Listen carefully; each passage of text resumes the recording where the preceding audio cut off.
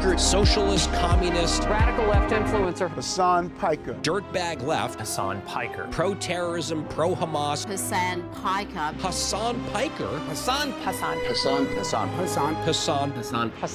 Piker, going on this vulgar rant, mocking wounded war vet for losing his eye fighting for our freedom. Have you ever heard someone mention the Streisand effect and wondered what they were talking about? This phenomena is named after actress Barbara Streisand. Sometimes when you try to cover something up, you end up bringing more attention to it than if you had just let things be. He won't condemn Hasan Piker. Remember that shit? The assemblyman will not denounce Hasan Piker, who said, America deserved 9/11, dude. The assemblyman just said in his response, Hasan Piker says America deserved 9/11. There you go. There you have it. My friends, we have toppled a political dynasty. Now to the Michigan Senate race, where El Sayed is campaigning in Michigan, Appearing on stage at 2 Michigan campaign rallies. He's proactively campaigning alongside Piker. the man who says Hezbollah's flag is his favorite because it's dope, Why would you align yourself for raging anti-Semites? who has defended Hamas terrorists. Calling them the lesser of two Israels compared to the government evils. Lesser of two. That's what I find a bridge too far. When I went up to my good friend Chat and said, hey, can you walk me through some more controversial statements of Hasan Piker, even ChatGPT went out of its way to soften the edges of Hasan and give me context. Thanks, but no thanks, ChatGPT. Hasan Piker is campaign poison. Placing yourself on the wrong side of a 90-10 issue is only going to make you look bad. It's going to be good for me. It's going to be good for the candidates that I work with. Turns out it was true. Abdul El Sayed at 27%. Oliver Larkin. Melon Kiros, everybody. Nice to meet you, Hasan. Welcome to the broadcast. Thank you for having me. Oh my gosh. What's going on, man? What's up, dude? Good to see you again. I really enjoyed that. Yeah. How you been? He's trying to get that out. Wow.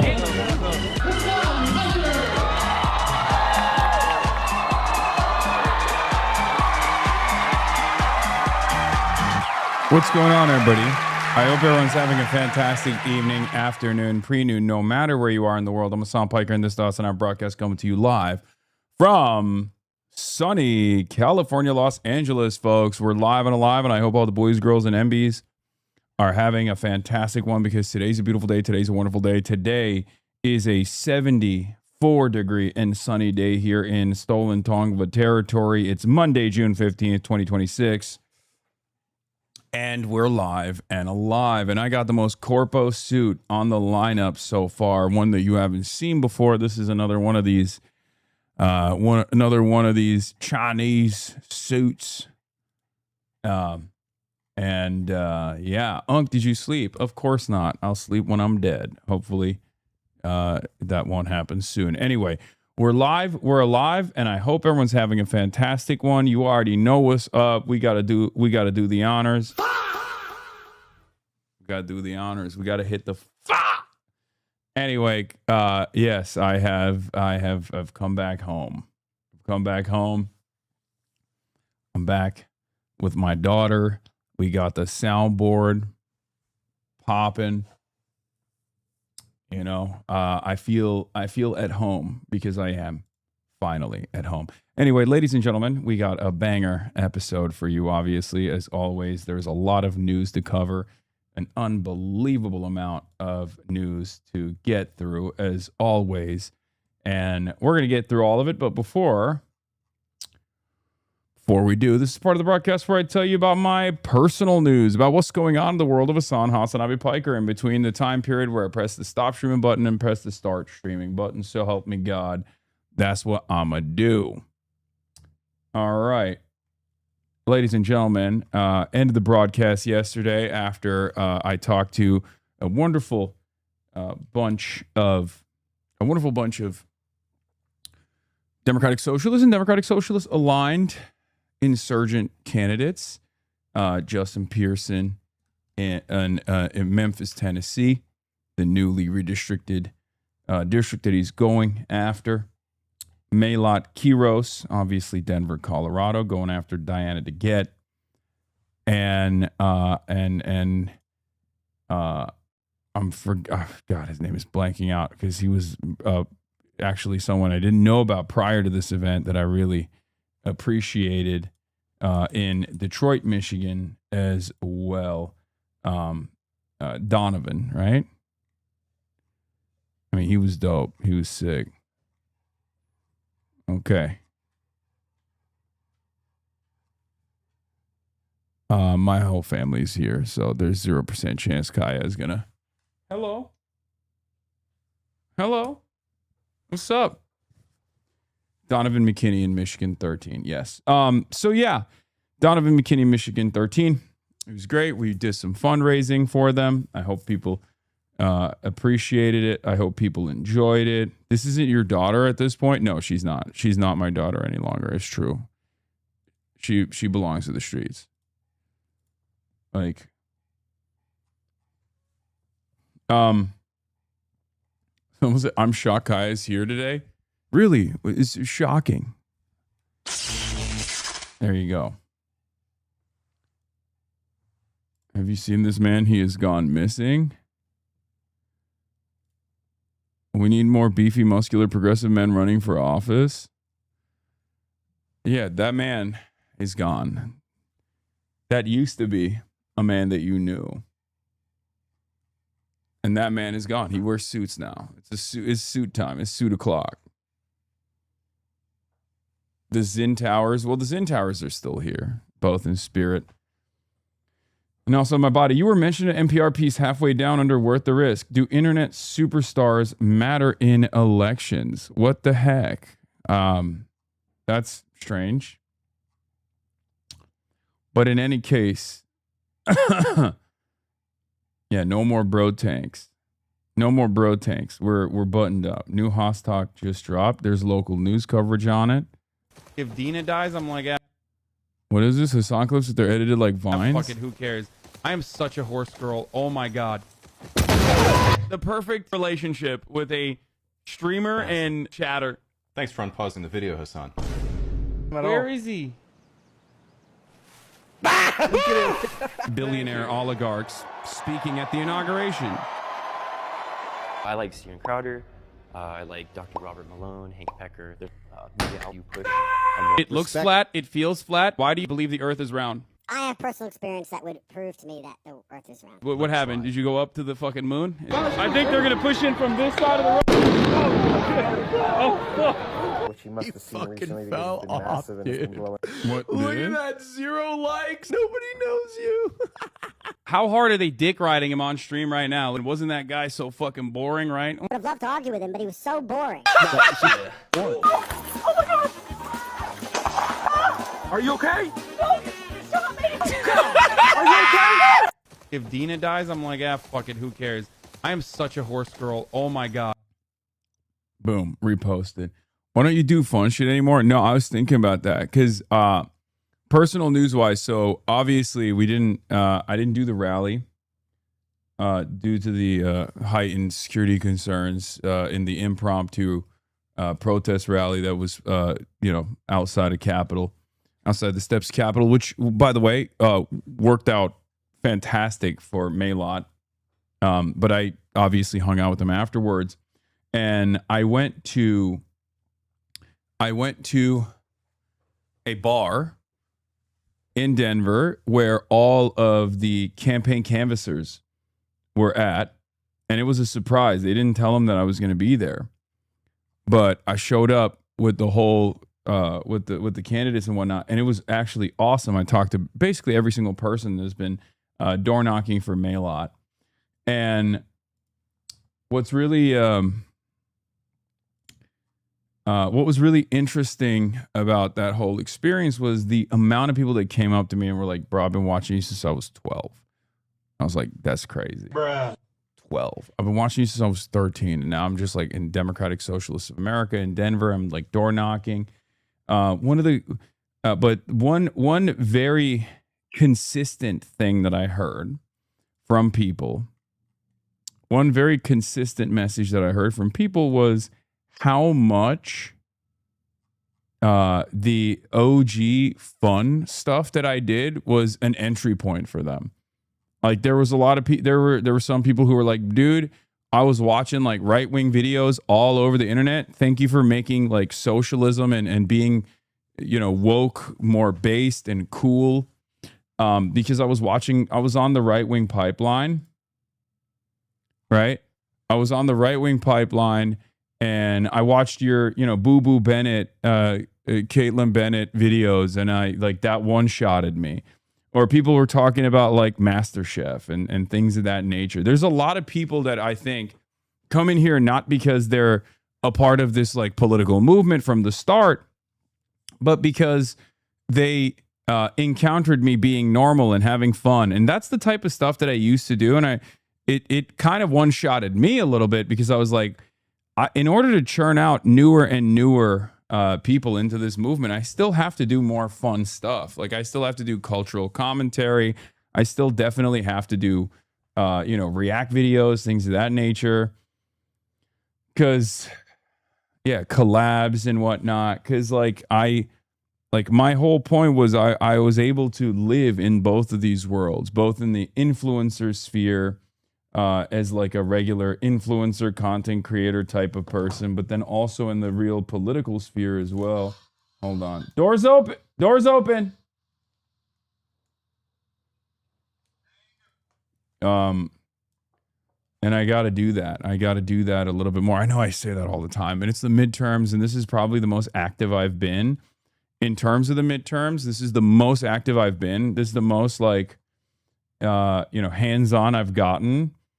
And therefore, I have limited amount of bandwidth, limited amount of time in the day to focus on these other things. But, I'm gonna make an active move in that direction again. In any case, ladies and gentlemen, having said that, personal news wise, so that was a fun experience. I went to bed, woke up early, saw the GOAT once again, the Blucifer.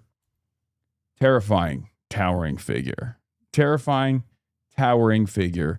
that overlooks Denver International Airport. I genuinely don't understand what led to people. Oh, this is genuinely cannot comprehend why. What is this? He retweeted my RNC research. Hasan Piker saying the quiet part out loud. Jihad Mamdani is just the beginning. Democrats want to fully transform America into communist China. It starts with Mamdani and ends with breadlines and mass famines. We can't let them do this to America. Randy, a famine would probably benefit you. Let's be real.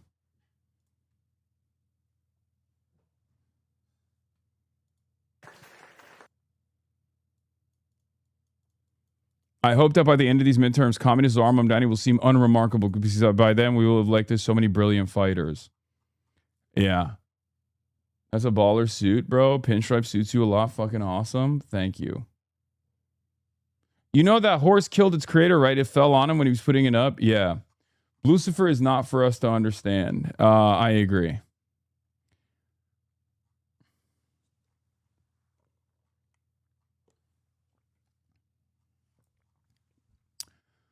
But yeah, bro delivered a fast food level cooking. Yeah. We're going to do the NPR piece. Why does he make it so easy? He didn't even take a split second to come up with that. I mean, yeah, it's Randy Fine. Come on now. Easiest run of my life, right? Yes, we have the Fear and Tour announcement. Don't worry.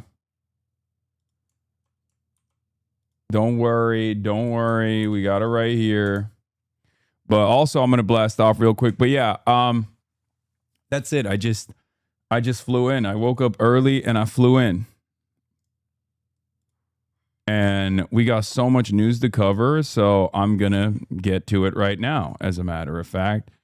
I'm going to get to it right this moment. Obviously, I'm back in LA. We got the ceasefire, like what that will look like. Jeremy Scahill is going to be in the building. Well, not in the building, but on the broadcast at 1 p.m. Pacific. So in approximately an hour and 15 minutes, I'll have Jeremy Scahill, return guest, one of everybody's favorite guests on the broadcast. So he'll be giving us some more insight onto the Iranian side, like what they're thinking, what's going on. Trita is in transit today, so he can't be on today, but he'll be on tomorrow. So, have you got to cover Indian versus Harley stuff? What the hell is this app, bro? KKinstagram.com. Some of you have found the most unique websites to use.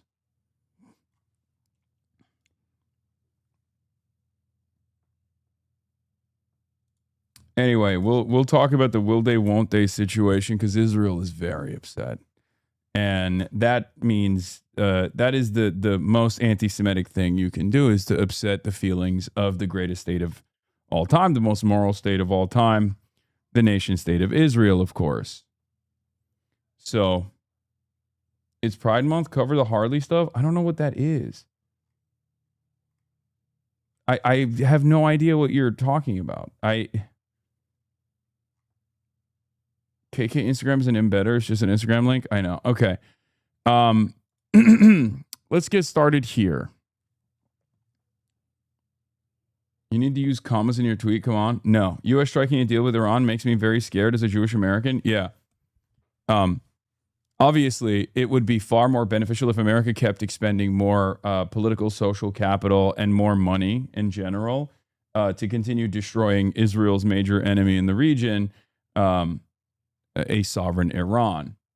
So it's really messed up, and I hope that Israel gets to survive this ordeal. I mean, it's a terrifying prospect. Literally telling Israel not to murder children in Lebanon is basically the same as what Nazi Germany was doing, right? Like that's, oh, thank you. I need two. Yeah. What are you? The biggest anti-Semite? What are you, Adolf Hitler? You want to stop Israel, the most moral nation on the planet, from melting children in Lebanon? This level of anti-Semitism cannot go on. I can't think of anything more anti-Semitic than that, actually. It's like, I guess now, yeah. Okay.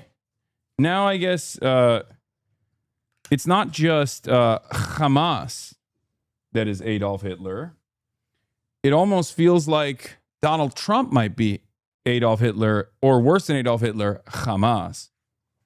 Is Donald Trump Hamas? That is the question we will hopefully find an answer for today. Okay, yes, no more IDEV's lawsuit. I know. We're going to be talking about all of that and more. Did you see Eric Trump ask UFC commentator and ex-champ Daniel Cormier? Yes, I know that as well. I saw what? Oh,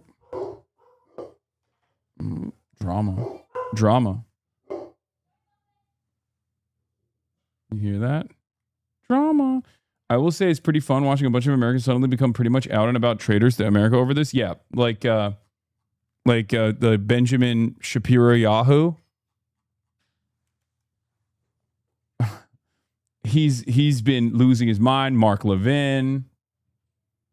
There's a lot of people, like a lot of the pro-Israel think tanks, like people that work in the pro-Israeli think tanks. They're just fucking losing their shit, and it's really funny because it's like there's no greater evidence that you just don't give a fuck about America, and America is basically like a fleshlight for you to advance Israeli interests. I'm sorry.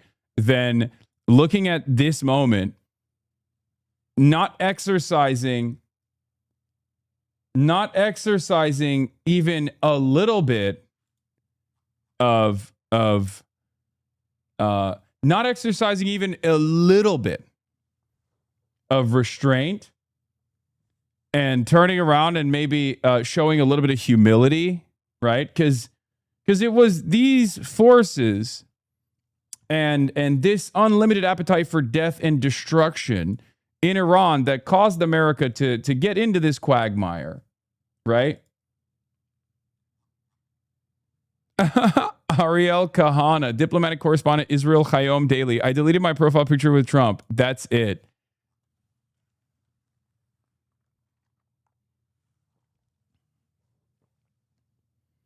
That's awesome.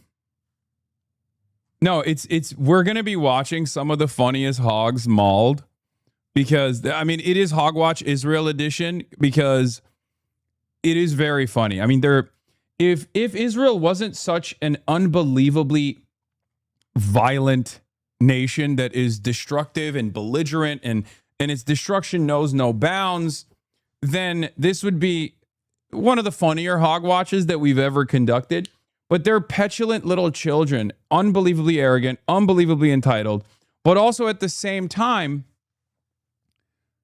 their demands are heard by the American government.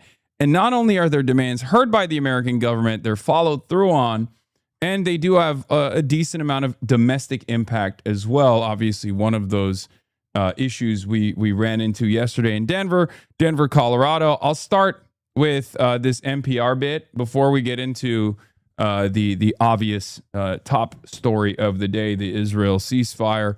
Sorry, the Iranian-American ceasefire that Israel is very upset about.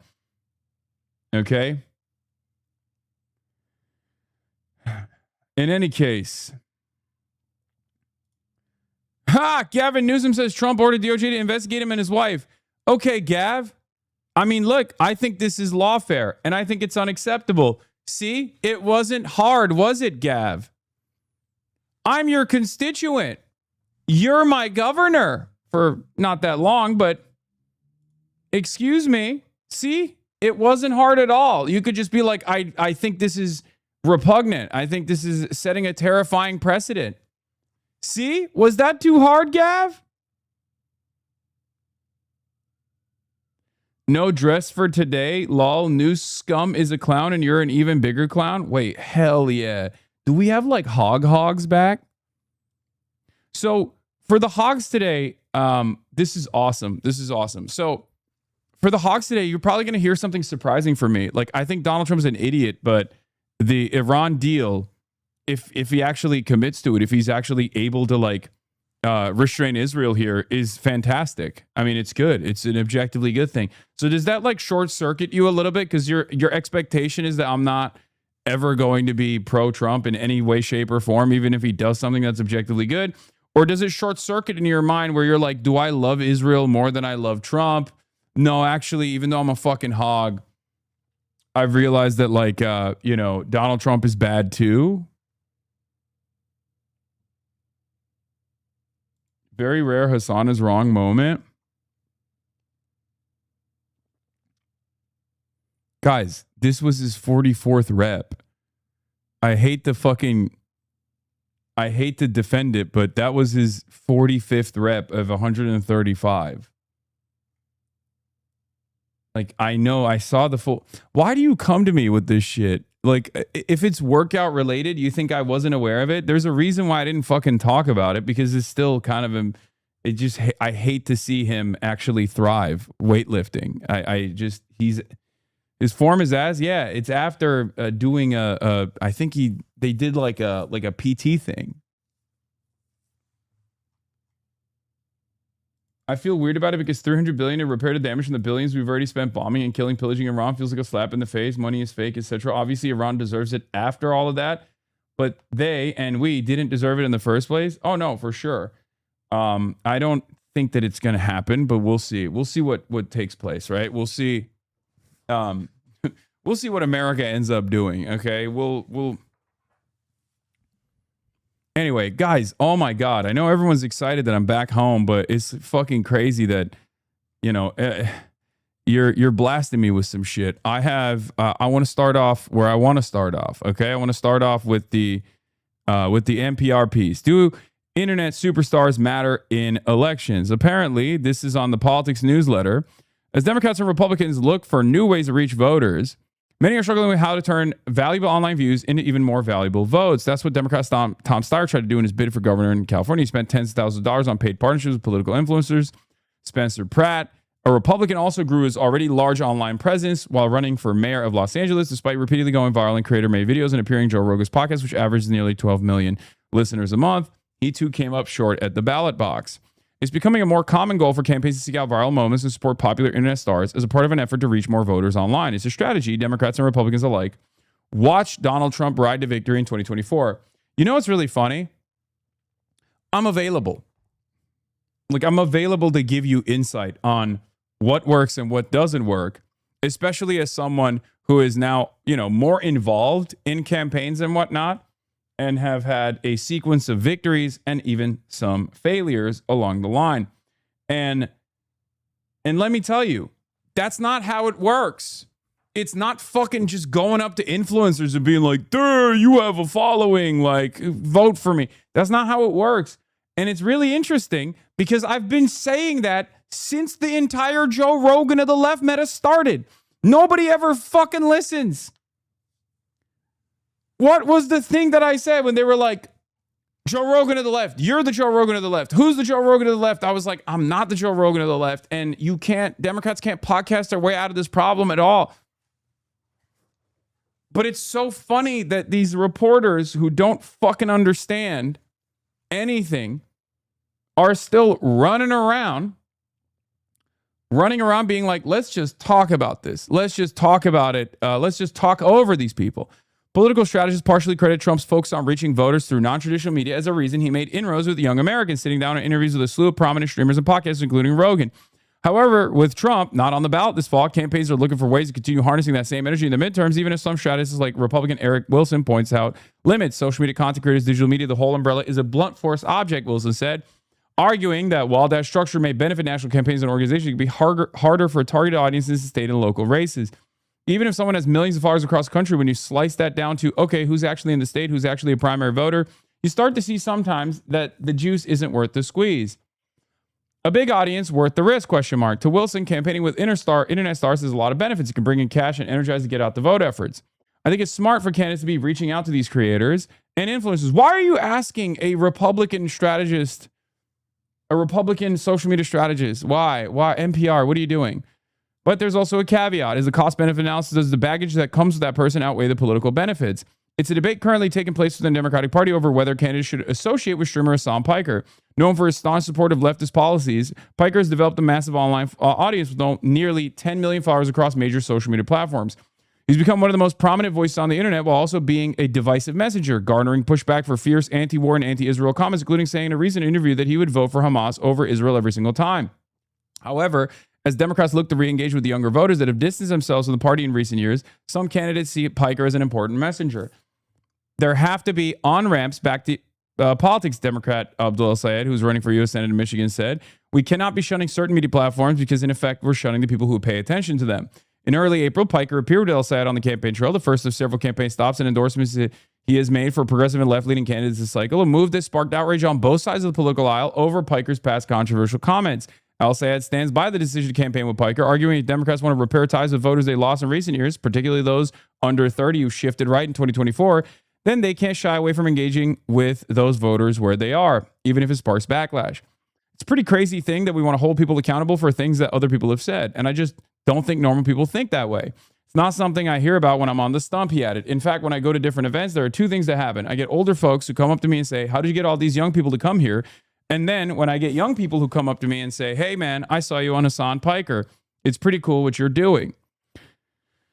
Michigan primary set for August 4th. El-Sayed's campaign says Piker's involvement caused an initial spike in engagement, noting a boost in volunteer signups and an influx of fundraising dollars in the first few days after the events were announced.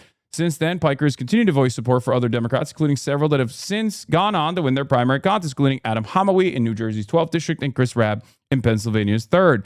But his record is mixed, particularly in California where Piker lives. Piker did not endorse Steyer, but hosted him for a lengthy interview on his live stream. Steyer came a distant 3rd. As did Shoykat Chakrabarti, Piker's preferred candidate in the race to fill San Francisco area congressional seat, being vacated by former House Speaker Nancy Pelosi. To my audience, the message is simple. I'm telling them I trust this person, I like this person, and I think this person is worth supporting, Piker said in an interview last month. This is a person that you don't have to just reluctantly vote for. He describes his audience as overwhelmingly Democratic, roughly 60% white men between the ages of 18 and 35. It's a demographic that he says is right in the pocket of that demographic that the Democratic Party has lost significant support in. I mean, all of it is true. It's actually not a bad article at all. But what a lot of these people don't understand is this. What a lot of these people don't... By the way, they didn't mention Nithya Raman, who was also considered to be endorsed by me when I said I did not endorse her, nor did I endorse Tom Steyer, but she won, so they're not bringing that up anymore. So here's the thing. Okay? There's a perfect harmonious relationship between my community, myself, and also the local organizations, specifically Democratic Socialists of America. Okay? And there are other orgs as well. You know, Sunrise Movement is another great one that's all over and that's very active. But what's interesting about this is it doesn't work on my, like, I'm not a kingmaker. I will never be able to like make or break a candidacy. I can give them a boost, a necessary boost. I can give them, additional media coverage. I can get them volunteers and door knockers.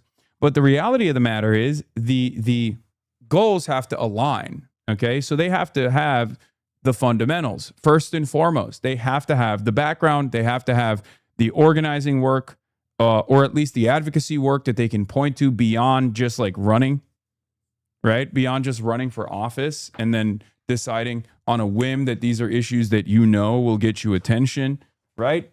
So like their goals have to align with our goals. That's number one. Number two, they have to have the solid fundamentals. They have to have the ground game. They have to have people that are knocking on doors. They have to have real excitement behind them. And in that situation, if the policies align, if the goals align, then yes, we can have a perfect, harmonious relationship. And therefore, especially with a sequence of other like higher profile endorsements coming from Bernie Sanders or AOC, or in New York, obviously Zohran Mamdani, then we'll see what happens. But I think then that's the magic spot, right?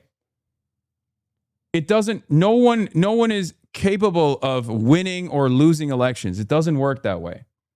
And I've never said it works that way. As a matter of fact, I've said the exact opposite. And yet, for some strange reason, these guys never seem to listen to me.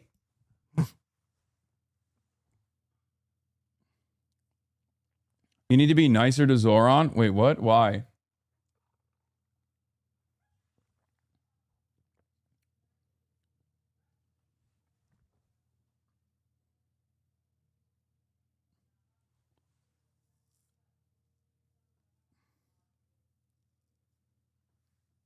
So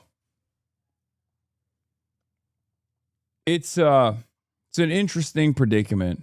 I keep talking about it, and yet for some weird reason, people don't seem to hear it, right?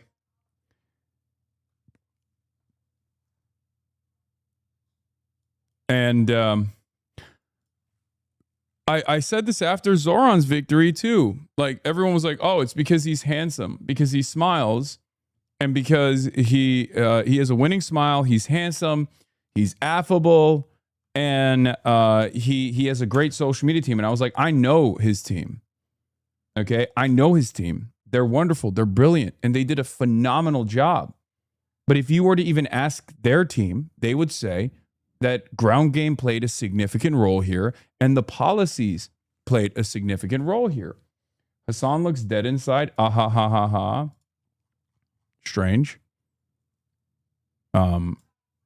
I don't know why you're saying that, but okay.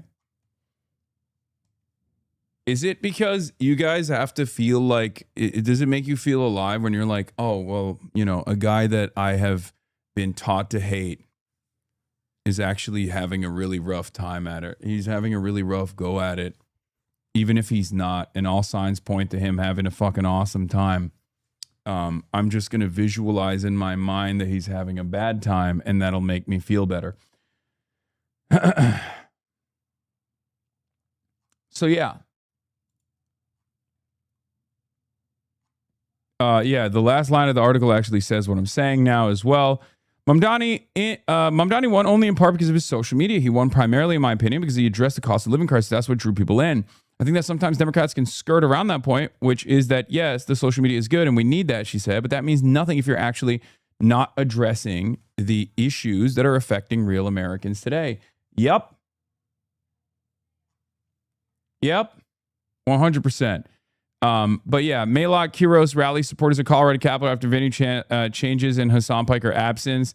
Democratic congressional candidate Maylok Kiros spoke to a crowd of hundreds of people without leftist commentator Hasan Piker at the Colorado Capitol On Sunday afternoon, a last-minute location and lineup changed after 3 Denver area venues declined to host the rally. Quiros, 29-year-old lawyer and first-time candidate, is challenging Representative Diana DeGette in the Democratic primary for Colorado's 1st congressional district. Piker was slated to speak at Sunday's rally, dubbed the Power to the People rally, but did not show up after it was moved to the Capitol. Piker's a streamer on the platform of Twitch. Quiros joined him on stream for nearly an hour-long conversation in May, and then again after the rally Sunday. The rally was originally scheduled at Real Works in Denver, then moved to the Ogden Theater before landing at the Capitol. Event organizers said the venues, as well as the Stanley Marketplace, canceled the contracts for the event. In an Instagram post, Quiros blamed DeGette for the cancellation, saying the congresswoman called up her donor class to silence us. We know the reason that nothing really changes is because our representatives are bought and paid for by the same billionaires, she said on Sunday. They ran us around all week, canceling on us in multiple venues because we were bringing together a movement of people that are refusing to accept the world as it is and demanding power. It is literally a landlord revolt. Yes, it is a capital strike. Yes, dude, I have the other article as well. Fucking literally right here. Okay, stop.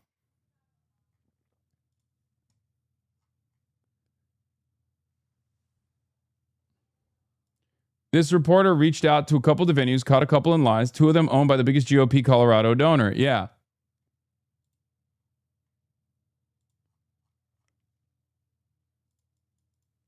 Anyway. And it's crazy because, like, there are workers that work at these venues, right? So you can gain additional insight into the decision-making process just by that alone. Just something to consider, right? Anyway, so DeGette spokesperson James Owen said the claim that the congresswoman had a role in the venue cancellation is ridiculous. If Maylock Quiros wants to campaign with someone and said America deserved 9/11, we'd do nothing to stop her. In a 2019 stream, Piker said the United States deserved 9/11. He later said the comments were inappropriate. They never mentioned like what I was talking about. He later said that he brought up the fact that he was referencing blowback as a concept immediately, but regardless, not that it matters. Representatives for any of the 3 venues did not respond to comment requests. Hill Probasco, leader in the Denver chapter of Democratic Socialists of America, which helped organize the rally, said Piker chose not to come because of security risks throughout the event. He streamed from what appeared to be a hotel room. It's a risk to be that out in the open with as many threats as that guy has to deal with every day. Probasco said, I think he probably, from what I hear, felt it wasn't the best place for him to be. Piker's a controversial figure and outspoken against Israel's military campaign in Gaza. If it wasn't a last-second switch-up and we already had prior clearances or no, like if it wasn't a last-second impromptu situation, and I still wish I went, and I'm still beating myself up over it, but people on the back end on my team were like, you are not allowed to do this. We will not allow you to risk yourself and other people to do this, considering the amount of very the amount of overt and also credible death threats that I receive, even leading up to events like this one. He said he's received death threats, especially following the assassination. There was a small counter protest at the rally across Lincoln Streets at Veterans Memorial Park. About 12 people waved Israeli flags and signs of red. Anti-Zionism is racism, and Hasan Piker's lies fuel hate crimes. At one point, when the crowd was quiet, a person not associated with the counter protest yelled, "Fuck you" to those gathered. State Senator Julie Gonzalez, Democrat running in the U.S. Senate primary against Senator John Hickenlooper, also pulled out of the event because of safety concerns, she wrote on Instagram. Quiros spoke about 10 minutes, repeating campaign themes about getting corporate money out. I'm so mad because what we're doing is what is necessary, she said. We cannot continue to live in a country that's allowing fascism to rise, that's allowing our economy to be grinding working families to the ground. Yeah.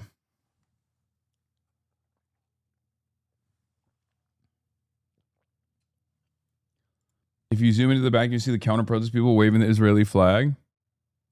Oh, is it right there? Oh my God. There's like 8 people there. That's so funny.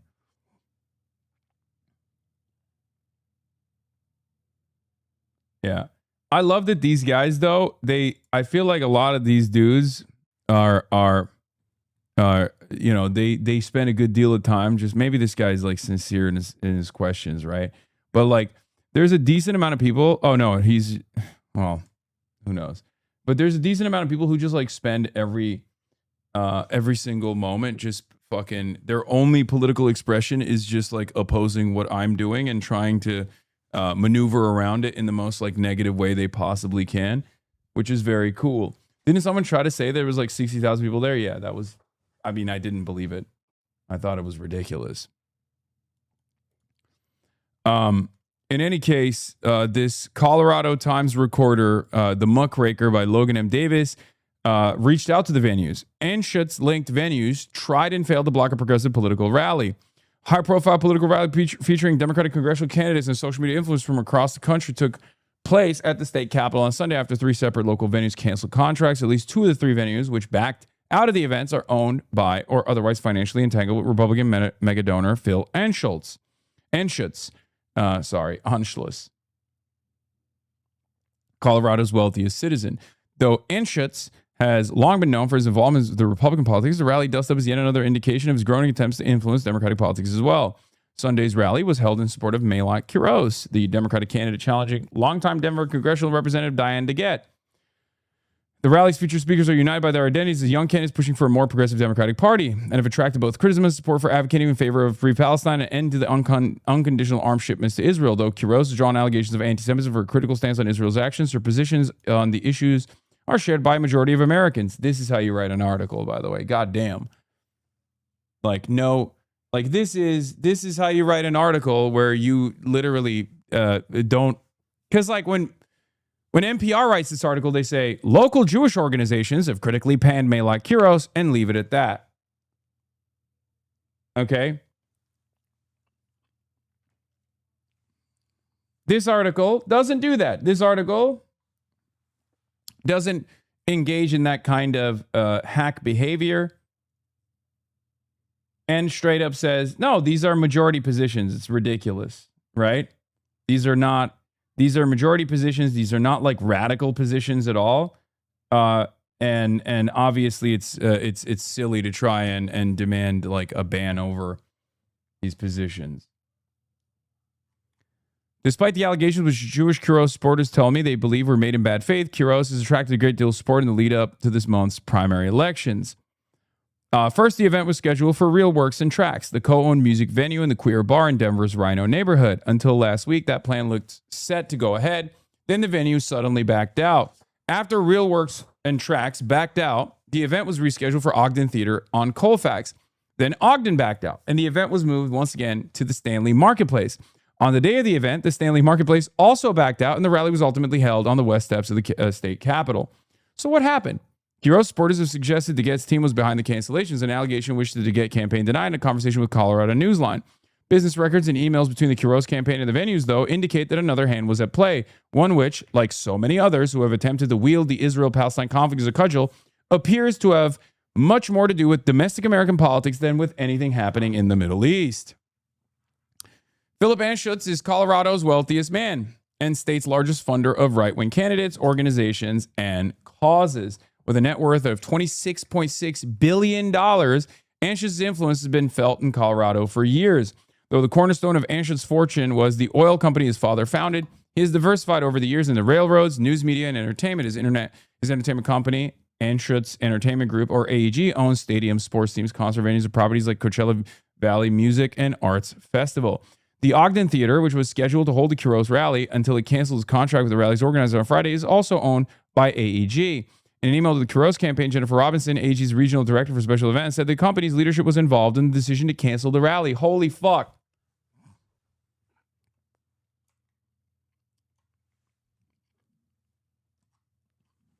Due to significant pressure and concern from local community who have reached out to our leadership, we have made a decision to cancel hosting this event at the Ogden. When I reached Robinson by phone, she told me that she was not authorized to speak on the matter and referred me to AEG's corporate press office at the company's Los Angeles headquarters. A spokesperson for the company told me that the decision was prompted by safety concerns due to threats made against Piker, a deviation from the previous explanation of significant pressure being applied over the booking. AEG did not answer the questions about what kind of pressure was applied and what pertained to or who applied it. That's crazy. And I don't believe that at all. What I do believe is it was, that's bullshit. They never mentioned that.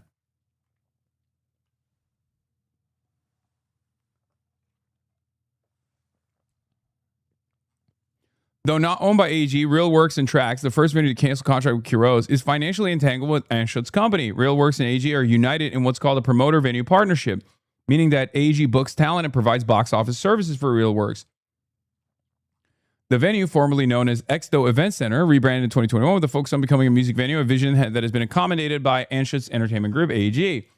While the Ogden was initially open about the fact that AG canceled the rally contract due to individuals reaching out to company leadership before telling me a different reason, Real Works and Tracks, which are co-owned and co-located, were both scheduled to play a role in the weekend's rally, took a less direct route, initially blaming their withdrawal from the contract on an HVAC issue.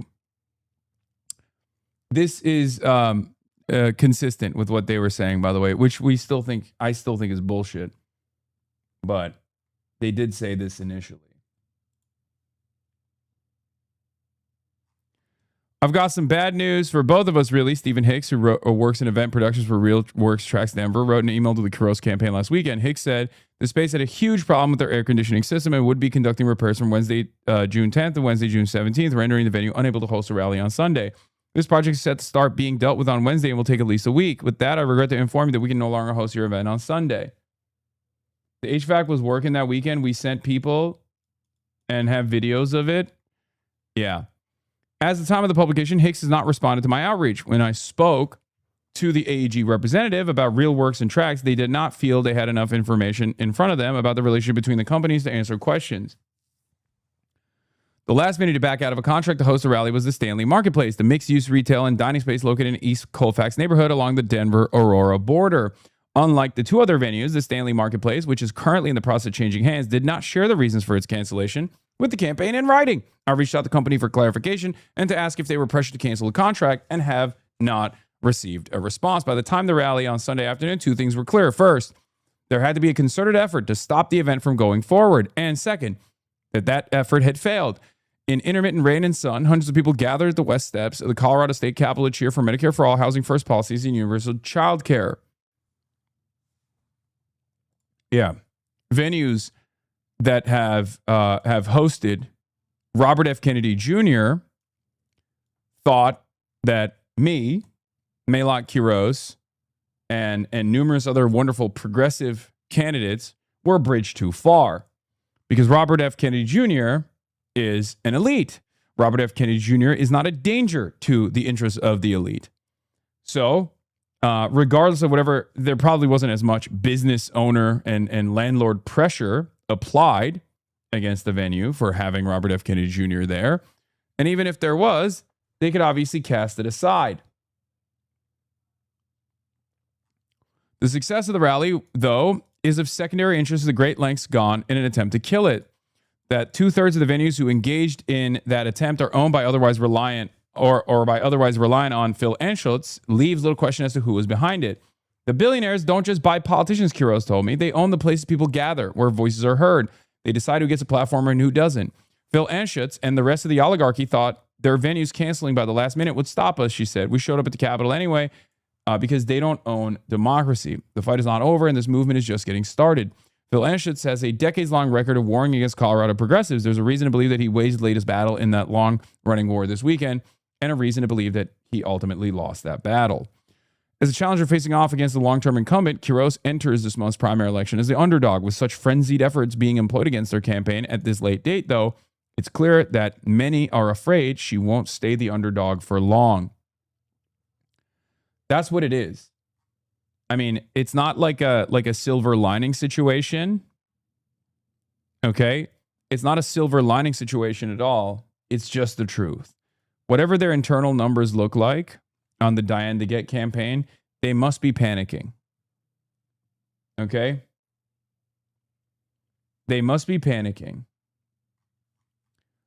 Because it's very clear that, I mean, these are attempts made by desperate oppositional figures. Okay? This is what you do when you feel the fear.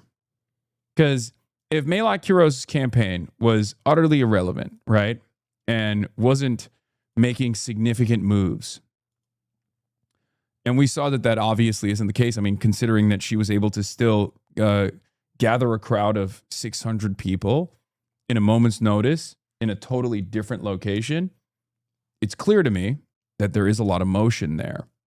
And that, I suspect, also pairs up quite nicely with these kinds of initiatives coming from big business owners in Denver, Colorado. Yeah, if she had zero shot at dying to get seat, none of these venues would have a problem hosting her. Okay? None of them. If she was simply an oppositional figure that would fizzle out and wasn't representative of a broad movement that is growing in this country all around the nation, and certainly in Denver, Colorado, they would gladly take the money. They wouldn't just burn it.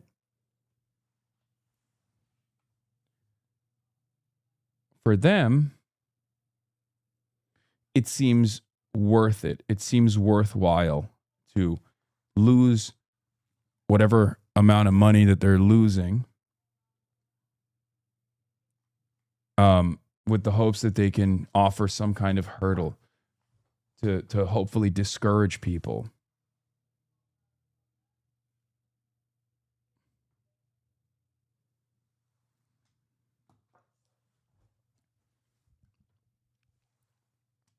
But I'm glad that I still, got to interview these candidates. They're so awesome. Got to fundraise for them. And perhaps even more importantly, I went to the Canvasser after party, and I got to see all of you there. All of you have been knocking on doors and spreading the good word and trying to take the angst and the anger and the anxieties that you feel about the future of America into something more productive. You know, there are definitely people out there who are worth it. Okay, Maylot is one of those people. So yeah.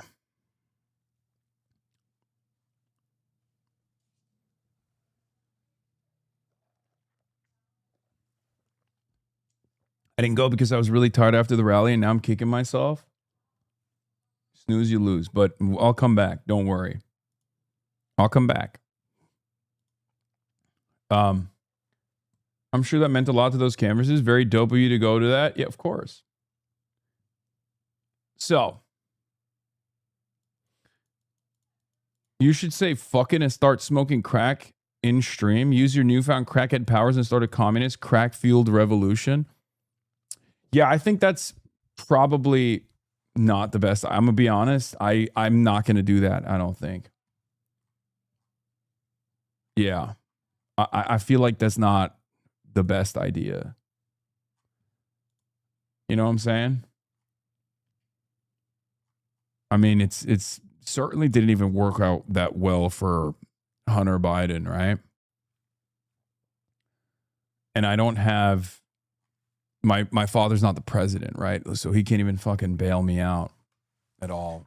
So I'm just not going to do the crackhead socialist revolution, communist revolution. I don't think I'm capable of doing that. So yeah, where were we?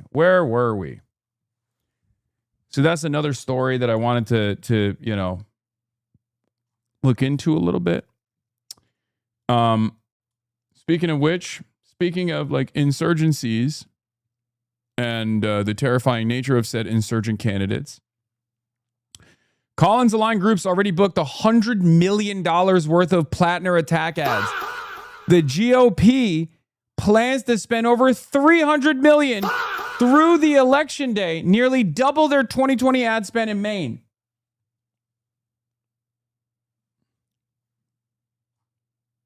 Bro, that is absolute insanity.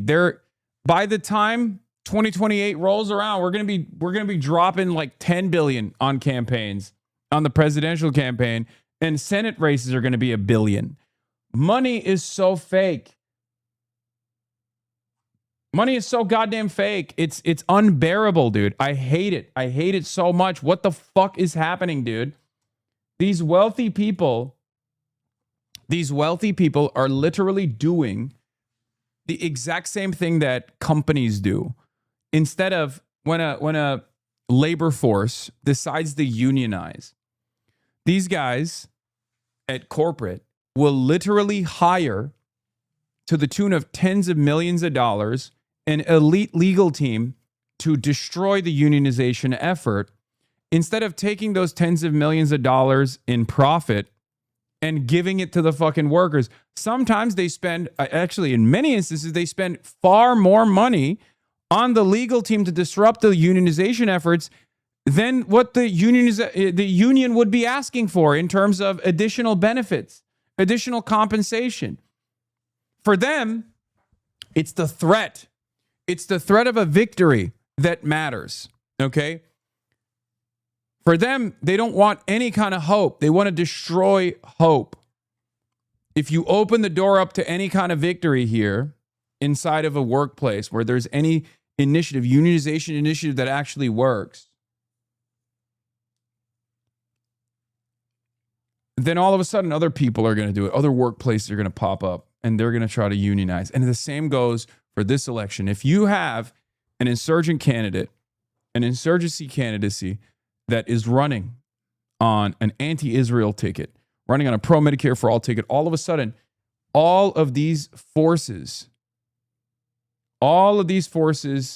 get scared, because if they win, then that means others will run in the same way. And now you have a caucus. Now you have an actual force that is fighting a legislative battle with tremendous amounts of power, albeit still getting limited as we move in the direction of the unitary executive theory. But you now have a group of fairly powerful individuals that have been elected to positions of power specifically to fight back against corporate interests. And that is unacceptable. This is why I don't cast aside electoralism so easily, because I look at the forces. I look at the most powerful forces in this country, and I look at what they spend their time and money on. Okay? If this shit didn't matter at all, they wouldn't be spending billions on it. They'd be like, voting doesn't matter at all, right? So a lot of you that have dove into that, spent countless hours reading theory, understand the concept, just as I do, of bourgeois democracy. And yet you cannot comprehend a world where there is real opportunity to make some changes, albeit marginal. You might consider it to be marginal, you might consider it to be inconsequential, but you never comprehend the importance of a megaphone that comes from an electoral run, and also the importance of a person that is a prominent part of the legislative body that will fight, or a coalition that you can build at the legislative front that could potentially move the American political conversation in a direction that is far more open-minded to socialism. Okay? That is precisely the reason why I never shy away from exhausting all democratic avenues, right? And I don't tell you to stop there. I don't tell you to fucking turn and burn. You're like, oh, you voted, you're good. Get the fuck out. I will never cast that aside, right?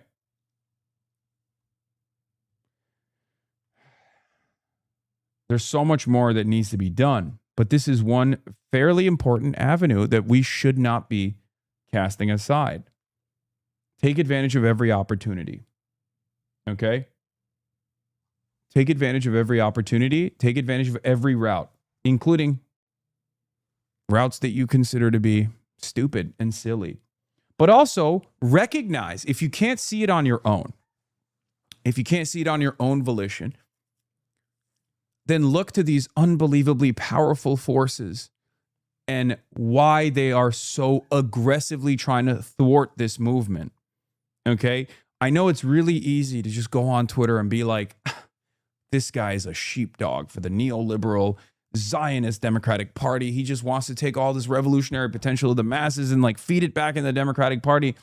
But like, there's a reason why they're not going after hammer and sickle Twitter users, and they're going after my bitch ass, okay? My Democratic Party sheepdog ass is getting ass fucked on a daily fucking basis by numerous governments. Why the fuck do you think they're not coming after you?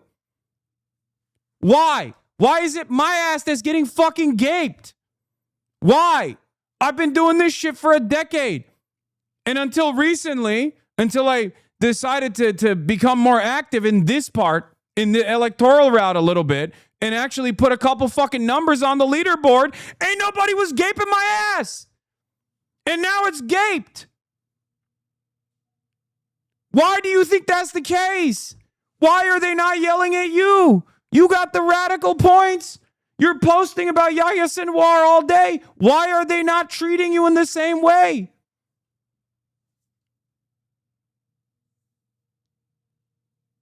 I don't even got a problem with that posting too. And yet you yell at me. Wake the fuck up.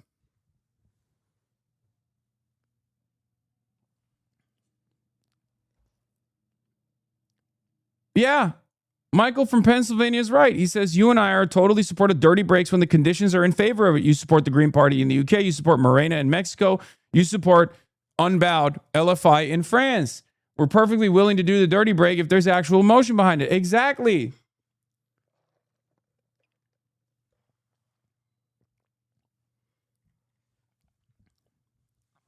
We got to be serious sometimes, man.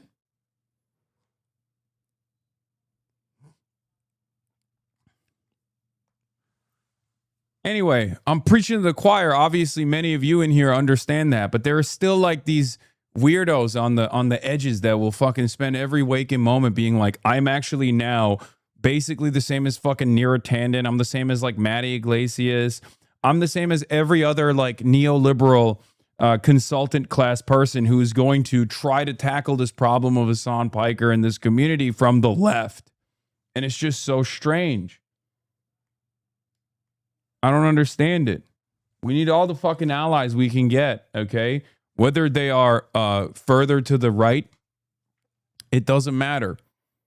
And there's plenty of figures who are further to my right that I work with, that I try to build relationships with, because I see them as an important part of this fucking pipeline. I don't just like immediately cast aside these allegiances because I have like significant fucking disagreements with them, because that's just not how organizing works. Some motherfuckers out here behave like the masses are ready, where there's tremendous appetite for revolutionary politics. There might be down the line, but it's certainly not because of what you're doing. Yeah. I mean, there's people who have directly called me racist, right? Like Connie Chen. I have my person in the fight, Shoykot.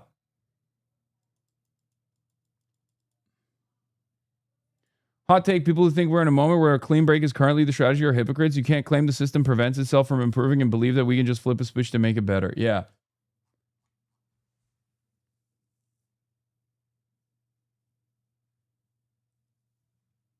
I have my guy Shoykot in that San Francisco race. He lost. He was in third place.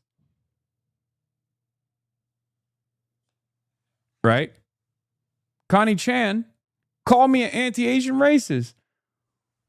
She made it to the runoffs. I said, hey, far better option than Scott Wiener, who has basically spent the last decade glazing Israel, only to then on a dime flip around and realize he has an election that he has to win. So he has to fucking be like, oh yeah, I actually don't fuck with Israel at all. Are you kidding me? Are you kidding me? She called me racist. I don't give a shit. I'm like, I'm still, I'm pro Connie Chen. And Shoykot is too, but there's still so many on the schizo left front that I find to be strange. Like the way they talk about Shoykot still. Oh my God. Speaking of which, Shoykot obviously paid a lot of money for his canvassers, right? For his operation. It didn't work. But here's what he did. He took it until July because he has these contracts, right? And he decided that he would get his canvassers to go and work for Connie Chan. They also did a sit down where he endorsed her. And there are still motherfuckers out here in San Francisco talking about, this is, He fucking sucks. I hate him. And it's just like, dude, shut the fuck up, okay? Please, just shut the fuck up. Stop being a baby. Stop. Like, obviously, Shoika understands the moment and its seriousness and what it requires. You don't.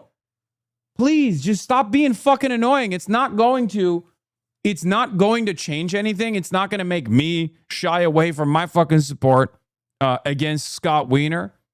And it's probably not going to stop Shoika from supporting Connie against Wiener as well. But you guys are just fucking insane, dude. Like, how do you not realize that you're not a normal person at all? Your brain is fucking fried. I understand how devastating it must be.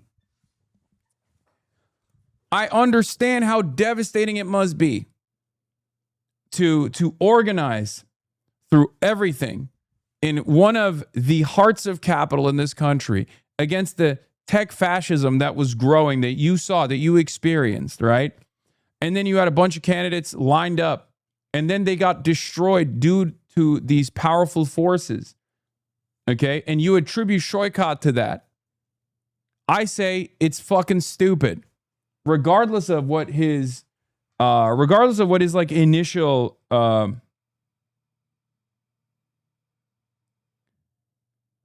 don't know. Hold on. Jesus Christ. Regardless of how you feel personally about Shoika, like, just shut the fuck up. Okay, please. Like I said, they hate him like he donated 10 million to that race, but it was just 10K. San Francisco leftists are so psychotic. Yeah, I just don't understand where these guys' priorities are. Hey, Connie. Hey, Soycat, how are you? I'm good. First off, you ran a great race. Congratulations. Thank you. You did too. You know, I know we had our differences in the primary, and that's all right. That's how democracy works. But I think you and I agree on the most important issue right now, which is that if we actually want to create a society that works for working people, we have to break the stranglehold of corporate money in Washington. Not only we have to break that stronghold, the corporate stronghold, but we also need to make sure we have progressive taxation, that billionaires and their corporation pay their fair share. Yeah, you know, that's why I'm really proud to endorse you in this race, because you are the only candidate now who doesn't take any corporate money. You support a wealth tax on the ultra-rich, and you've been really clear that you're going to stop sending endless bombs abroad, spending billions on wars and on genocides, and instead invest that back home here in housing, healthcare, and education. Absolutely. We look forward to working together to make sure we stop Donald Trump's $1.5 trillion on war and making sure that money, we bring that back and to invest in healthcare and public education. We're not going to take your endorsement and the people that have supported you and been behind you for granted. Did you take AIPAC money? No. AIPAC, through subsidiaries, in a last-ditch effort, dumped like $400,000 into her race. Okay? Like, that's it. It was a last-second dumping. And I explained it at the time to you in the same exact way that Bushra, in the Kat Abu Ghazalek race, got a last-second money bomb from an AIPAC subsidiary. These guys, AIPAC and the pro-Israel lobby, are unbelievably sinister in the way that they operate, in the way that they move. They don't move like other lobbies do because they recognize that their cause is very unpopular. Okay? And I explained it to you that Connie Chen, I believe, is not as radical as Shoikat is on the issue of Palestine, on the issue of Israel, but it doesn't matter. Like, it wasn't, they thought that she would be a preferable candidate to Shoikat, but their person in this race has always been Scott Wiener. Okay?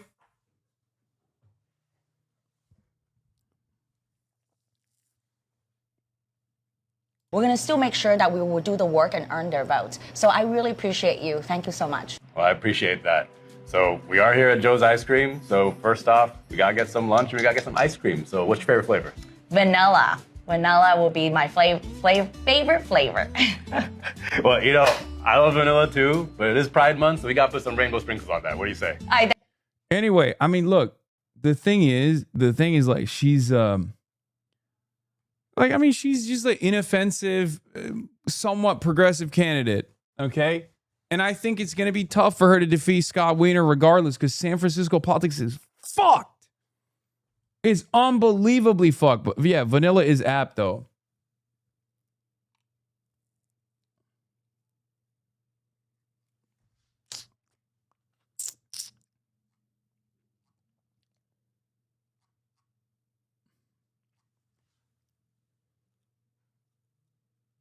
What ice cream would you have picked? Bro, chocolate chip cookie dough. It's not even a question. What the fuck are we talking about? You know this already.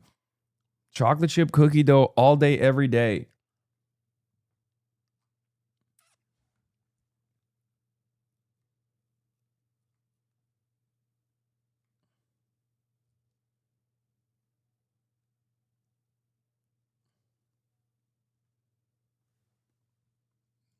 Also, the convo will be NIMBY versus YIMBY now instead of Israel-Palestine if Shoykot had won.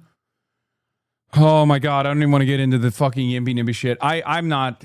Look, if Connie Chan wants my support, I'm perfectly willing to give it to her. I don't think she will. But outside of that, I mean, I'm obviously still in favor of her winning over Scott Wiener. Definitely 100%. I will say, though, I think San Francisco is so fucking lost.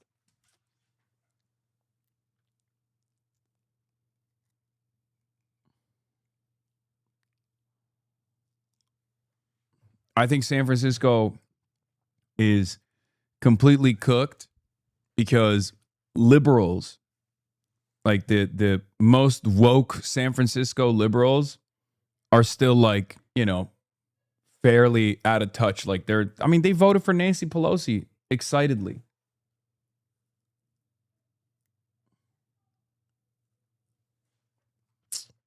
Anyway, I remember one of the big explanations for Gideon's loss was that she ran so many ads and got so much national money that it fucked up her branding. Collins has far more credibility, but there could be a cost here if she overdoes things. Yeah, I think so.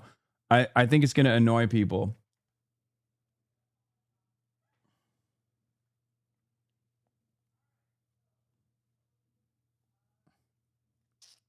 My boyfriend's brother is an adamant Scott Wiener supporter. Yeah. I don't even understand how one arrives at that position, but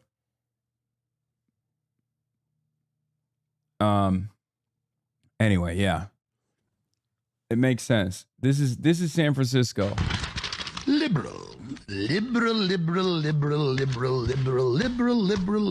Happy fun, la la la. Human smuggling, fentanyl deaths, forced government euthanasia, chopping up children's genitals. That's San Francisco liberalism in a nutshell. And I do feel like the neo-fascist tech overlords have so sufficiently and so thoroughly dismantled the left mobilization that the people that are still actively on board, with obvious exceptions, there are some wonderful people in DSA San Francisco, for the record. I'm not saying anything like that. But some people's brains have just fucking... Some people's brains have been fried, okay?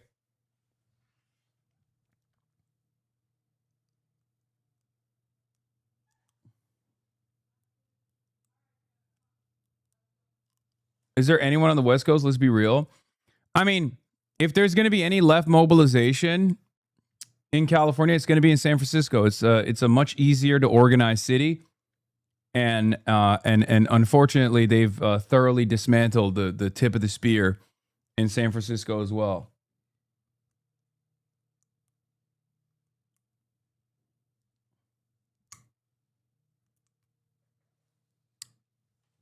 Anyway.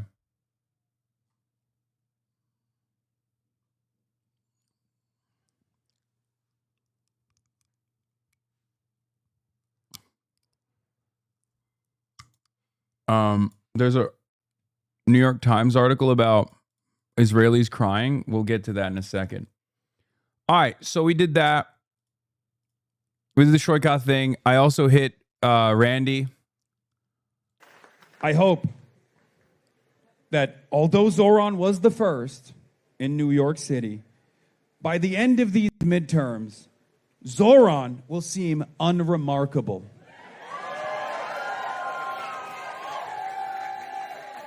Because by then, we will have elected so many brilliant fighters into legislative offices throughout the New York City and the state. Thanks for your photo after your food coma in New York City. It was cool meeting you. I know that food coma was serious.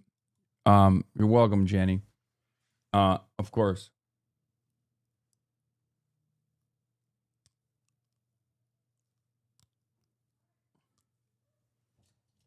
Anyway. So yeah, Randy finds that Hasan Piker is just saying the quiet part out loud. Jihadi Mamdani is just the beginning. Democrats want to fully transform America into a communist China. It starts with Mamdani and ends with breadlines and mass famines. We can't let them do this to America. To which I quote read it and said, Randy, a famine would probably benefit you. Let's be real. Fucking got him.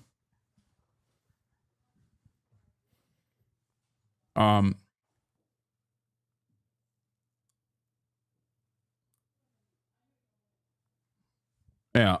Pure Islamophobia. Classic Randy. Fine. I do find it funny that the RNC is like actively logging all this shit. RNC is now A-logging me.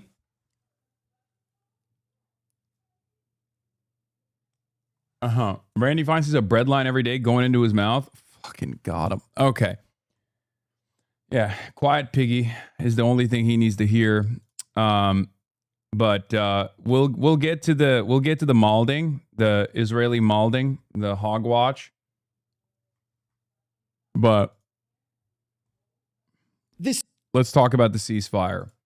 A real will they, won't they situation. I'm also going to have Jeremy Scale at 1 p.m. Pacific in 13 minutes on to talk about the ceasefire process in great detail. This morning, after weeks of uncertainty, President Trump is touting this long-sought 60-day ceasefire agreement, announcing on social media that the deal with the Islamic Republic of Iran is now complete.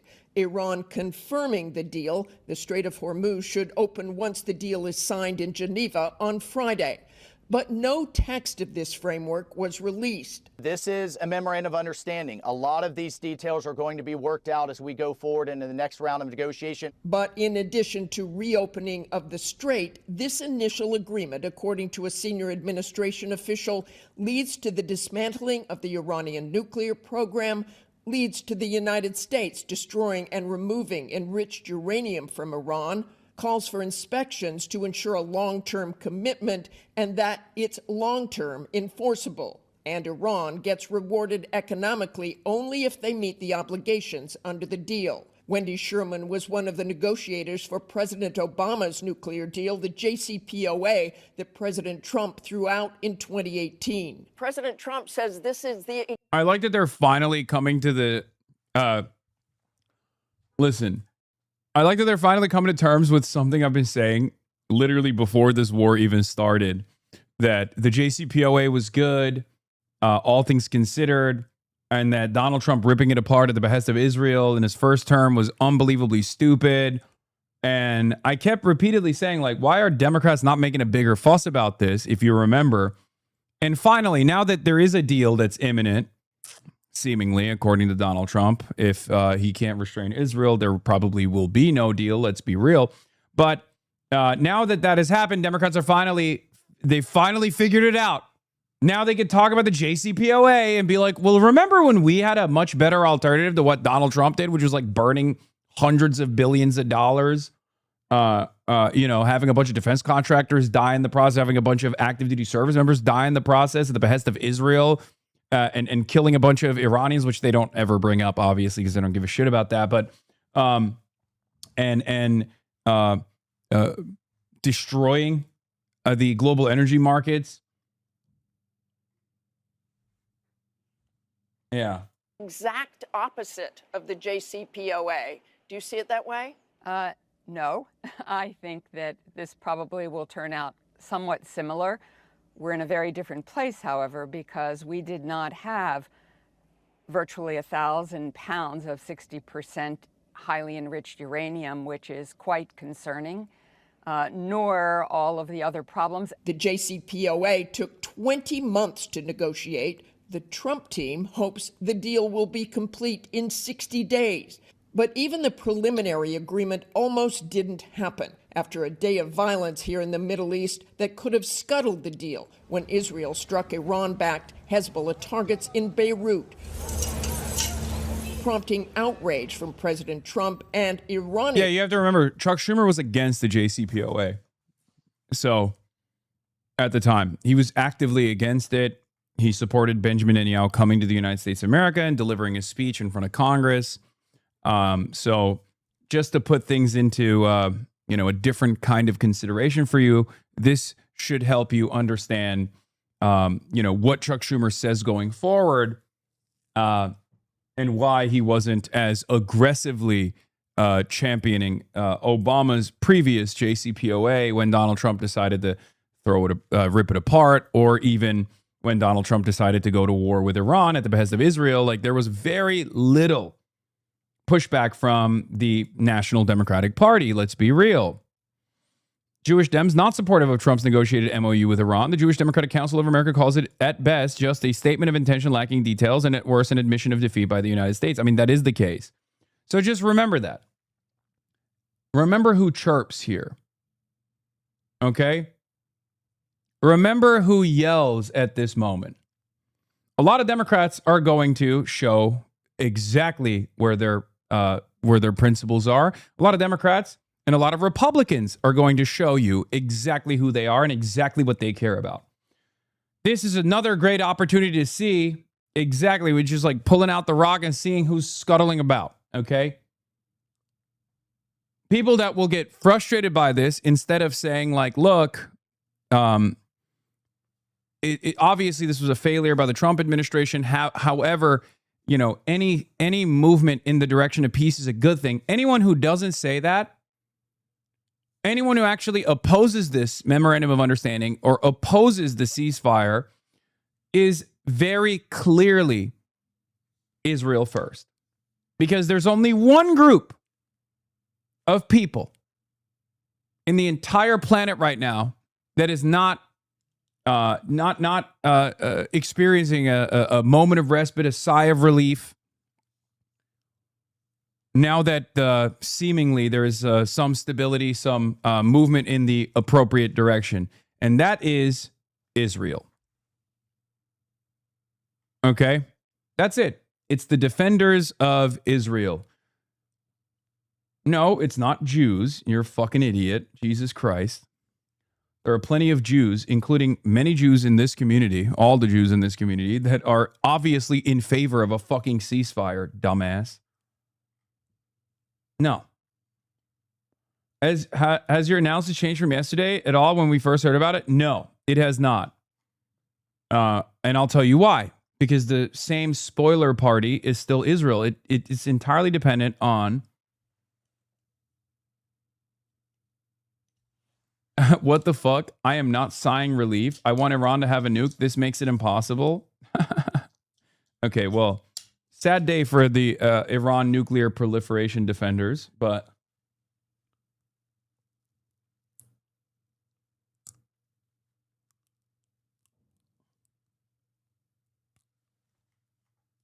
raising doubts the deal could get over the finish line. Former Israeli senior military intelligence officer Avner Vilan telling us that it was doubtful Prime Minister Netanyahu would support the deal. I think Prime Minister Netanyahu would think it's a bad deal because it gives Iran a lifeline of financial aid, financial support, where what Iran really needs is more pressure. Israel's Defense Minister Katz says Israel will not withdraw from southern Lebanon and that Israeli defense forces will remain without any time limit. And this morning, Israel's national security minister making it even clearer, saying on social media that Israel is not bound by the U.S.-Iran agreement, which he said does not ensure Israel's security. So these are going to be very difficult negotiations indeed. Robin? They certainly will, Martha. Thank you for reporting on that. Everybody at this summit will be wondering, where is this deal on the continuum from an extension of a ceasefire to a permanent settlement? They're all very familiar with Donald Trump's bombast. They're wondering how close it is, how much it really improves, if at all, on the original deal that President Obama led in 2015 with Iran, and which Donald Trump ripped up. And they will be, as they have shown themselves, these other leaders of the G7, very willing to praise Donald Trump, very willing, no doubt, in the case of Britain tomorrow. I'd expect to hear Keir Starmer say we stand ready to help with sweeping mines out of the Strait of Hormuz and the rest of it. But everybody's scratching their heads about the details. And all these other leaders, to varying degrees, but pretty much all the others, would like the focus to be somewhere else. This is not a war that most of them wanted, and they would like the focus to be on Ukraine. President Macron in the chair will be trying to pull the focus across to Ukraine tomorrow. I'd expect to hear a bit more about some sanctions that are being applied to Russia from different countries and the rest of it. But these summits are increasingly becoming a search for a common ground that seems to shrink in front of our eyes. And you get a sense of that. That whole search bleeds into, that problem bleeds into the logistics of these summits.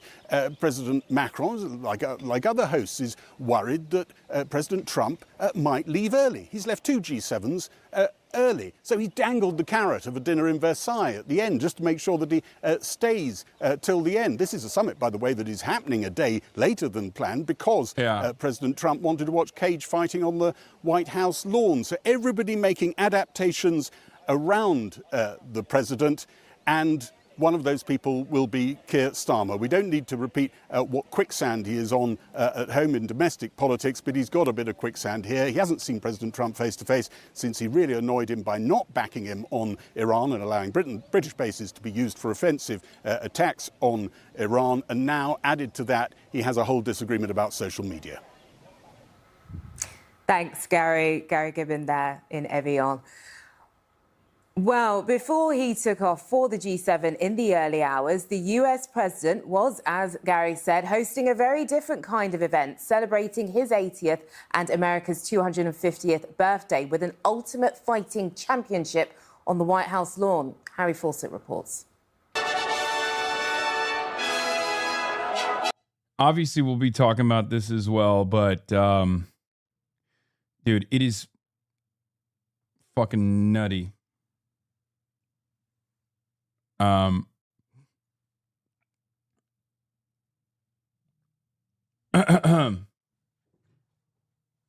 All circus, no bread. We're cooked. Yeah, they're missing a fundamental point of the bread and circuses. But anyway, Jeremy Scahill's here on the call, so I'm actually gonna join him right now. And hold on, and we're gonna be talking about the. Where the heck is it? There it is. Okay. Here it is. We're going to be talking about the situation, the MOU, the Memorandum of Understanding, and where we're at. Jeremy, can you hear me? Hold on. Let's see. Okay. Hello. Hi there. Hey, what's going on? All right, Jeremy Scahill of Dropsite News in the flesh. Well, not in the flesh, but joining us live right now. Thank you for coming on. Always a pleasure to have you. A real honor. There's also, Moz, if you can put the link in the chat and pin it and spam it every now and then. 20% off for people who are subscribing to Dropsite using the link dropsitenews.com/Hasan. You'll get 20% off your subscription. Obviously, they don't actually paywall their coverage, but it's important to support independent news. And these guys are doing a remarkable job as always. So go support Dropsite at dropsitenews.com/Hasan. Okay, so I'm gonna do, as always, a little bit of where is it? A little bit of moving around, maneuvering here, and try to put you on camera and change your name and title and stuff. But okay, boom, it worked out. Okay, I did it. I was able to do it. All right. There I am. There you are. And it says Cenk Uygur and Anna Kasparian under your name, which I will be changing in a brief moment. But Jeremy, wonderful to have you on. As always, phenomenal work so far. Heard you on your old stomping grounds earlier in the morning at Democracy Now!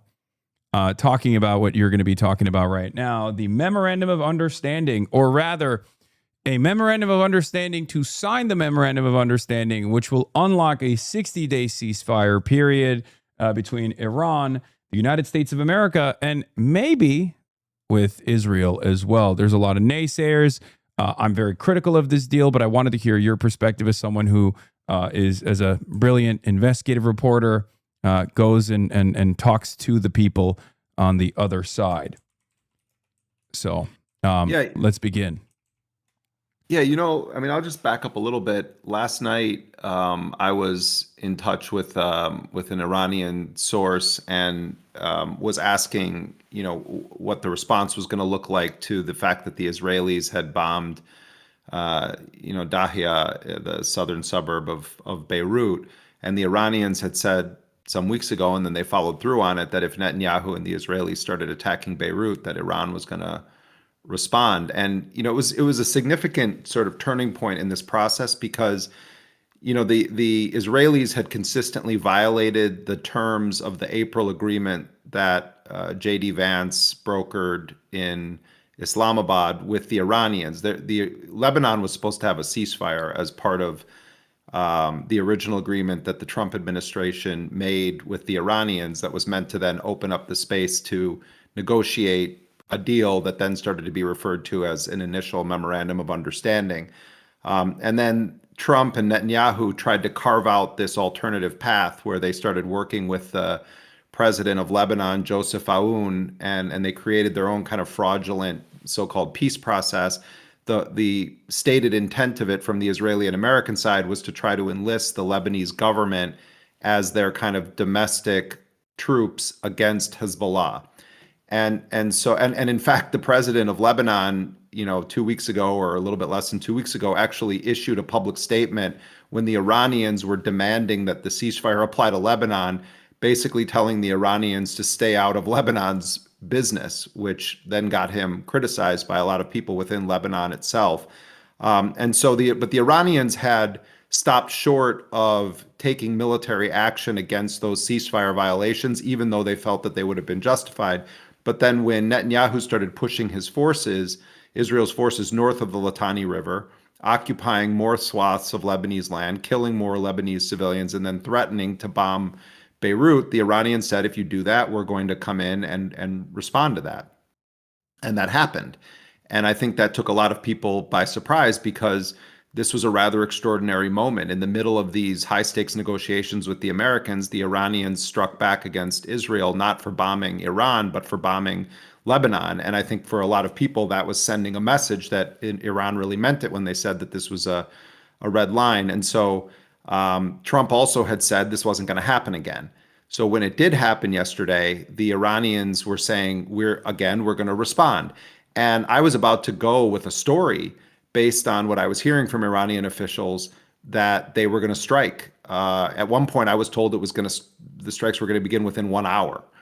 And so as I was preparing that post, I was going back and I was saying, so you're certain that this is happening? Yes, we're certain that this is happening. And then I got a message, wait, hold up a second, something has happened. I turn on Jazeera and I see Donald Trump is saying, oh, there's going to be an imminent deal. And then while I'm talking with the Iranian official, the Pakistani prime minister posts on Twitter that the two sides have agreed to this deal. Now, what I heard immediately after that was that it was a unilateral announcement. And so the Iranians, and by the way, there were Qatari officials in Tehran at this moment. One of the background stories here is that Qatar really took over the prime position of mediator behind the scenes, in part because the Pakistanis were really unable to kind of seal the deal. I mean, it's a real thing. And Qatar has a complicated relationship with Trump. There's financial interwoven interests with Jared Kushner. There was the long history with the Gaza deal. And so the Qataris have really been the closers of this. And the Iranians speak in a much more kind of respectful, it's not that they're disrespecting the Pakistanis, but they speak in in a more serious way about the Qataris and felt that they were better assessors of what Trump was actually willing to do and what he wasn't willing to do. And so once that announcement was made, there was a flurry of discussions with the mediators, and they were all begging Iran not to strike Israel. And the Iranians, I'm told, then said, okay, there's a couple of outstanding issues here that were not resolved before you guys made this announcement. So if you want this thing to stick, you're going to have to meet us where we've stated. So the Iranian narrative on this, and again, we haven't seen the text of this memorandum of understanding, and it could actually crumble because of that, because Trump is saying one thing. He's saying it has certain conditions in it. The Iranians are saying something different. But what I understand is that the Iranians did feel that they got concessions that they wouldn't have gotten had Netanyahu not done that strike and the Iranians not decided to say, okay, we're not going to retaliate against them right now. The Iranian narrative on this is that they got Trump to agree to a much swifter lifting of the military blockade in the Strait of Hormuz. That they were able to get Trump to agree to some sort of conditions on financial aspect of this. Again, we haven't seen the text yet. So, and it's hard, there's different interests also. When you talk about Iranian media, it's not a monolith. You have different media outlets that are close to different entities within Iran. And in fact, at one point, the state broadcaster of Iran today, IRIB, actually posted on Twitter, there are only 2 state news agencies in Iran, because they were kind of clarifying that there was a lot of misinformation where people were saying state-affiliated news agency about news agencies that aren't. But what we understand is that the Iranians felt that they had gotten substantial enough concessions that they didn't go forward then with striking Israel. There are conflicting reports, and this is really to put a fine point on it. I believe that Lebanon is going to be the key to whether or not any actual short-term or medium-term deal happens, because Netanyahu and his defense minister both came out today and said we're remaining entrenched where we are inside of Lebanon, and that Trump is making a deal with Iran, but we're our own entity and we have a right to set our own policy. So they're saying they're not going to withdraw. Some Iranian sources have indicated that Trump said he would get the Israelis to withdraw. Other Iranian sources that I think are actually more likely giving a realistic assessment is that there's some language about the sovereignty and unity of Lebanon and some provision that states that Iran has a right to self-defense. And the Iranians, I think, would define violating the ceasefire, continuing to attack Lebanon under that umbrella. So that's a point that could raise some contention. But clearly, the Israelis want to try to sabotage this before it even gets going. I would say in the big picture, Hasan, that Trump made some massive capitulations here. I don't think there's any way to other way to slice it. Yeah. He's sitting there in France with Macron, a short time before you and I started talking, and he's saying the most important thing is Iran is saying that they're not going to have a nuclear weapon. Well, not only has that been policy of Iran for a couple of decades, but if you go back and read the preamble to the 2015 JCPOA, the Iran nuclear deal negotiated under Obama, in the preamble to that agreement, Iran says the exact same thing that Trump is celebrating as a victory right now, which is that Iran agrees not just to not develop a nuclear weapon, but to pursue or acquire one in any form. That was already in the deal. Trump is saying, oh, and the Strait of Hormuz is going to be opened, and look at how oil is coming back down, and it's going to take some days, but we're gonna get that strait opened up. Well, the Strait of Hormuz was open before this thing happened.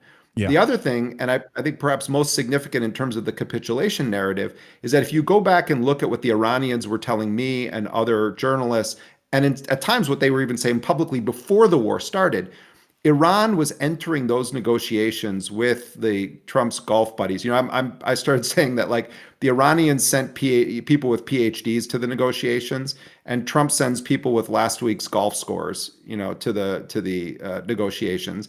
But the Iranians were there willing to put a lot of things on the table. And right now, what's not being discussed is Iran's ballistic missile program. Yeah.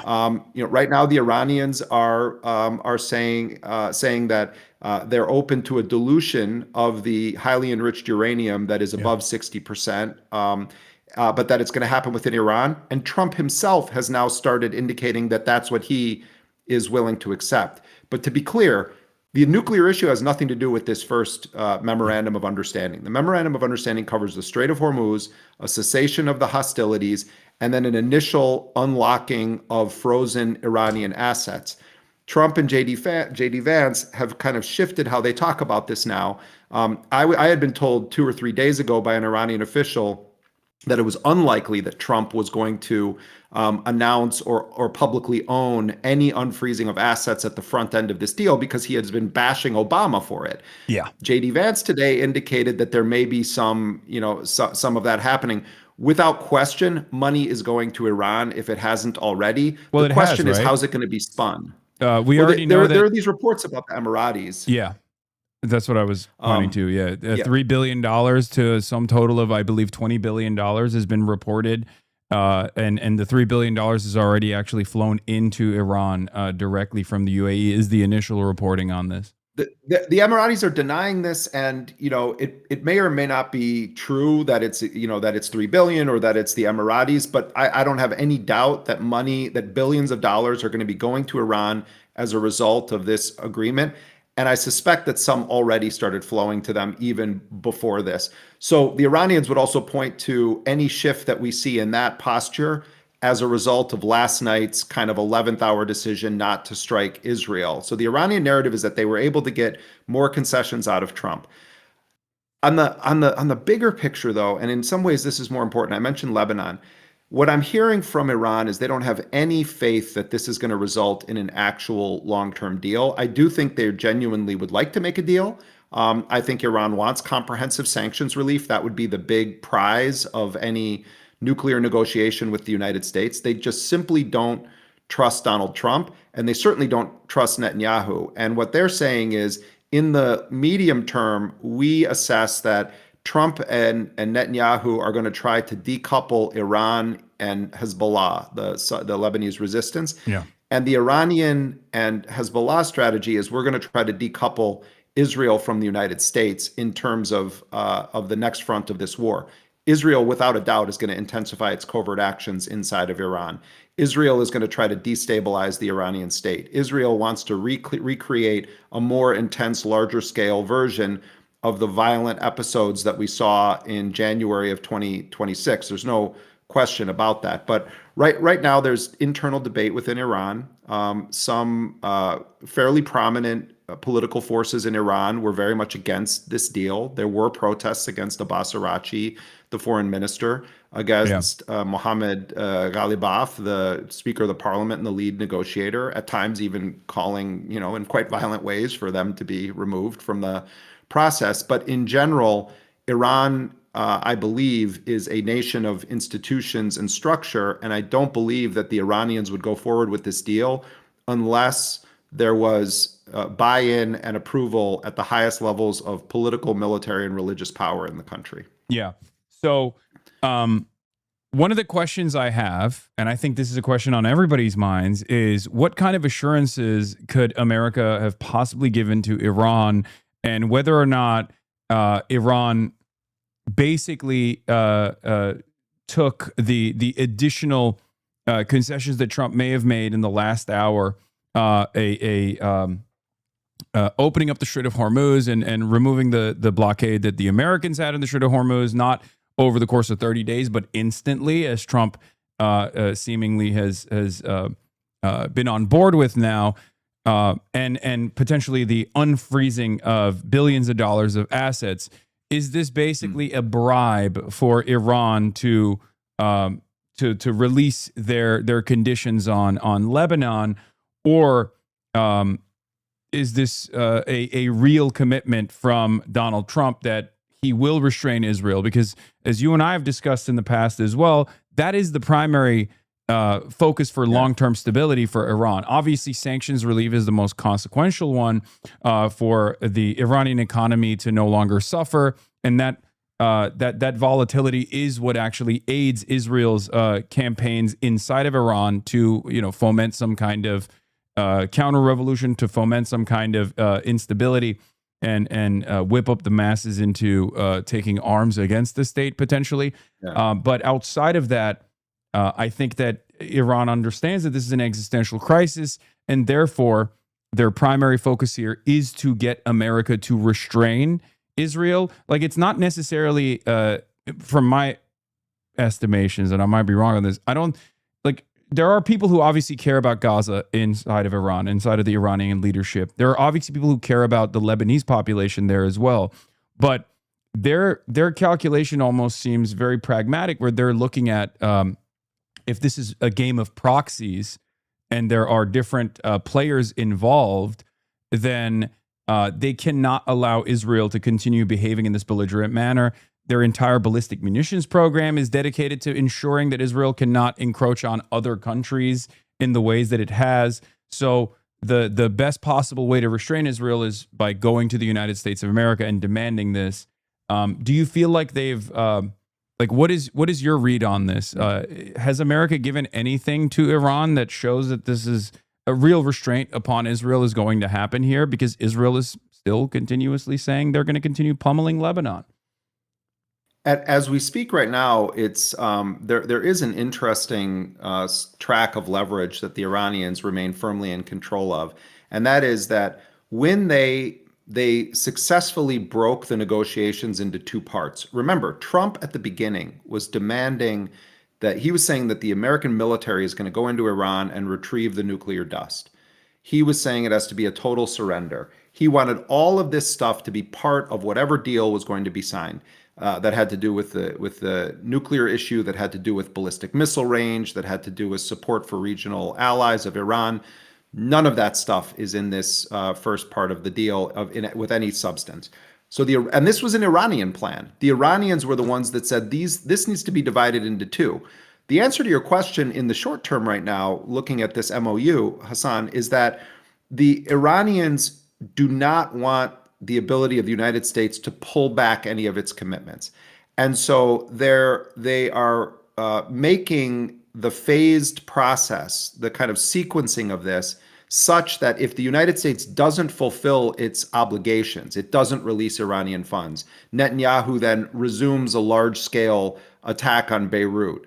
The United States keeps military assets in the region. The United States continues some form of a military blockade, or they engage in some chicanery in the Strait of Hormuz.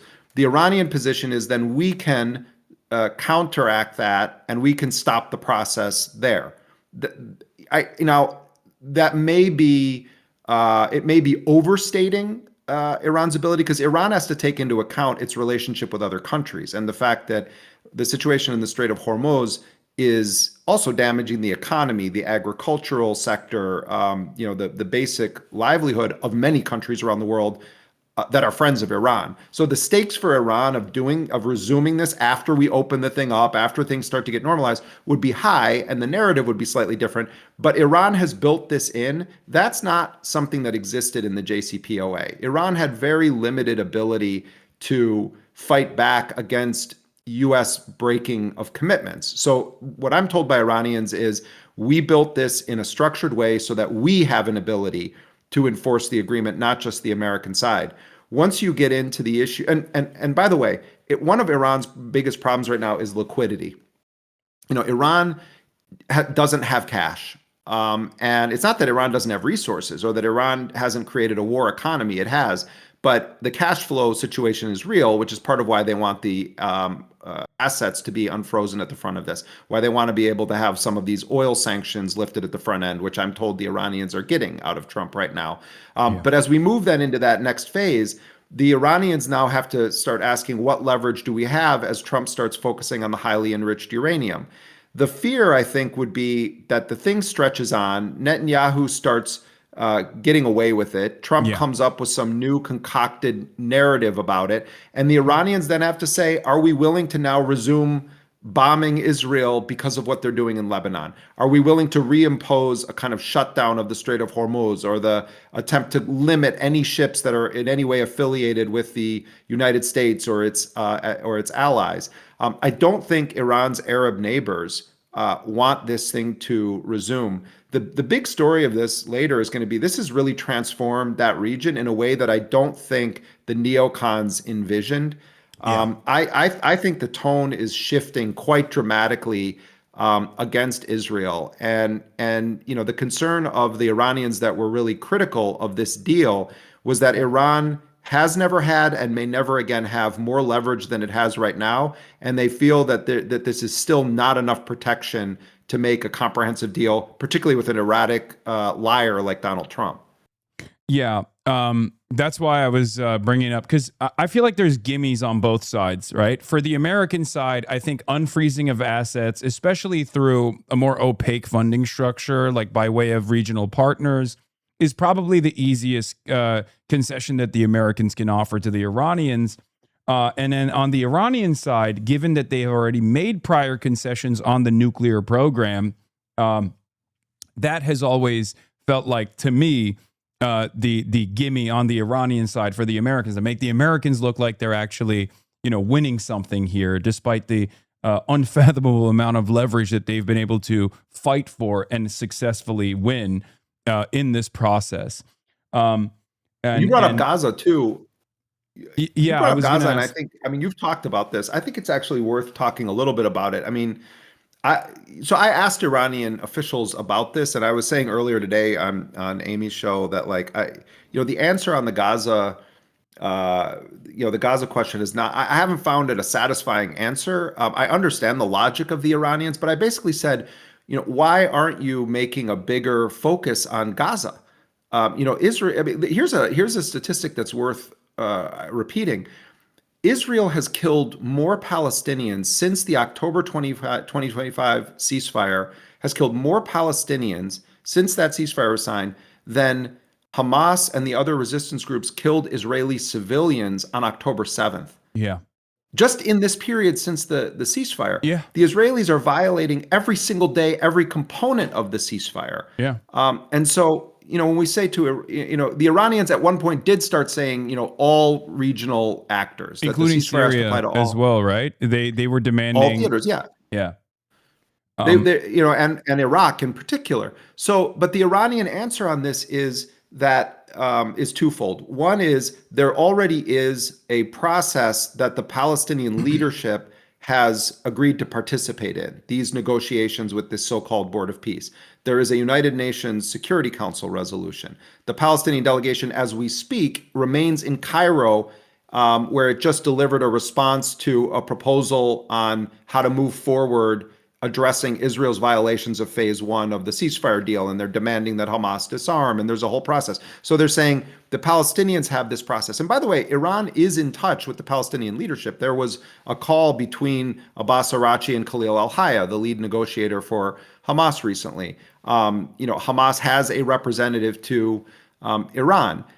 There are warm, as they would say, brotherly relations between the two, but Hamas never has had the type of relationship with Iran that Hezbollah did. This is a media concocted story. The idea that Iran was the sort of mastermind behind October 7th is pure lies. It's a complete and total lie. The Palestinians are a national liberation movement, and they are overwhelmingly funded and fueled by their own ingenuity and an assortment of their allies. It's not that Iran isn't an ally of the Palestinian resistance. Of course it is. But Hezbollah and Iran have a much deeper partnership that Hassan Nasrallah himself openly spoke about, that the Iranians openly speak about. It was Hezbollah that decided to join the front when the United States and Israel attacked Iran on February 28th. A couple of days later, Hezbollah fully joined the front. Hamas has not fired a single rocket at Israel since the ceasefire. So what the Iranians are saying is the conditions are different. And what they'll say in their defense, and they don't take a defensive tone, they're saying that on a strategic level, their view is if they don't defend the Lebanese front, that if they don't prevent the Israelis from running the deck, that this is going to have a catastrophic impact on the Palestinians, because the only real force that stood up after October 7th alongside the Palestinians was Hezbollah. This is their closest ally directly next to them. So Iran's argument would be, if we lose this, and if we somehow were to abandon Hezbollah, it would also be an abandonment of the Palestinians.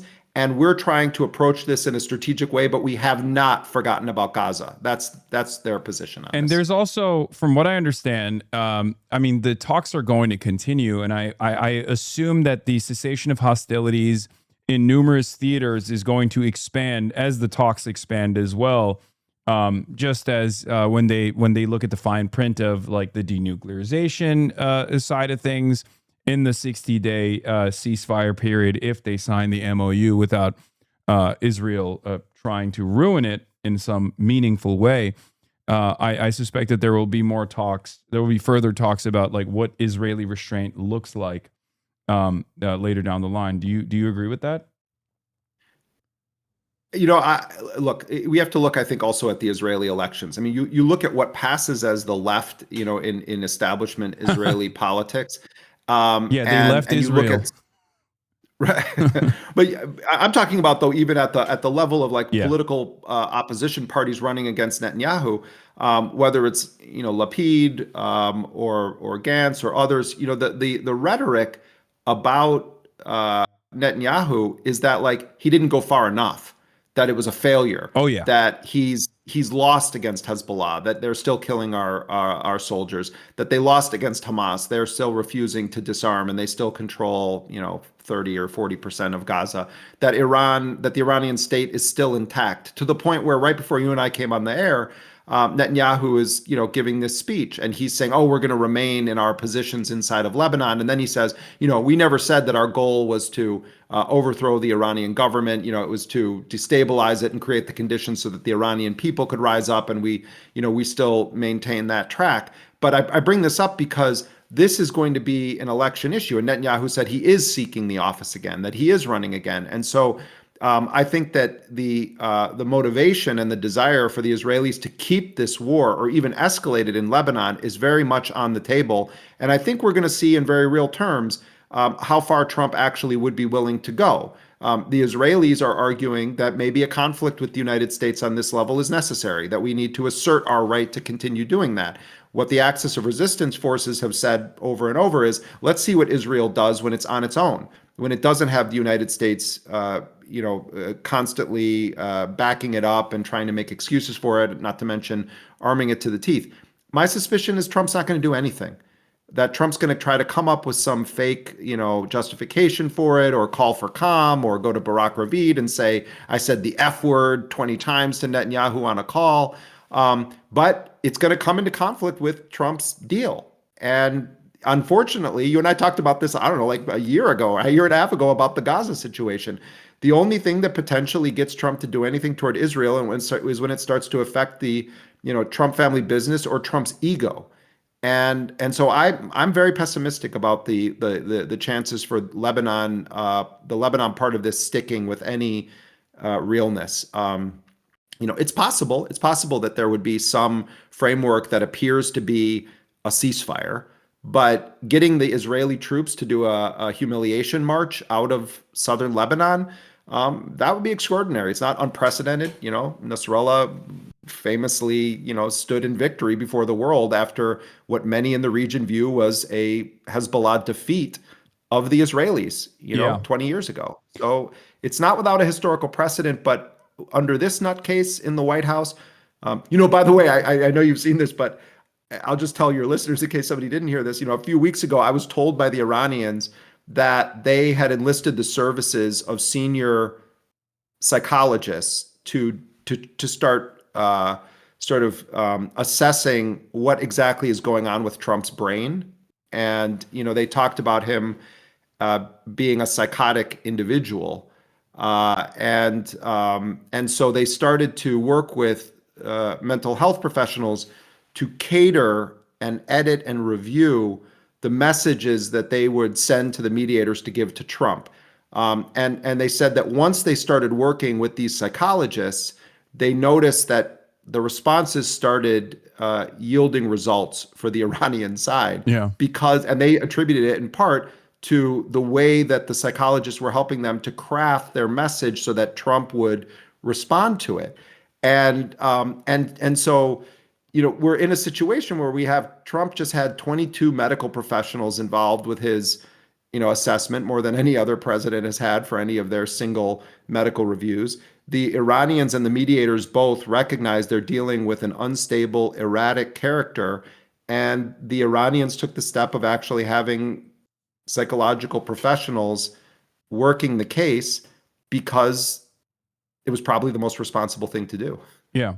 So I think you and I both agree here, but I want to hear your perspective further on it. That this was a major pressure valve release for Donald Trump, right? Like Iranians did actually offer a tremendous gift to Donald Trump on his birthday.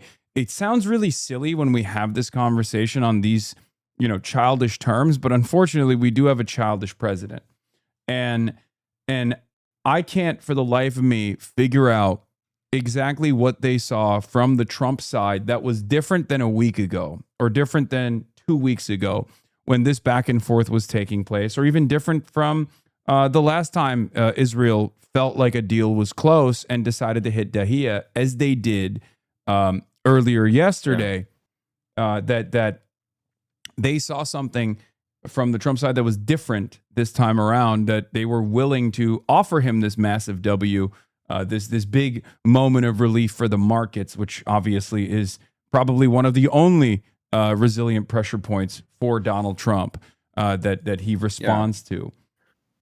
Well, and also, the big boy was going to his fight match last night at the White House, and they had their carnival, and Don Jr. was up on the roof taking pictures. How awesome is this that we have this fight going on? And Trump got to go and have his happy birthday night watching the G7 as well. Fight. He's going to go to the European leaders as he is right now to basically tell them that you guys suck. He wants to cruise in. I'm the peace man. It was like the whole thing. It's the markets. It's the G7. It was his big night, at the White House with the UFC. But all I can share with you guys is just transparently the TikTok of how I started hearing about this stuff, because I actually think it's relevant. Last week, I was hearing a very pessimistic tone from Iranian negotiators. They were saying everything is basically done, and it's been done since late May. Like, we've had this thing locked, and Trump keeps changing the game, issuing sweeping new demands. The mediators will come and they'll say the Americans have agreed to this, and then like an hour later, Trump posts something on social media. So they were saying nothing is happening, and I'm telling you, even hours before Trump made that announcement, the Iranians were saying, I think it was the night before Trump's announcement, so this was 2 nights ago, I was told, look, there are 2 main issues. They wouldn't tell me what they were, but they said there are 2 main issues that we've told the Americans are sort of our drop dead red lines that they're not budging on right now. And if there can be a creative solution to those, then we're going to all be able to announce this, that this understanding has taken place. And then yesterday, as I told you, I was told we're an hour or so away from attacking Israel in response to the bombing of Lebanon. And then, literally, I was going to publish that because it was what their plan was. And in fact, Iranians were saying this publicly. And then these meetings happen and the Qataris are there. And so I do think it's plausible, Hasan, that part of what happened is what the Iranians are saying, that Trump recognized that this Israeli attack on Beirut was going to mess up his entire deal. He recognized that the Iranians had a legitimate right to strike, that they had told Trump that they would strike if Netanyahu did this again, and that they would hold him responsible for it. And I think it is plausible that those issues the Iranians had identified and were having trouble getting past with the Americans via the mediators came through at the 11th hour because Netanyahu did that. I think that's plausible. Yeah. That's the main, that's what's being reported at this point. So one of the things that we obviously can now rely on or look forward to, I guess, is not just like the Israeli posturing and the saber rattling, which there's plenty of that and plenty of crying from people who obviously care more about Israel's interest than even America's interests.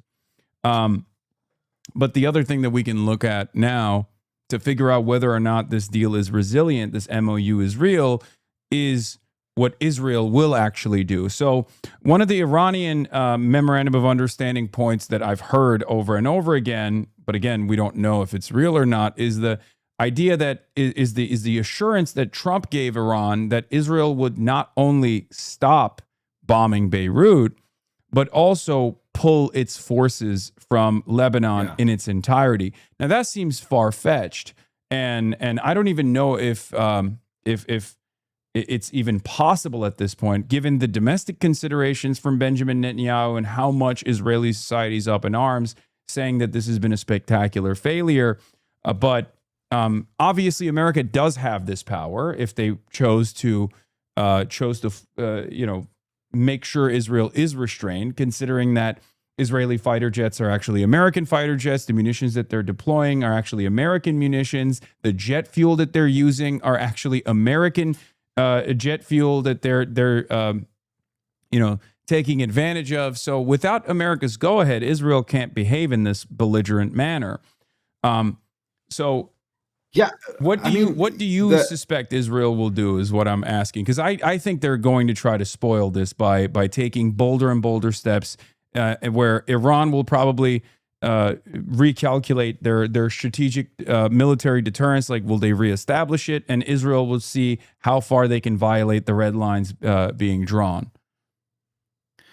Yeah, I mean, this really, I think, is, if not the central question, it's one of the main ones that everyone should really keep their eyes on. I mean, weeks ago, when Netanyahu started moving further north, when the Israelis started moving their troops further north, I said on a few of our streams and elsewhere that I suspected that what was happening is that Netanyahu wanted to push as far into Lebanon as he could, so that when the music stops, meaning when Trump does actually announce some kind of a deal, that the Israelis are deep into Lebanon, so that it gives the appearance that by simply ceasing fire for a period, that a deal has been achieved or a victory has been kind of won, in the sense that, okay, we've gotten everybody to stop shooting. Hezbollah is not firing, the Israelis are not firing, but the Israelis are then entrenched there. And it's much more difficult to get troops to withdraw than it is to stop firing. And now there's so many troops so deep into Lebanon that it would give the public appearance of a kind of humiliation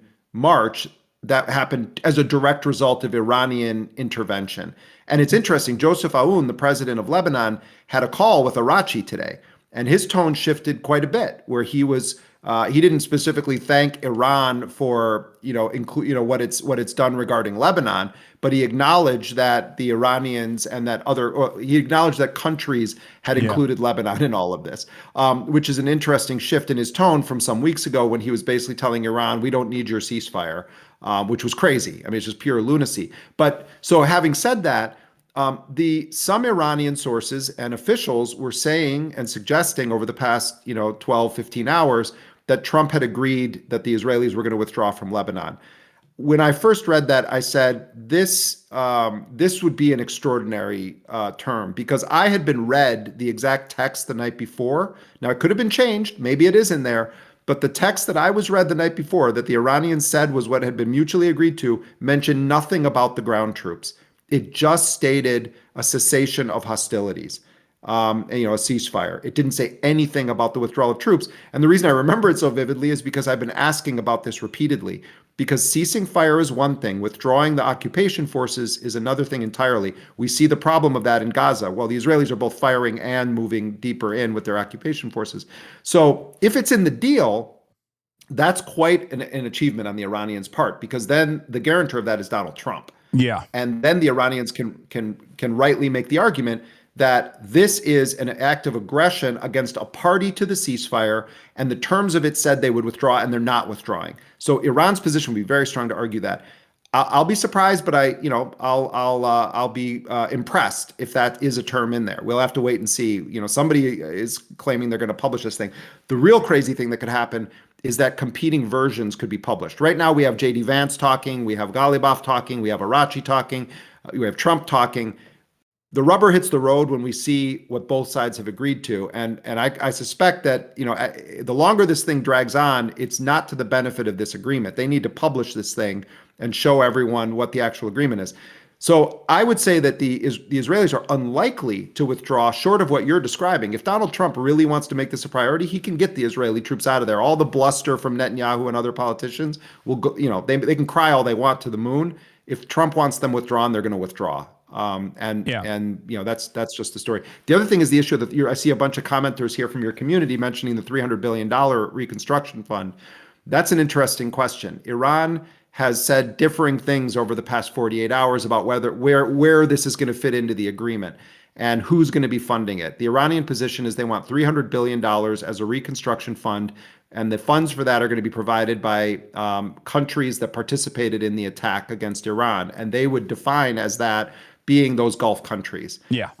Now, Trump and Vance may see some utility to that scenario that is better than other forms of giving Iran money, where they basically say, this is a humanitarian gesture. You know, Trump says he'll go and maybe he's even going to go to the quote unquote signing ceremony, that it's going to be a new day. And, you know, the Gulf countries have generously decided to help poor Iran recover after, you know, we had to obliterate all of these things because they wouldn't say that they wouldn't have a nuclear weapon. They could say that this fund exists for those purposes. We're getting some hints from the U.S. that something like that is going to be on the works. I don't know if it's going to be $300 billion, but it does seem like something's going to be there. We really don't know who's telling the truth until we see the document. Yeah. And I suspect that what they claim to have digitally signed isn't even the final thing. Because I think there's still some very serious technical, at a minimum, technical issues being discussed ahead of this potential meeting on Friday. Well, the other thing that we can also look at and interpret is troop positions, naval assets, whether they retreat in a meaningful capacity, and also oil tankers and other ships transiting through the Strait of Hormuz unimpeded. Because there's one element here where the Iranian side is saying that there are still going to be strict controls over who gets to transit through the Strait of Hormuz unimpeded, whereas the Trump side has very clearly stated that no, all ships can now transit through the Strait of Hormuz. And then last but not least, once again, what Israel will do. There's a Haaretz article that just came out saying Israeli withdrawal from Lebanon, not part of U.S.-Iran deal, a White House official says. So Israelis are very stern on this position that like their sovereignty will not be violated by the American side. Now, of course, we know that that's, there is no such thing as Israeli sovereignty without the American go-ahead. So any kind of initiative that Benjamin Netanyahu takes here, if it doesn't follow significant punishments from the Trump side, like significant restraints from the Trump side, would imply that America is probably on board with what Israel is doing, while simultaneously telling the Iranians something different. But the Gaza analogy, I think, is relevant in a narrow set of ways. The deal that was signed between the Palestinian side and the Israelis in October of 2025 had maps for withdrawal of Israeli forces to, the so-called Yellow Line, and then it was going to be a further withdrawal and pullback. The Israelis have violated every possible aspect of the ceasefire, and in fact, they've moved deeper into Gaza. And my colleague Sharif Abdel-Quddus did a story recently based on satellite photos that were analyzed by forensic architecture, showing the construction of what appear to be kind of military infrastructure in the eastern part of Gaza, where the Israelis seem to want to build some kind of a Potemkin village. But the point I'm making is that as the Israelis have violated this and they've moved deeper rather than further out of Gaza's territory, of Palestinian territory in Gaza, there's been no one to respond to that on a military level, because if the Palestinians respond, they're going to say, oh, they violated the ceasefire, and then it's going to be, they're going to just go complete full-blown scorched earth on them again. And so the Palestinians have shown restraint. They've appealed to the international community. No Arab country is standing up for the Palestinians on a military level whatsoever. Iran did at times, during the Gaza genocide, but they don't have an Iran in their corner right now. Hezbollah is in a totally different position in that sense, because if the Israelis are violating a deal where Trump is the guarantor of it, and let's set aside the issue of the withdrawal of troops, because I tend to embrace your skepticism on this. As I told you last night, when I heard it, I was saying, okay, I'm skeptical of this. If they did it, I'll be very impressed. but I tend to doubt it. And the fact that American officials now are saying it's not part of the deal, we have to wait and see what's in there. But let's just say it's a ceasefire and the Israelis move deeper in, or they, there are reports they're going to send even more troops into Lebanon, or they're going to start hitting Beirut again. What lingers over the whole thing then, and Trump has to be aware of it, is that the Iranians could say, you're not going to stop them, we're going to stop them. And the Iranians start launching attacks. Then Trump's going to have to say, well, does the war resume again? Or do I say now that Israel gets to attack Iran again? Things could cascade into something really atrocious, really fast as a result of this. So the Israelis are doing what they always do. And the question is going to be how Trump is going to handle it. But Hezbollah has a different guarantor than Hamas and the Palestinians have. And it's horrible for the Palestinians. It's absolute just living atrocity that we watch every single day. I hope people understand this, that whole situation there, more Palestinians have been killed than Israeli civilians died on October 7th since that ceasefire was signed. They don't allow the agreed upon aid to enter. They don't allow heavy construction equipment to enter. They are assassinating the very officials that they signed a ceasefire deal with, in addition to murdering children, women, and others on a daily basis. It's an abomination. But Hezbollah would say, if we're party to this agreement, then that means Iran gets to address ceasefire violations. Yeah. And Kojat actually restricted additional humanitarian aid, including food, from going into Gaza right after they struck Dahia, and then Iran retaliated militarily. They're sickos who punished the Palestinians. Exactly. That's another thing. This is the one speed he's they going to have. continue to punish them. Yeah. The Palestinians, as this election season goes on, this is something. No one should stop talking about Palestine. We should not stop talking about Gaza. This is exactly what the Israelis want, because the Palestinians are going to be like their punching bag. They're going to be whipping them, killing them, murdering them, punishing them, occupying more of their territory. They're going to take out so much of their anger about whatever defeats Trump is negotiating his way into. They'll take it out on the Palestinians. Which goes back to the same exact point over and over again that Israel has shown the rest of the region.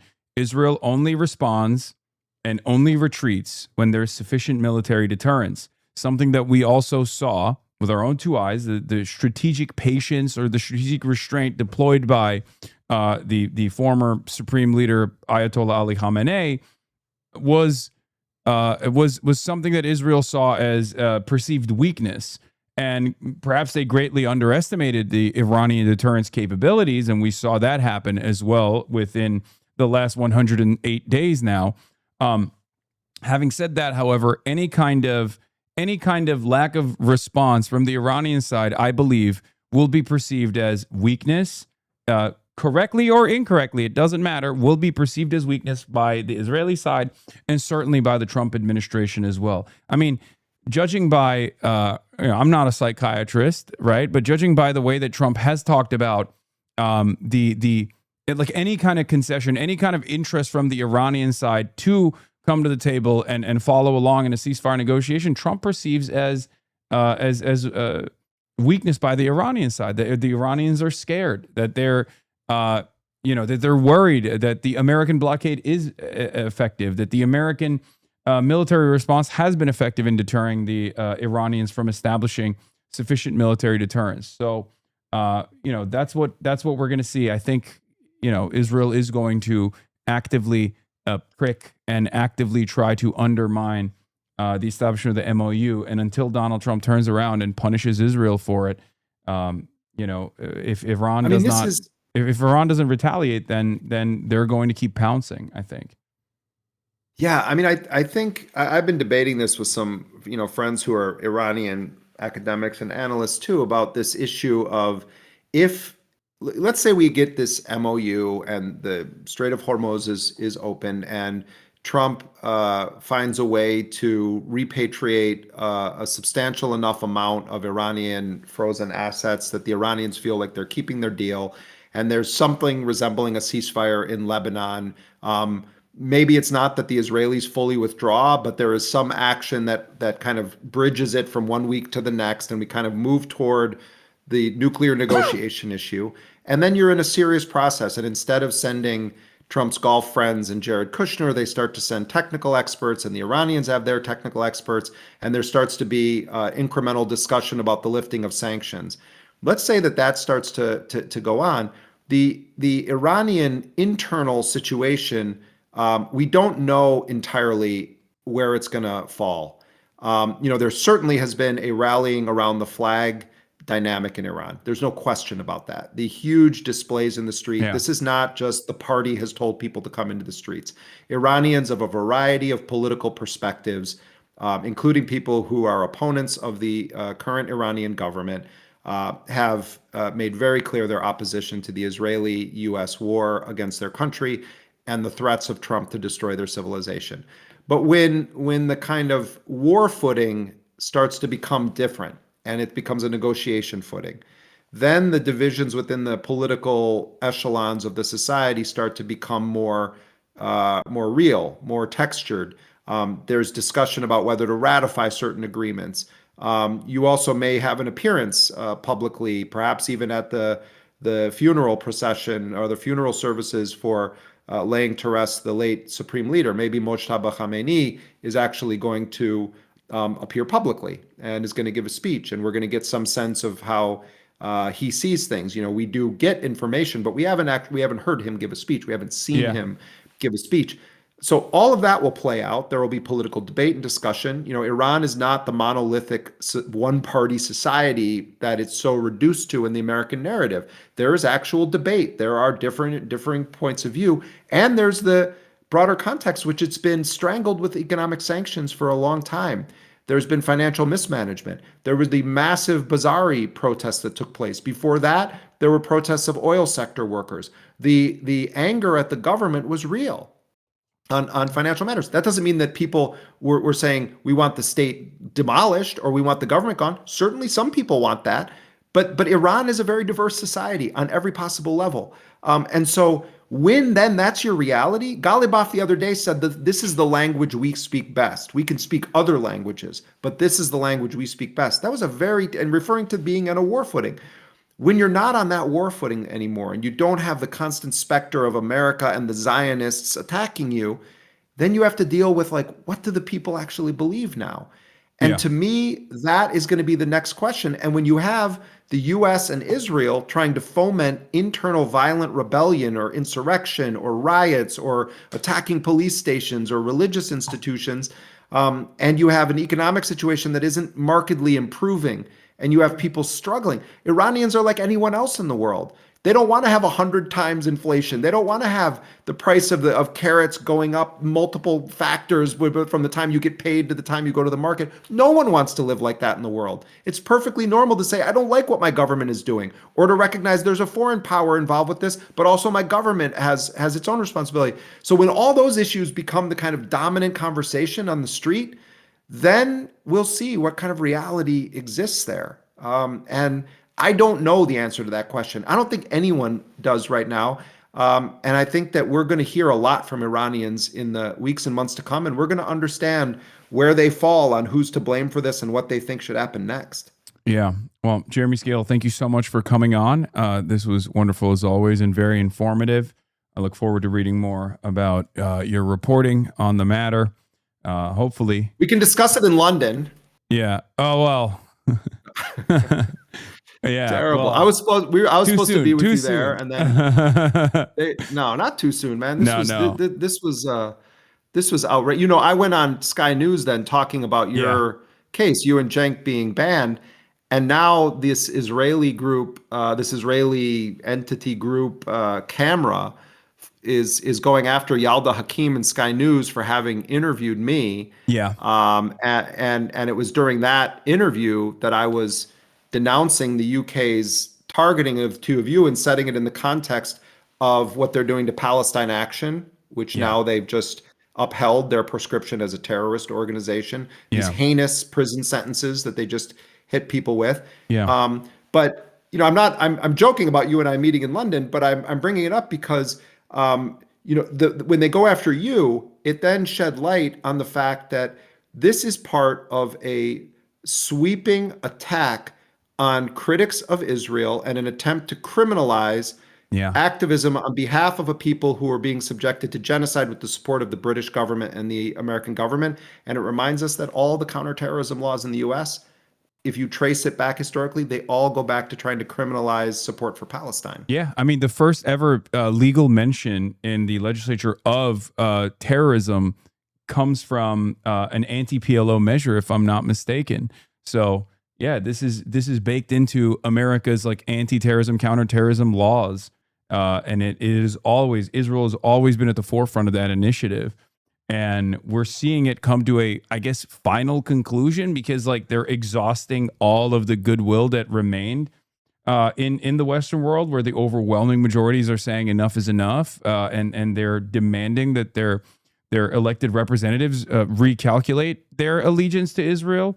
And so I think Western countries now have a new calculation here. Do they abide by the democratic process? Do they allow there to be some kind of pressure valve to be released because the demands are getting overwhelming? Or do they just drop all pretense of democracy, the democratic process, and just show their voters, show their populations that they have no investment whatsoever in maintaining even a theoretical democratic process here, all at the behest of a foreign nation that is actively destabilizing global energy markets due to its own belligerent nature, due to its own belligerent ambitions of expanding with unlimited support from the West, of course, the Greater Israel Project. Yeah. Hasan, before I say bye, I also want to just mention, I often express my gratitude to your community of viewers and the audience you've cultivated. But I was thinking, when I saw you get banned and then Dropsite took a position that we would no longer participate in the South by Southwest conference because of the way that it responded to your banning, and the statement that they issued, which made it sound like it was a basic immigration matter that had no political, component to it at all. But as we sort of discussed how we would respond to seeing this happen to you, we also, in part, it was political. It was clear, we should not be endorsing this, and we need to use our platform to make a statement about this. But also, it was when you knew that Dropsite was coming even before we launched it, and part of what we had no idea if anyone was going to read us or support us, and there were a handful of people, yourself and Amy Goodman, really prime among them, that we said, well, at least we know that those guys are going to try to tell people that this publication exists. And so I want to give big gratitude because your community of people were among the first people that signed up to become subscribers to Dropsite. So we'll forever be grateful to you for having our back right out of the gates. Of course, and vice versa. I mean, I'm forever grateful that there are real investigative reporters out there who are not, stopping themselves from pursuing the truth and going out and talking to the supposed foreign adversaries that America actively tries to undermine the position of. There's no way to come to a reasonable conclusion without understanding the logical through line as to how these groups exist, why these groups exist, what their goals are, and what they're choosing to do. So yeah, it's we all try to play a role in this in small part. So thank you. Stay strong, Hasan, man. Don't let them get to you ever. No, of course not. Thank you. Jeremy Scale, everybody from Dropsite News. Go to dropsitenews.com/Hasan for 20% off your subscription and support independent media. Bye, Jeremy. Bye. Okay. That was great, wonderful, and very productive, very informative conversation as always. I can't, glaze Jeremy enough, and I can't glaze Dropsite News enough. Obviously, they're fucking incredible. So yeah. But now that we've done that, bro didn't even let him shout out his stuff. Wait, what do you mean? Yes, I did.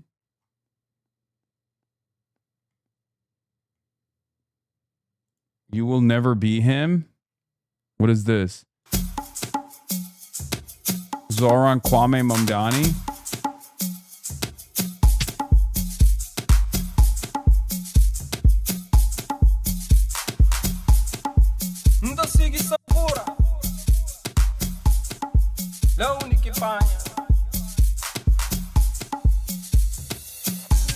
What is happening here?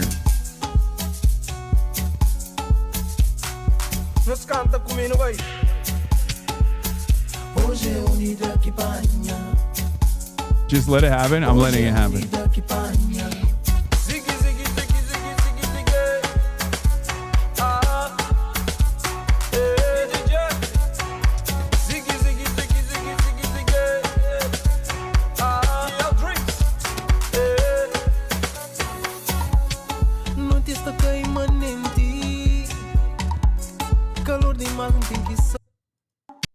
It's called Music. Nice.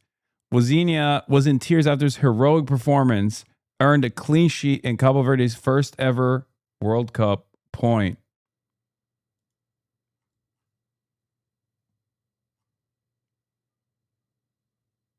Cabo Verde at the HasanAbi broadcast? Yeah. Did you cover this yet? I ain't gay, but I do gay stuff. Like fucking dudes in the back of my truck. A little ass slap don't mean I'm queer. I just suck some dick when I drink my beer.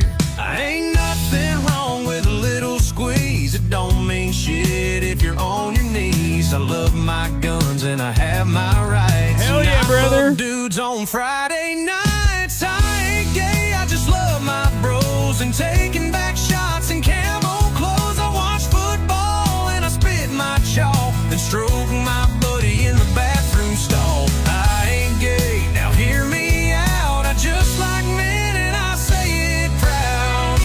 I ain't gay, but I do gay stuff. Yeah, happy Pride, everybody. That's right. Bunch of sexy fellers taking their goddamn shirts off, wearing tight tights, just getting sweaty with one another. You already know what it is, baby. Happy Pride. That's right. The White House last night said this. I'm gay and Lebanese. Hell yeah, brother. And we all watched it unfold, okay? Obviously, we're going to be covering this in a second, which, you know, is also... This is the song I'm going to play when I'm raising bro's flagpole during July 4th. Wait, that's outside of Pride Month. You have to say no homo after you do that. You know? All right, well, let's get into it. There's obviously Trump's big birthday boy event. Saw a tweet about this being analogous to Rome making a deal with Persia than having a gladiator fight celebrating the emperor's birthday. Yes, no, it is. Except this quite literally is the doom of Rome. And a lot of people are not realizing that for some weird reason. I quote retweeted that tweet and I said, this guy said, give me a crumb of bread and a whole lot of circus and I'm set. Now take a big gulp of water from my lead-lined aqueduct. Yeah, I love that we're the new Rome. Peace with Persia in the afternoon and a gladiator fight in the evening, all on the emperor's birthday, another 1,000 years.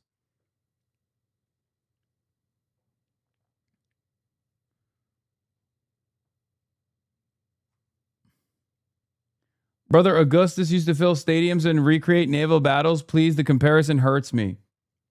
Yeah, even their circuses were better, and they at least had bread.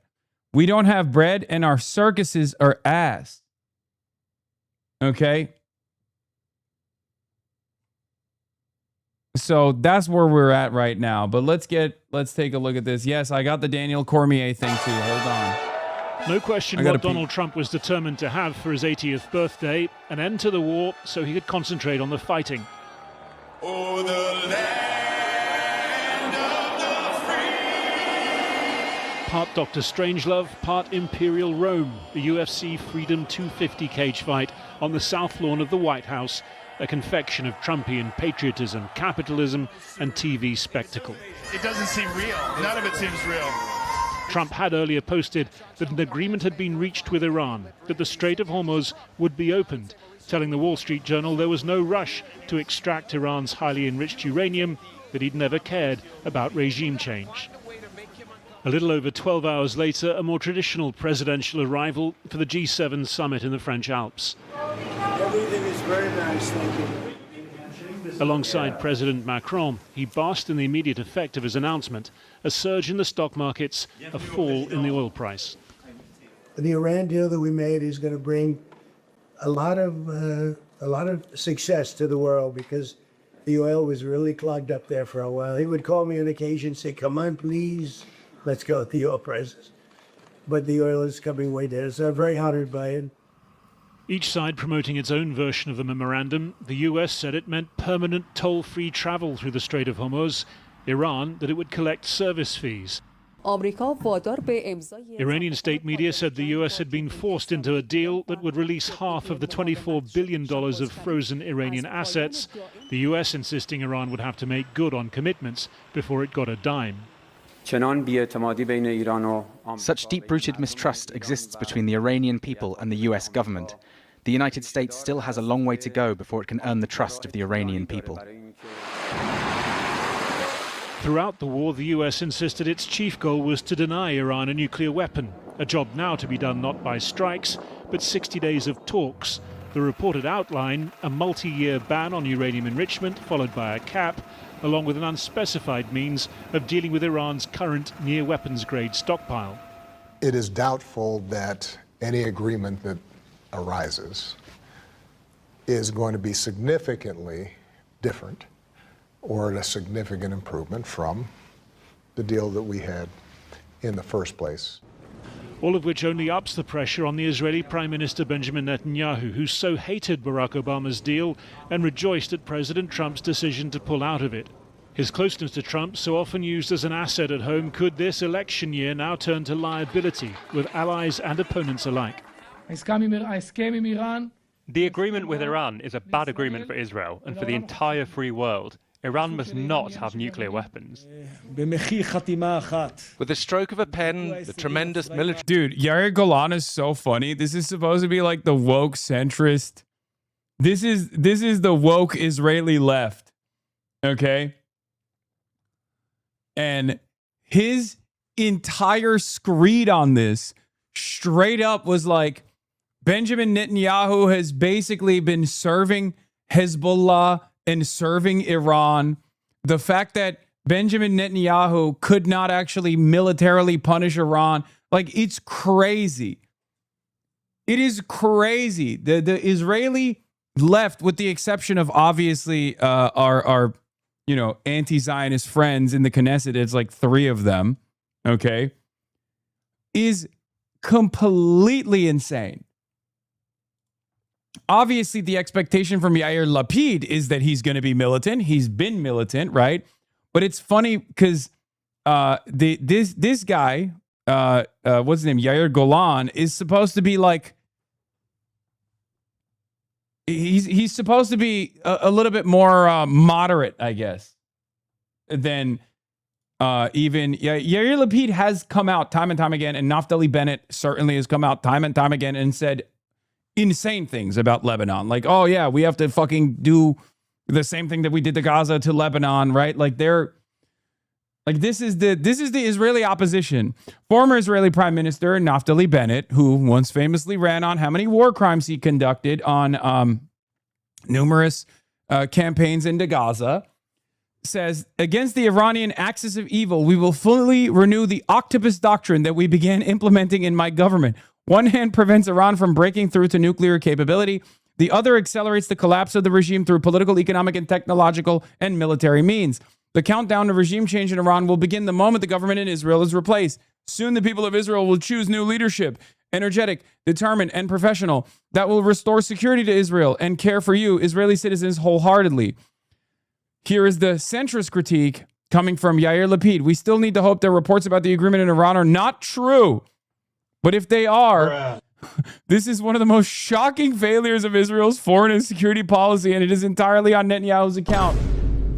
He sold the Americans an overly optimistic script without detailing the risk map to them, and lost their trust in the middle of the war.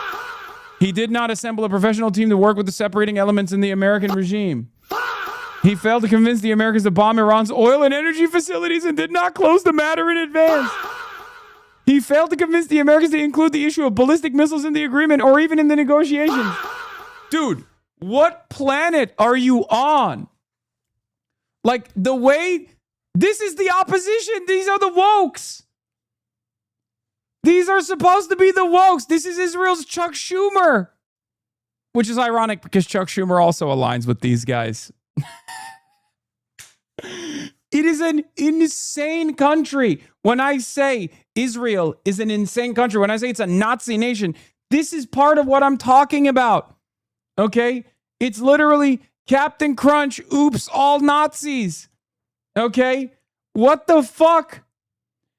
Any opposition with viability is currently hitting Benjamin Netanyahu's Likudniks from the right, even though they're supposed to be to the left. This is literally Hitler-Endsieg level of delusion. Israeli society has lost its dang mind. When I say their political expression only goes rightward, this is what I'm talking about. It's insane. It's totally fucking out of control. It has no basis in reality. They have completely lost touch with material reality. They've completely lost touch with their inability to militarily achieve these objectives. They're just like, it's like Hitler in the bunker, okay, going, yeah, let's just invade Moscow. What are we doing? Come on, let's get our forces ready to go. You know, let's take out the Kremlin. Let's strike the heart of the USSR. What are we doing? It's like, you don't have the troops. You don't have the motion. With what? With what capabilities do you want to advance this agenda? Channel 12 did a montage shitting on Bibi for dropping the ball on Iran. Boy, the most shocking moment in this excellent deep dive into Netanyahu's crash and burn conflagration with Trump's is veteran reporter Shimon Schiffer's testimony that as president, Barack Obama knew that Netanyahu in private conversations referred to the president as boy. Benjamin Netanyahu lived in Philadelphia, so he knows what that term is, by the way. You can't even hit the, oh, he's Israeli, he doesn't know. No, Benjamin Netanyahu was an unvarnished racist.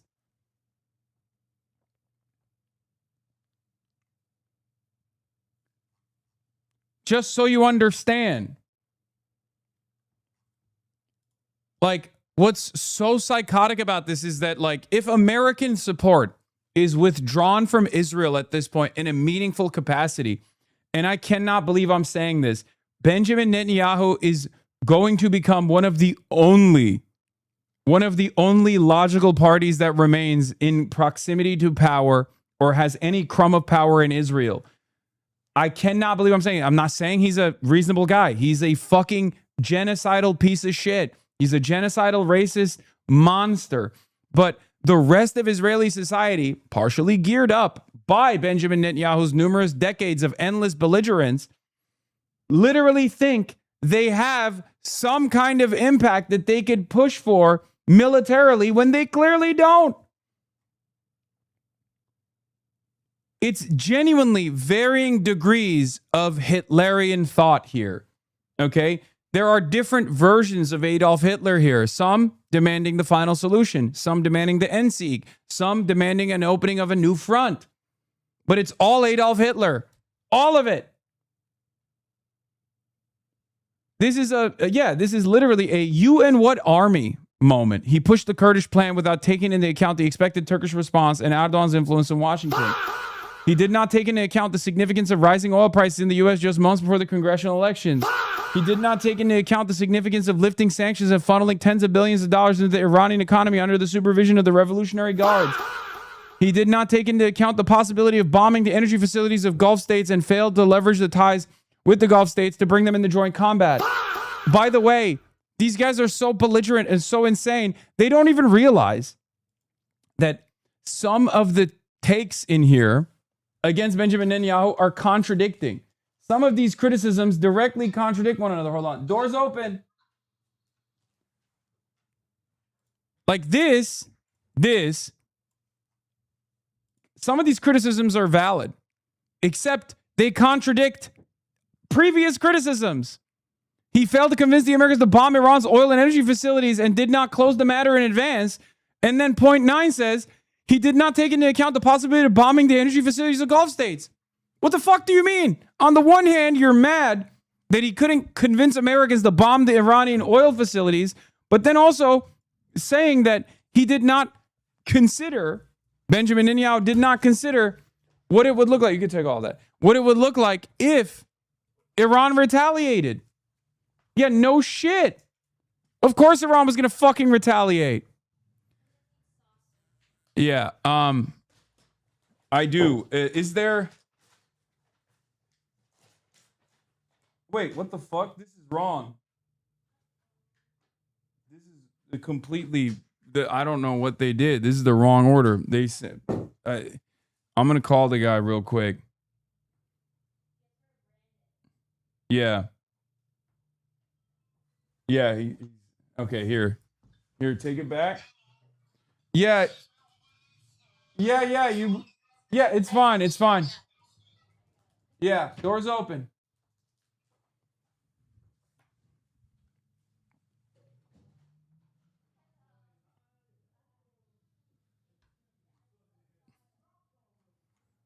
Anyway, one Likud source privately complained to him that the emperor in Japan is in defeat.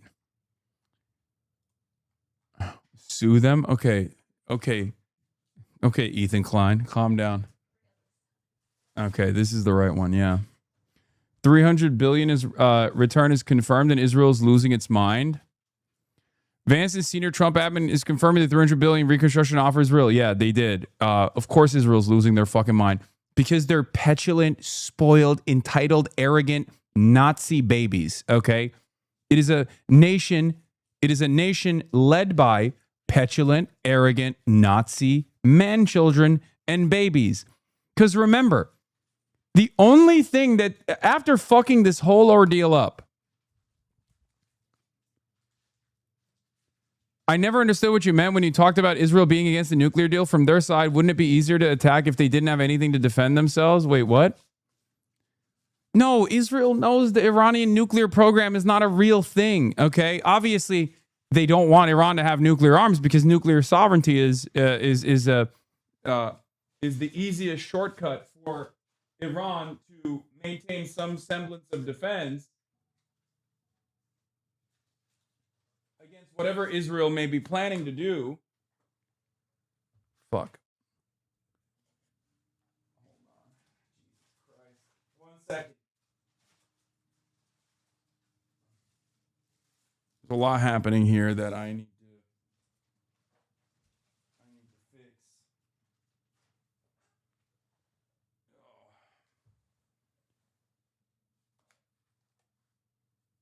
Israel obviously doesn't want Iran to ever have a nuclear weapon, not because they're going to use it on Israel. Nobody that has nukes are going to actually use them.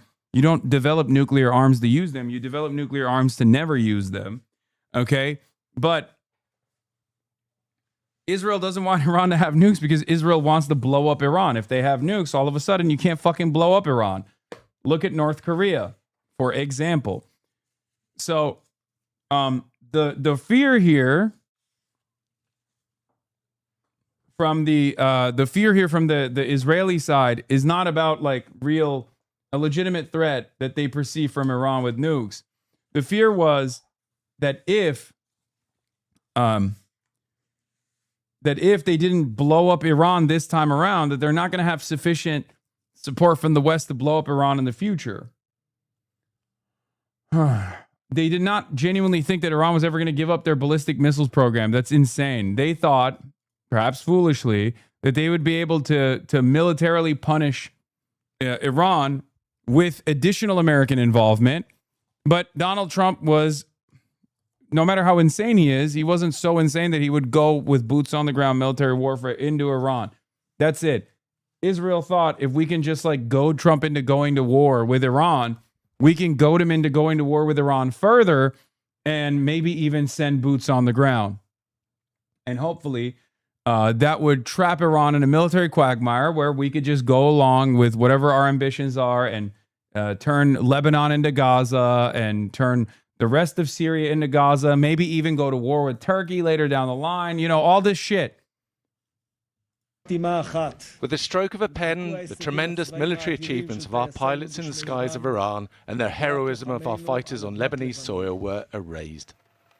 Both Iran and the mediator Pakistan say an end to the fighting in Lebanon is included in this initial agreement. Israel's defense minister insists its troops will remain in the south indefinitely, that Israel will respond with full force if attacked by Iran as a result. Throughout the talks, events in Lebanon have threatened to derail this agreement. They could still, even after it's officially signed on Friday.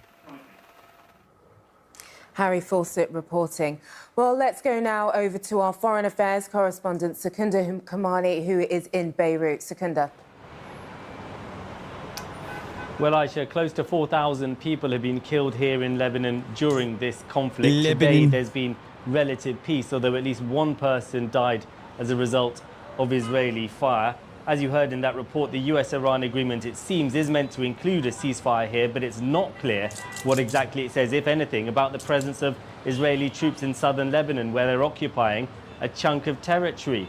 Israel says that they're not going anywhere. Hezbollah, for its part, says that it will not tolerate continued Israeli attacks, as we saw following an earlier ceasefire. For many of the more than 1 million displaced people, though, this has been a chance to finally return home. Roads that had been deserted, now coming back to life, as families forced from their homes by war return to southern Lebanon. Their route lined with rubble and debris. The city of Nabatea had been a ghost town during the war, battered by Israeli strikes. Even paramedics had been targets. Now they're helping spruce up the streets.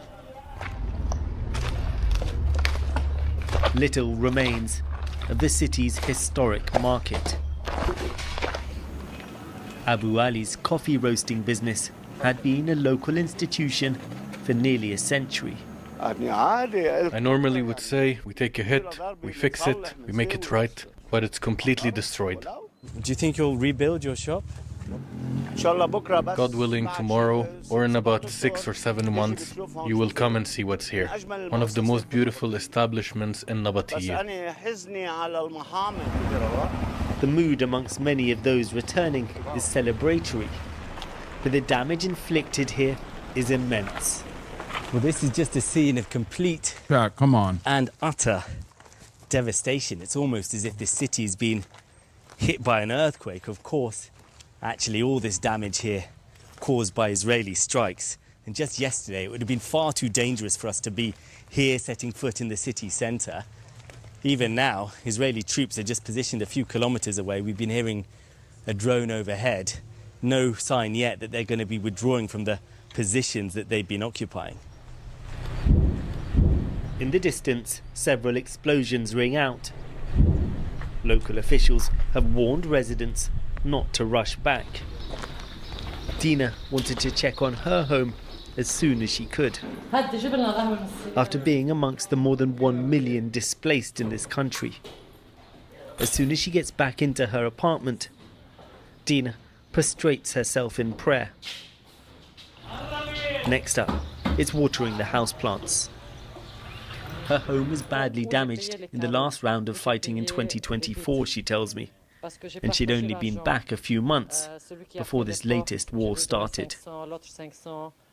I hadn't even finished paying for the repairs, she says, and then it started all again. Despite or because of repeated devastating conflicts with Israel, many in southern Lebanon have long been supportive of Hezbollah, who they see as a resistance group. Others in the country blame Hezbollah for entering the war with Israel. But not here. Daniel is Dina's nephew. We lost everything. We lost material things, and we've lost so many friends. That's the worst part. Who do you blame? Who do you hold responsible for all of this that you've been through? Israel. All the responsibility is on Israel. In the end, we are a people defending our land. To be clear, none of us here are part of any group, but we're defending our land. This land, we love it, and no one can come and take it from us. The queues of cars heading back down south are growing longer and longer. But further clashes between Hezbollah and Israel still look a very real possibility.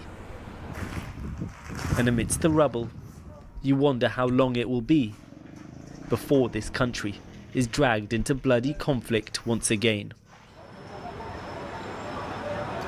Well, this whole deadly and costly war has, I think, been an exercise in the limits of military power. For the Americans, there's going to be a lot of scrutiny on whether this agreement with Iran really is any better than an agreement that could have been reached prior to the war. For Prime Minister Netanyahu, he's seen his relationship with the US deteriorate, whilst the Iranian regime and Hezbollah are still very much standing. And for Hezbollah, which, let's remember, started this latest round of the conflict here by firing at Israel, well, Israeli soldiers now occupy even more Lebanese territory. So, in short, despite all the loss of life, all the economic damage, what fundamentally, you could ask, has really changed?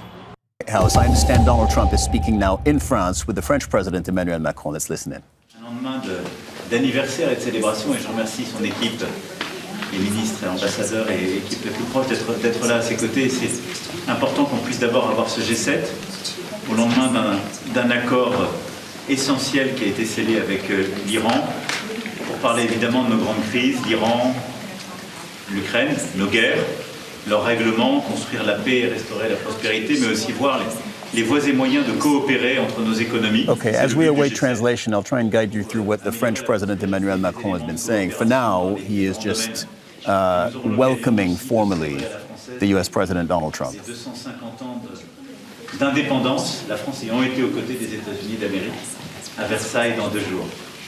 I wanted to say, So he is referencing the dinner that Donald Trump will be invited to in Versailles, just outside of Paris, that will be in commemoration of the U.S.'s independence anniversary, the 250th anniversary, which we know is very important to Donald Trump and which will be taking place early July in the U.S. And it's a very important one because first it will fix the nuclear issue. And it's a very important matter for peace for the whole world. And it will reopen Hormuz. It will provide peace in Lebanon. And so we are ready to... Dude, what's crazy about it is that France was the country that literally offered shelter to Ayatollah Khomeini, not Khamenei, but Khomeini, during the period of conflict. Like, every European nation's investment in sovereignty has just fallen apart.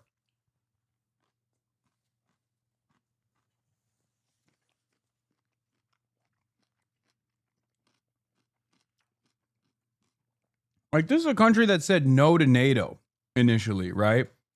A country that has its own nuclear armaments for a very specific purpose, the purpose of sovereignty.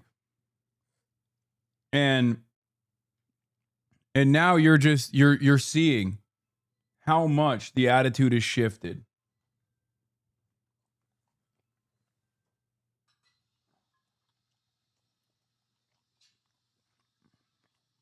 Ridiculous. Take our fair share of the burden and be part of the commitment of the international community in order to support this deal. And we will discuss about that together and with colleagues later on. But it's a very important step towards peace, but as well for global economy. We will have the occasion to discuss about the war in Ukraine in order to re-engage together and negotiate a good and solid peace and sustainable peace. And President Zelensky will be with us as well tomorrow. And obviously we will have the occasion to bring this G7 to speak about a series of issues from rare earths, critical minerals, trade, etc., where we have to build convergence among the G7 members. And it will be the occasion for us to celebrate the 250 years of independence for the US. And Versailles is a good place because this is where the King and his Minister of Foreign Affairs at the time did support the US during years, but as well prepared what we called the Paris Treaty in 1783, which was the final point of this war. So it's a great honor and a great pleasure to have you, Mr. President, in Evian and Paris. Thank you. So, Emmanuel has been a special friend of mine. We've had a fantastic relationship.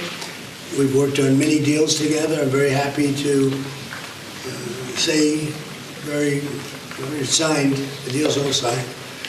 And the strait is already partially opened. As you know, they're doing a little hunting for a couple of mines that they've already found. Dude, for France, Israel's incursions into Lebanon is beyond just a violation of international humanitarian law. It's also a violation of like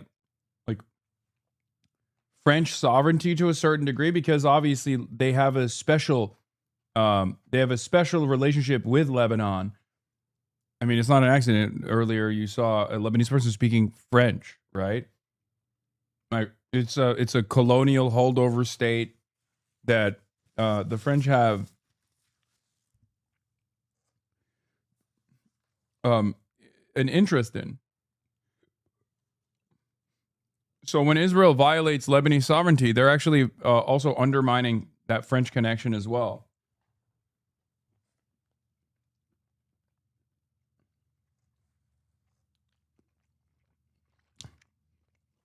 But because the rest of the world is so goddamn cucked to Israel, you can't even broach that subject from that perspective.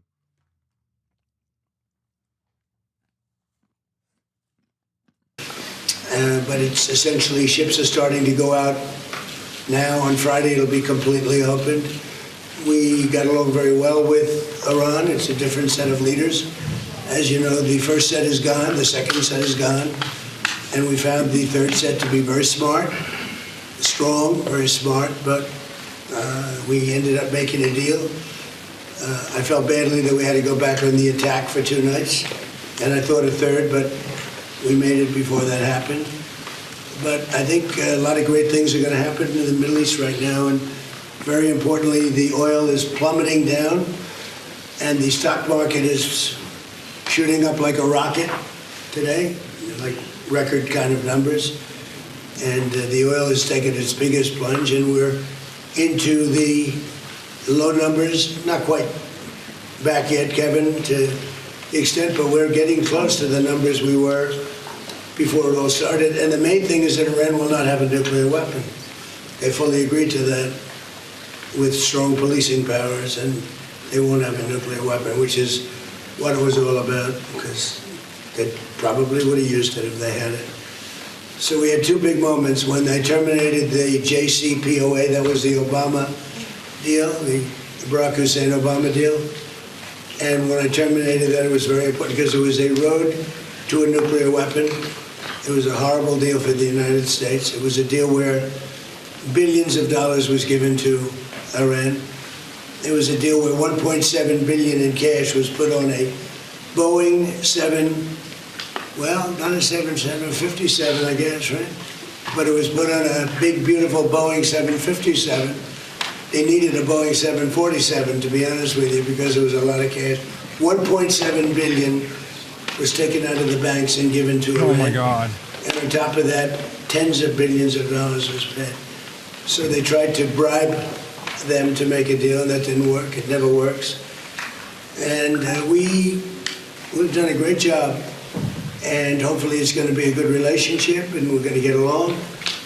And if we don't, we go back to where we started, but I don't think that's going to be necessary. The Iran deal that we made is going to bring a lot of success to the world, because the oil was really clogged up there for a while. He would call me on occasion and say, "Come on, please, let's go with the oil prices." But the oil is coming way down, so I'm very honored by it. I want to thank you for your help. You've always been a help. And it's an honor to be with you. We had a very good conversation yesterday with President Zelensky and President Putin. And I see maybe we can do something there. I really do. I think they're both open to it. So I'm going to, now that this is finished, we're going to be focusing on that, see if we can get that one done. 25,000 people a month are dying, mostly soldiers, and that shouldn't happen. But I had 2 very good conversations yesterday. We'll be talking about it. And we had a really exciting, I think maybe one of the most incredible evenings in the history of the White House. We had an evening last night with the fighters, and I was very happy. I called last night, very late last night, to congratulate you, because in the heavyweight division, a French fighter won. I don't know, is that maybe more important than the World Cup? To some people it might be. Dude, what the fuck? Bro, what are you saying, man? Oh my God. Oh my God. It literally is just an old rambling baboon, bro. He's straight up losing it. He actually is losing it. I mean, it's so crazy.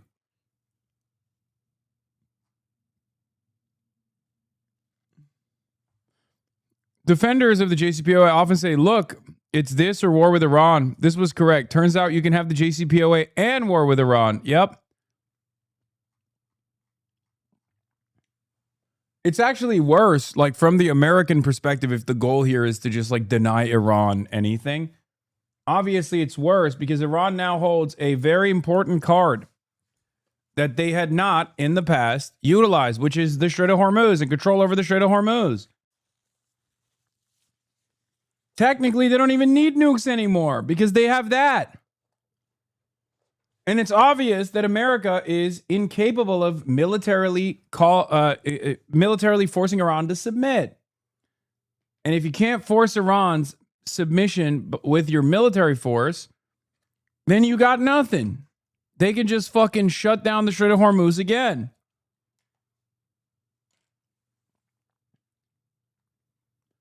I genuinely can't think of a more anti-American president than Donald Trump. Like anti-American from the perspective of like America's strategic interests, force projection capabilities. Like he truly lives up to the name JD Pondon, man. He truly does. A lot of people don't see it. They don't understand it because like they're stupid and they think, oh no, Trump is a patriot. He's a Republican. And therefore he obviously is way more invested in America's dominance. But it's like he has almost single-handedly destroyed what remained of American force projection capabilities with this idiotic quagmire. He's not even good at American imperialism. He's not even good at Israeli imperialism. Like this is American imperialism to advance Israeli imperialism. And he fucked up both. I said it earlier. Amit Segal said, it may be dangerous to be America's enemy, but to be America's friend is fatal. Henry Kissinger, right? I said, it's so funny that they're complaining because the U.S. has signed off on a ceasefire after we burned $100 billion at Israel's discretion to destroy Iran, lost, caused a global energy crisis, destroyed U.S. force projection capabilities, and all Israel's now asked of here is to stop invading Lebanon, and they're crying.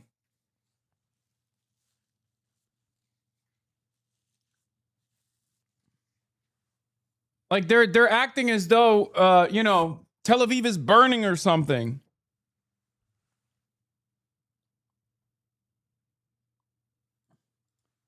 I've never seen such babies, man.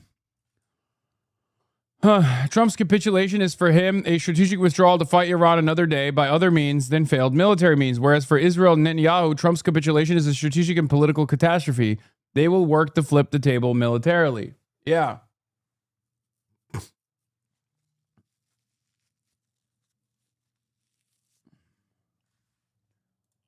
It is totally ridiculous. Totally ridiculous. The next 65 days until the final deal is signed will be the greatest fight in the Israel lobby's history. They will stop at nothing to derail it. The closer it gets, the more unhinged they'll become. Perhaps the highest stakes 65 days in modern history. I agree. I love that Iran is like, no, we won't charge a toll. It'll be a convenience fee. So apparently it was regime change. It's just the new Ayatollah is Ticketmaster. Yeah, I mean, they're going to massage the language. They're fine as long as, it's not even about the money that they're getting from ships that are transiting. It's actually about the principle of maintaining control over who gets to transit the Strait of Hormuz. That's what the real thing is here. Because the amount of money that they can collect by way of fees, by way of tolls, or what they call an environmental protection fee, which I thought was really funny. They literally said that they were like, yeah, we won't actually collect the toll from every ship that's transiting through the Strait of Hormuz. We'll just collect a fee for them, like a green fee, right? To ensure environmental protection. Okay. I mean, sure, whatever. Yeah, they're playing the woke DEI libtards. Okay, that's what Iran is. You thought Iran was green for Islam. It turns out it's green for Green New Deal. Okay, but in any case, all of this is a terrifying prospect for Israel. Because Israel thought they got close to goading America into full tilt escalation. To some people, it might be, you have a good team in the world, very good team, but you have good fighters too. And you're a great country, and it's an honor to be with you. Thank you very much. Hey sir, are you going to try to attend the signing ceremony on Friday? What the fuck? Well, it depends. JD's coming in for it. He was originally going to do it. I'll probably be gone by then. We're having dinner in a day and a half, right? We're going to be staying quite late. So I may be involved, I may not. But JD was coming in for that specifically. Mr. President, when will the text of the MOU be released? I think pretty soon. I would say, I mean, I want it to be released because it's a very powerful document. It's not like the Obama document, which was just a terrible document. This is a very powerful document, and I want it to be released. So probably pretty soon. I would say sometime after Friday, because the Strait opens completely. It's open now, but it opens completely. We'll have all the mines knocked out of. Is it? For the most part, we have a lot of lanes right now already. Mr. President. So I think sometime in the very near future. Yeah. Mr. President, does the deal involve any sanctions relief for Iran? When would that go into effect? No, it doesn't. Well, they have to.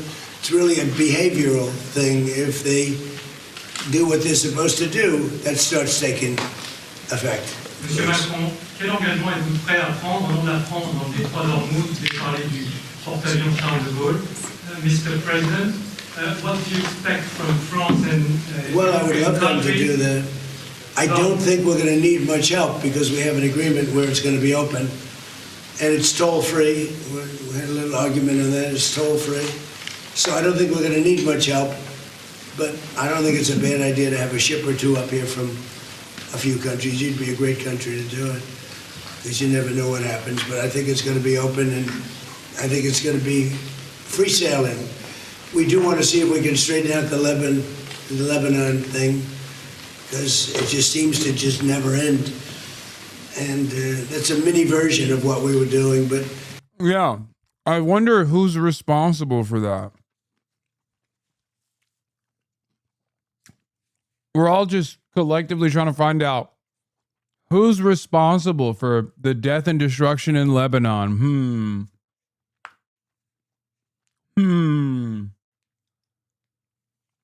It almost feels like it's the same party that's also presenting hurdles in front of a ceasefire negotiation.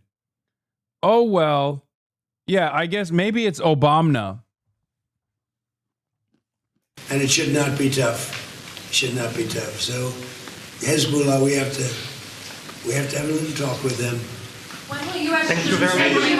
Je vais juste répondre en français à la question qui était posée en français sur la contribution. Nous sommes prêts à avoir dès demain des chasseurs qui sont sur place et qui peuvent aider aux missions d'observation, et sous 48 heures des frégates qui peuvent évidemment se déployer. The French President Emmanuel Macron has just been asked about any French participation and effort in helping reopen the Strait of Hormuz, and he is saying right now that France will be sending military assets to help in that endeavor. Les parties prenantes de l'accord et les deux parties, en particulier autour du détroit. Et nous avons agrégé avec les Britanniques une mission ad hoc, où d'ores et déjà une vingtaine de pays ont The French president now confirming what had been in the works, that France and the UK will be leading a mission to help reopen the Strait of Hormuz. This will be led by France and the UK, and he said some 20 countries will be taking part in this. It's over. It's a trap. Okay, I see what's going on. America wanted France and the UK to be involved in this. Not just for like military purposes, because obviously American military is already so dominant. It's not like they need the additional manpower. But the reason why they wanted America and the UK and France to be involved in this is so that they would apply more diplomatic pressure to Iran, all at the behest of Israel. So now, here's what takes place.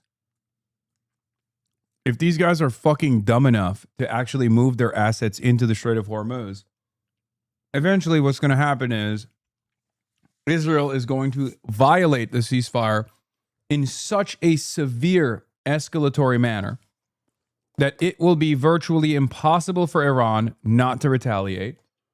And that retaliation will most likely be timed by Israel to have European vessels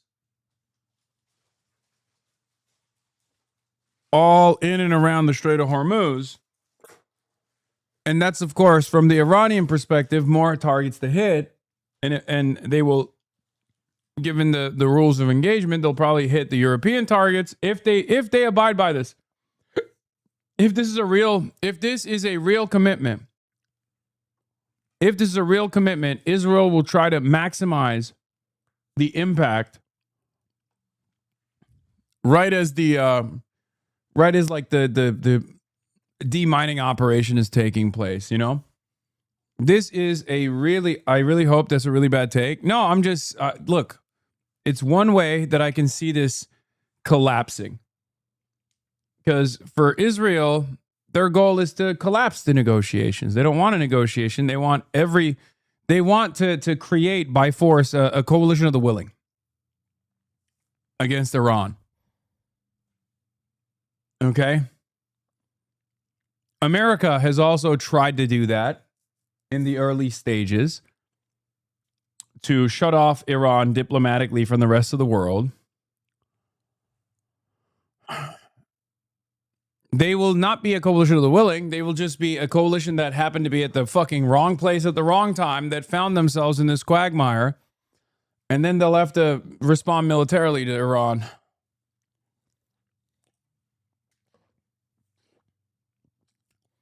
I really don't think this is happening. I just don't think that this war is ending.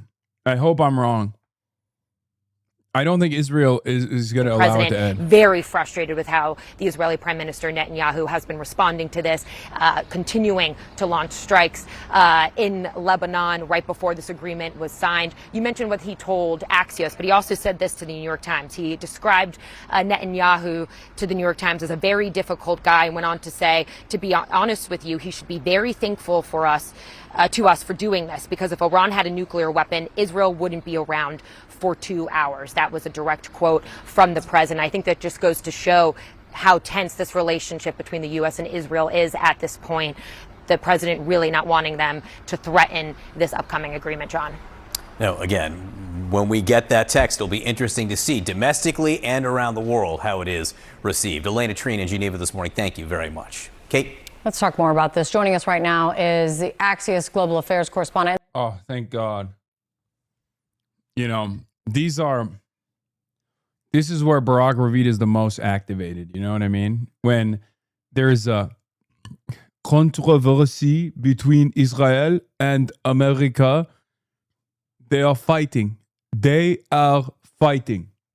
Trump has said Benjamin Netanyahu is poo-poo, and Benjamin Netanyahu has said Trump is gay. I have very good sources. CNN political and global affairs analyst Barack Ravid, and it's your interview that really set things over the weekend on fire with what President Trump told you. And one person not heard from yet publicly, it does appear, is who we were just talking about, Ben. I do think it's really funny that like the entirety of Western mainstream media promotes a guy who has been wrong like 500 times amidst the last 108 days. And they still will literally hold his word as the most important word, right? And he's straight up an Israeli IDF asset. And I don't understand it. Like, this man has never broken a fucking story that was valid. Do Barack and Donald just share a bed, always cuddle up and spooning? Literally always there at a moment's notice. Yeah.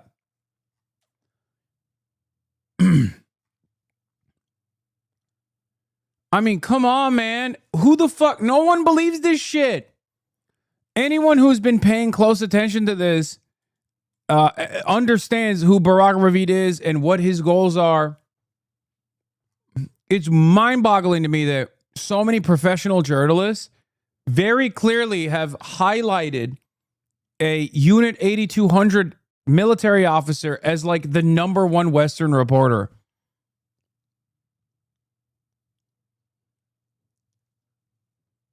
It's crazy. Benjamin Netanyahu himself.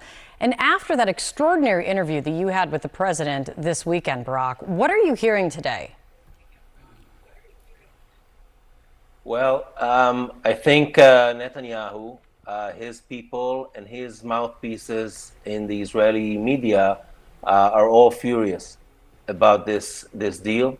The Israeli ambassador to Washington, Yechiel Leiter, has been making phone calls to members of Congress, telling them how much Netanyahu is concerned and disappointed about this deal. One of Netanyahu's key mouthpieces in the Israeli press, a guy called Inon Magal, wrote on X a super strong post where he called the U.S. negotiators, Steve Witkoff and Jared Kushner, Jew boys. He called Vice President Vance scum. He said they're working for Qatar and the other Gulf countries. So when somebody that close to Netanyahu writes those things on X, I think it gives some sort of an impression about how Netanyahu and his close circle, what they think about this deal. And the Lebanon front, I think it appears, is going to be more and more critical to how long this framework exists and stays in place if they're going to continue negotiations of... Like, if you think Randy Fine is like an unhinged fascist, now imagine like the average Israeli politician. You know what I mean? What does Jew boys mean? That they aren't men? I think they're just anti-Semitic. I don't know. It's Israel. They're everything. They're all the racisms. So it's not shocking to me.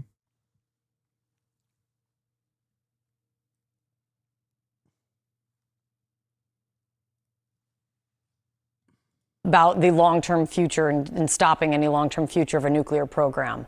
Israel's defense minister said this morning that it is not, they are not withdrawing. I've only ever heard Nazis say that. Yeah, dog. Israeli politicians are fucking Nazis. So it shouldn't come as a surprise to you that they would deploy Nazi-style slurs against, American Jews that are a part of the negotiation process, who have literally been on board with Israeli goals the entire way. Yeah. Yeah, go read up on how Israeli society broadly, like what Israeli society considered Holocaust survivors, okay? If you want to learn more about, like, these are the types of shit that Israelis were saying, like early Zionists were saying about Holocaust survivors, literally is the type of shit that like Nick Fuentes would be shocked by.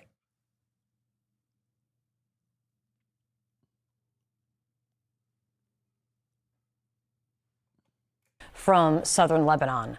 So what is going to happen here? What are you hearing behind the scenes?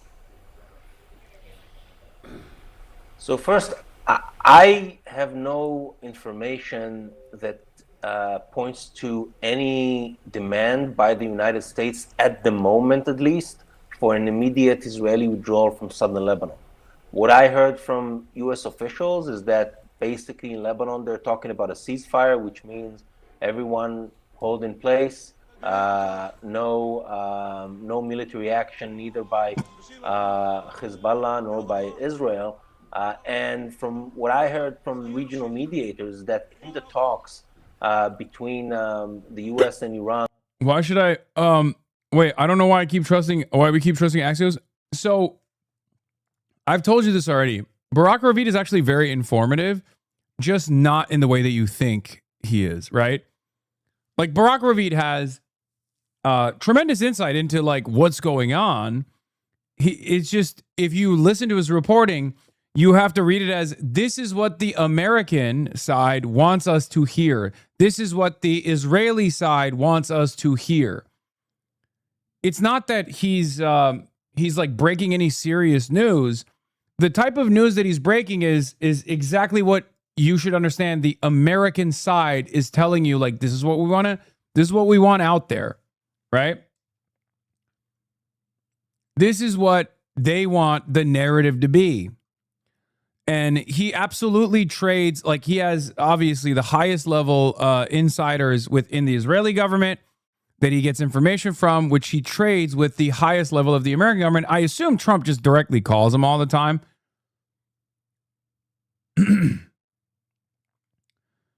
But ultimately, it doesn't matter, right? Ultimately, it doesn't matter what Trump is saying about Benjamin Netanyahu.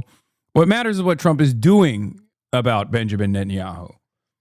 And as long as there is no retreat of IOF soldiers from the Lebanese state boundaries, that means that there's nothing on the MOU, or rather, Donald Trump is not enforcing what Iranians have claimed is on the Memorandum of Understanding. Through the mediators on over the weekend, the point the U.S. made is, you, Iran, make sure Hezbollah doesn't shoot, and we'll make sure Israel doesn't shoot.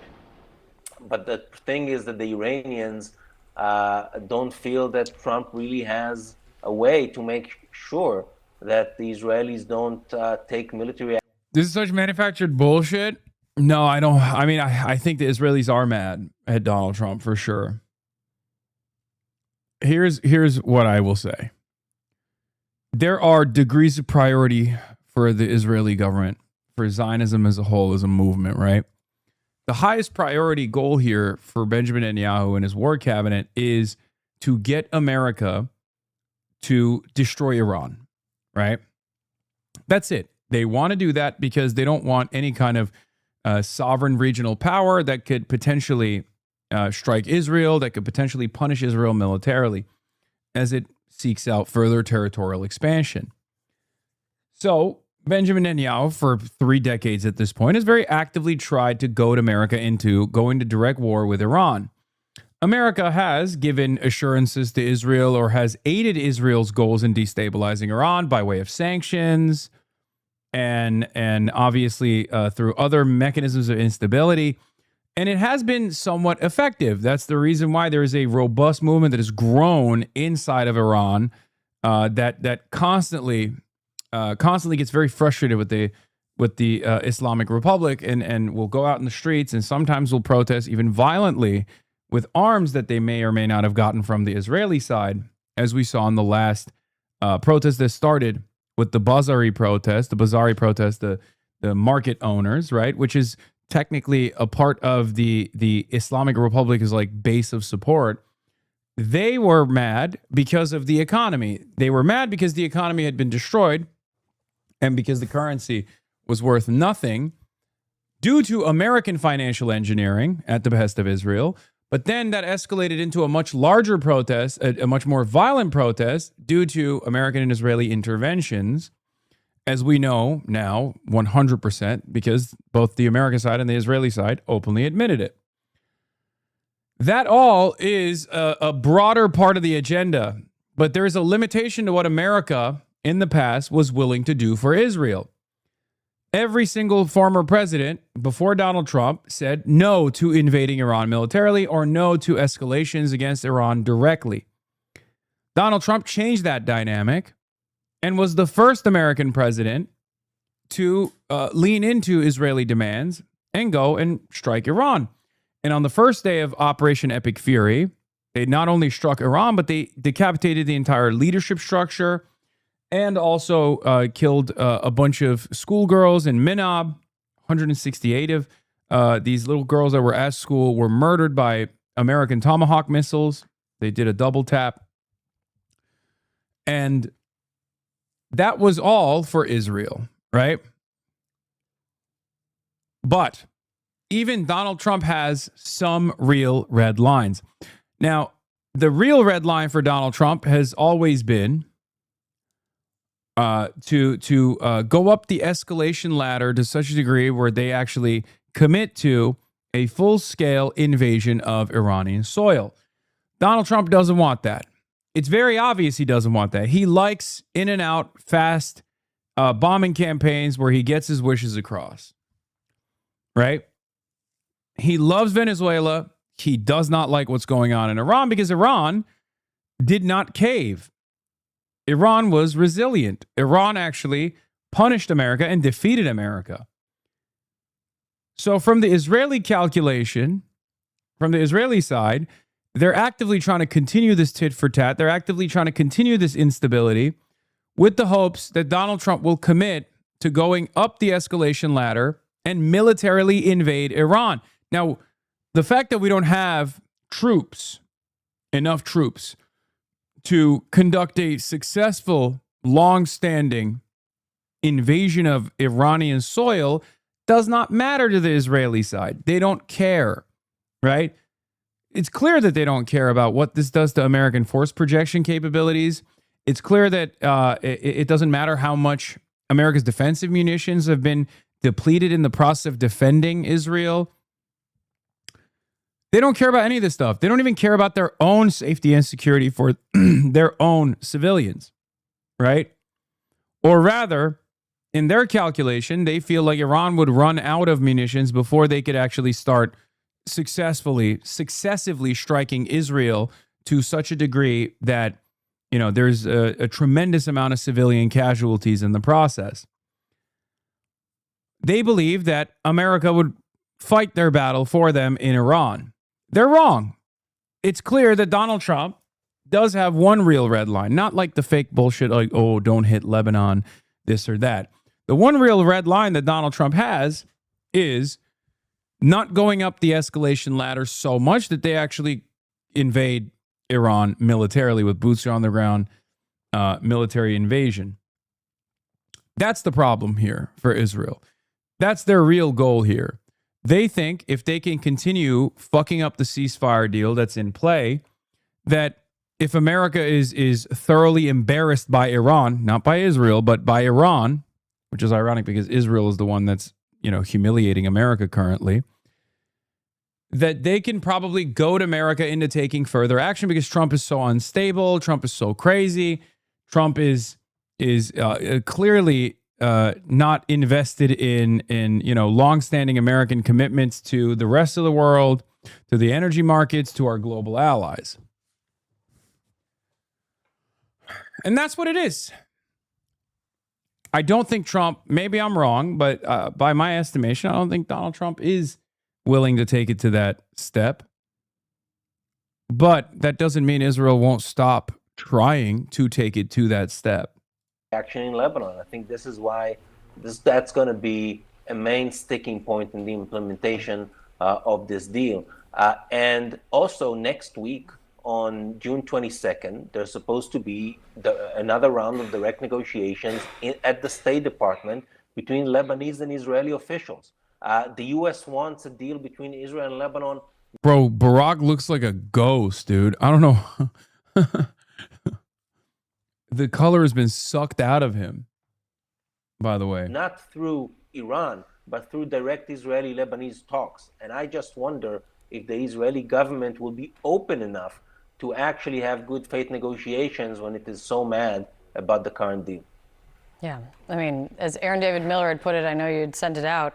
No U.S. president has said publicly about an Israeli prime minister what Trump has said about Netanyahu from what President Trump said to you on the phone over the weekend? Multiple times. As I read, multiple times. It was not a... Multiple times. It was not to be missed. In It case was you not didn't a hear me, one-off, Barack. not a slip of the tongue, multiple times. It definitely was. Great reporting, as always, Brock. Thanks for coming on. Well, Israel is making it clear it is not happy with this UN-Iran agreement. We are hearing criticism from politicians of different political camps. And as we've been reporting, Israel's defense chief says the IDF won't be pulling out of Lebanon.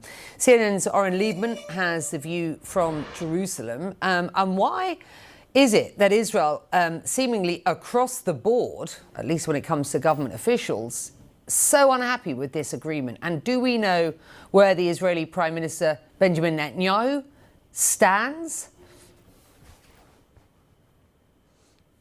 Well, we don't know publicly because he hasn't made a statement about the ceasefire deal yet or what his intentions are here. In fact, the only statement we saw on social media yesterday that had anything to do with President Donald Trump was a happy birthday message that celebrated how closely they're... This guy always looks to me like a different, like, Barack Ravid variant, by the way. Am I crazy? This is Vegeta Barack Ravid. Like, he also kind of looks like a shark.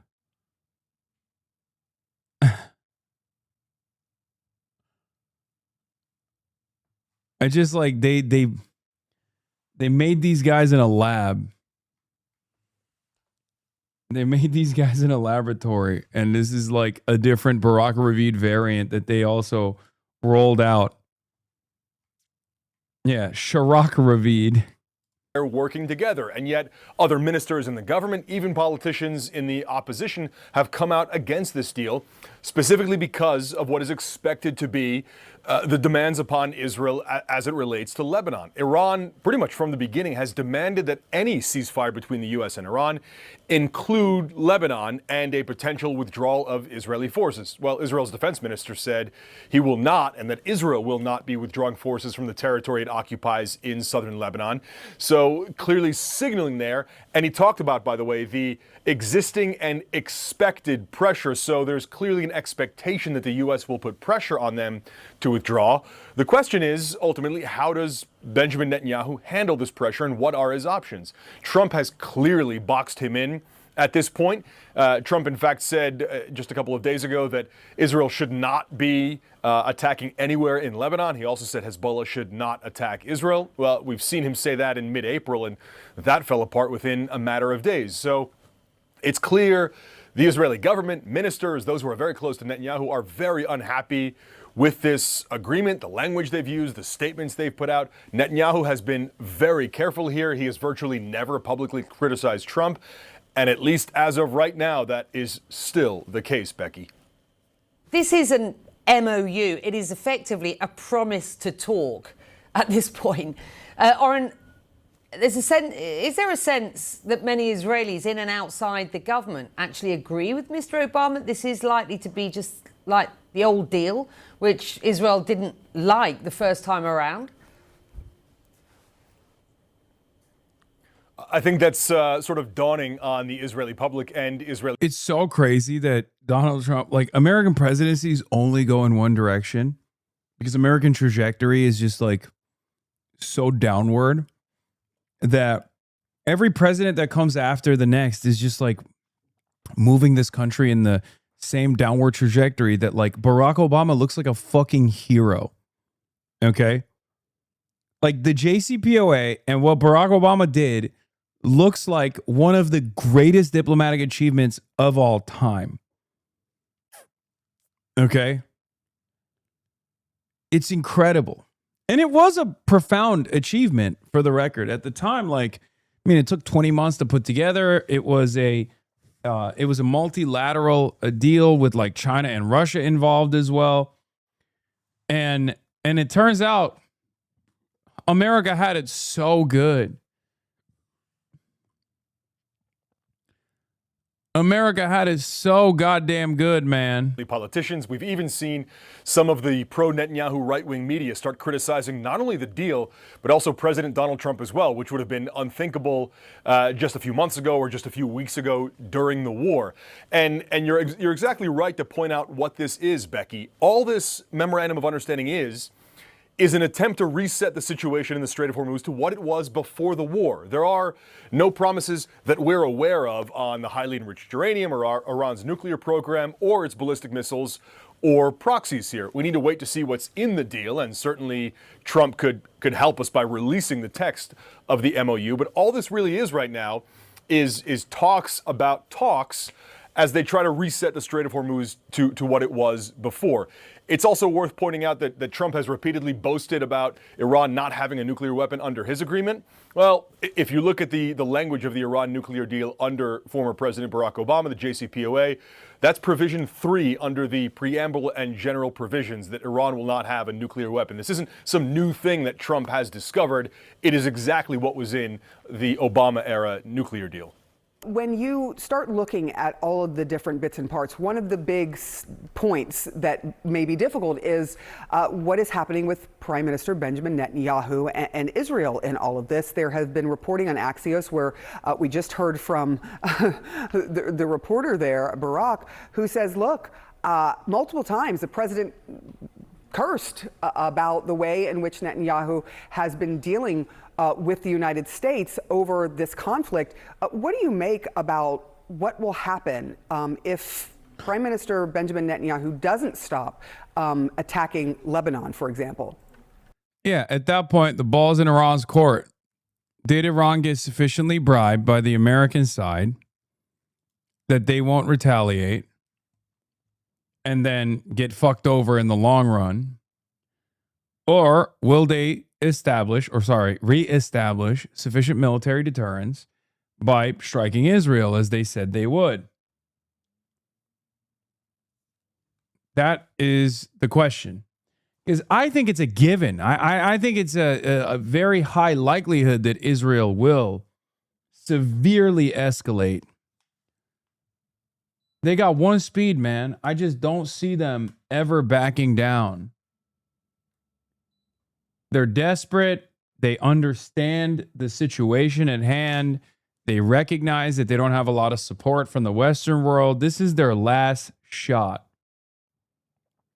Hasan, I thought you said yesterday that Iran was showing weakness by continuing the deal despite Israel bombing Lebanon.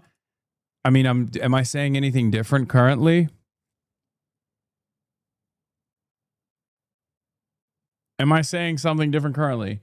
I think Jeremy might have talked about this earlier, but it's a really big win for Iran that 2 of the 3 reasons given for attacking Iran have been completely taken off the table. The U.S. is not even talking about ballistic missiles or proxies. That was always bullshit. It didn't matter. And yes, I did talk about some of this stuff, including that, and you can rewind if you subscribe. For those of you, please subscribe to the Piker Broadcasting Service, the People's Broadcasting Service. You can subscribe. It's completely voluntary if you want to support independent media. You can subscribe for $6 or for free with a Twitch Prime, or you can get gifted a sub. And if we get to level 10 hype train, as always, I will be carrying the flame. The daily flame torch bearing ceremony will take place at level 10 hype train if we get there. But yeah, if you subscribe, you can rewind. That's how it works. Piker Broadcasting Service. So, I mean, this is something Kim and I have been talking about over the last couple of weeks as well. I think, the subscribe, please. Nick's tickets broke the bank. Yes, it did. It did break the bank. The flashpoint in Lebanon is probably one of the biggest risks to the agreement outside of getting through some of these details. And as Barack rightly pointed out and you mentioned here, there's been a number of tit-for-tat responses that have led to escalations. And what happened yesterday in the latest round is a reflection of the discussions I've had with Israeli officials. The political establishment in Israel would much rather see this war saw through till its end, destroy as much of the military capability as possible. It really wants regime change, but that's not really realistic without boots on the ground. So the IDF, the U.S. military, and the political establishment in the U.S. is pretty happy at this point with the level of damage that's been done to the Iranians, that they no longer pose like a real existential threat to the Israelis or U.S. forces in the region. But yesterday, a few drones were launched in northern Israel. Prime Minister Netanyahu responded by strikes in the Beirut suburbs, which was seen as a red line for Iran. The thing that made it difficult is they put the U.S. in a bind. The individual they killed is somebody who used to meet with in a prison in Baghdad. His name was Ali Musa Duke, one of the founding members. Iran's missile program and its proxy are two of the biggest features of Iran's influence in the region that cause trouble for the U.S. and Israel. They genuinely do want them gone. It's not just made up. No. Okay, well, I want Iran to have a nuclear weapon so they can have nuclear sovereignty. What we want is immaterial. What Israel wants is totally and utterly irrelevant. What America wants is utterly irrelevant. My point was, that was never a sincere point of contention. It was never going to be a sincere point of contention. No country on the planet would be like, okay, we won't do a nuclear arm, but we won't do nuclear arms, but we also are just going to neuter our defensive and offensive capabilities. No, it's not happening. There was not a single sincere analyst that factored that part into their real analysis. Oh, we are at level 4 hype train almost. About to be level 5. I didn't even realize. That's the point. From a position of strength, the U.S. can make those demands they were. No. I think Iran would die before they would allow that to kill them in the long run. That's why I'm saying it was not a real part of it wasn't a real point of contention. Like, there are additional things that America could ask, and if they won militarily, they would be able to get, but they lost, so they can't get it.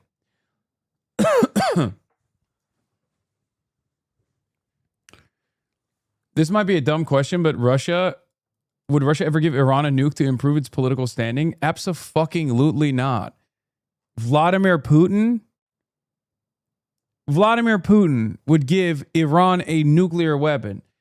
You have a higher likelihood of getting a nuke from China, and that is also unbelievably unlikely. Vladimir Putin Russia is basically little Israel and vice versa, or big Israel, and Israel is little Russia. Guys, all of the maneuvering that Russia does seemingly against Israel is for its own benefit as a regional actor. And it's usually it's usually not against Israel necessarily, but against the United States of America. Israel just happens to be the extension of the United States of America. Israel is an entry point for every Russian oligarch into the rest of the market. Like, they all are dual citizens. Many of the Russian oligarchs are literally dual Israeli citizens. The idea that Vladimir Putin is like sincerely anti-Zionist or whatever is fucking ridiculous. It's not real. I just don't think that would ever be real. We're level 5 hype train. What is this? We Are Charlie Kirk Lazy Town cover? Okay, well, maybe. We'll see. But once again, if you want to carry the flame, subscribe or gift subs to others to allow them to give subs to others to allow them to be able to rewind if they want to.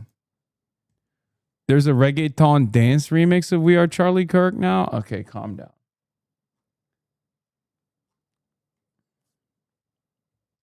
Members of Hezbollah who was sent to Real question. If Israeli politicians started saying death to America, do you think we would still fund them? I think we would. Oh, 100%.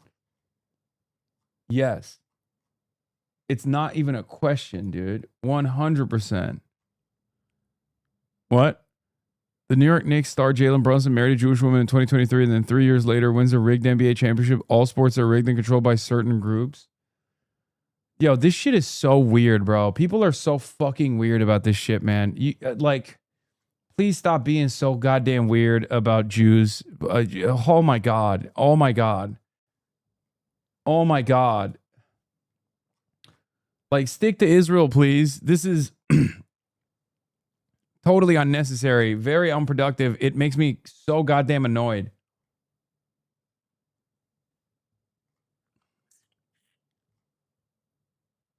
And it's crazy because, like, it's the weird, like, it's the weird fucking Nazi bigots that are saying the exact same shit as, like, Rabbi Shmuley.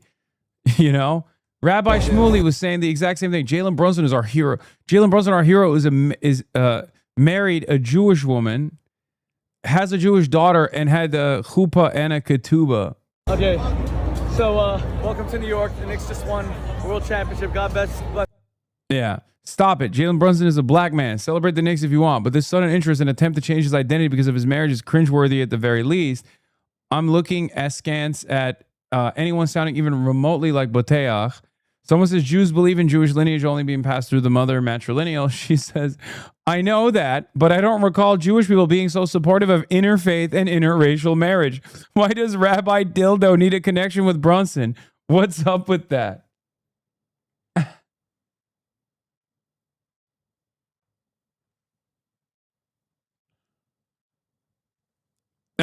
Rabbi Dildo.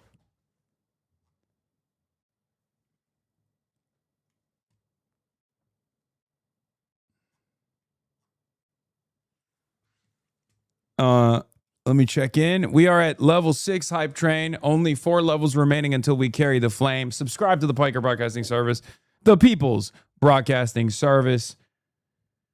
Hasan, you got 17K likes on your Randy Famine tweet? Yeah.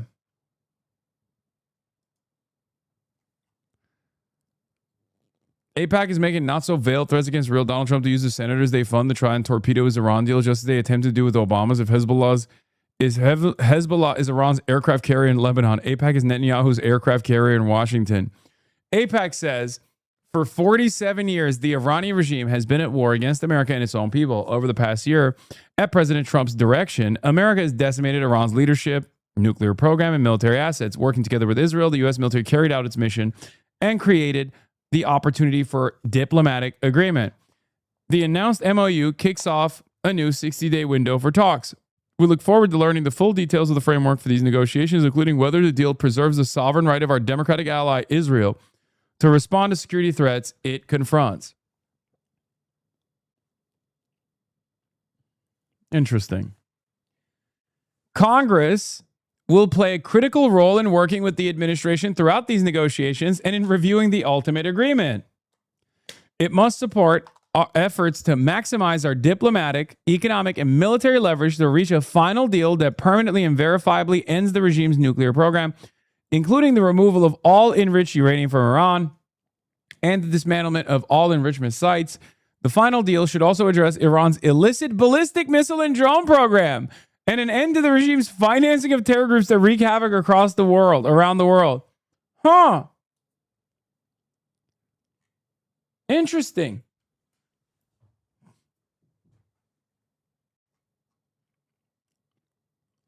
It's so funny because, like, American politicians will look at this and not see it as a not so veiled threat against American sovereignty, American decision making, and will instead go, oh shit, I'm so sorry. Let's give you $10 billion additional dollars, please.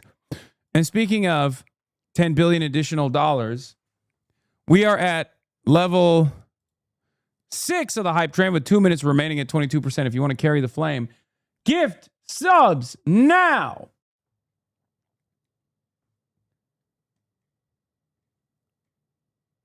Where is it? Okay, but what version? I will choose what version. I haven't chosen it yet. It's socialism or barbarism. Thank you for the 10 gifted. Chrisum, thank you for the 5 gifted. Decoy, thank you for the 5 gifted. Sammy Gamer, thank you for the gift.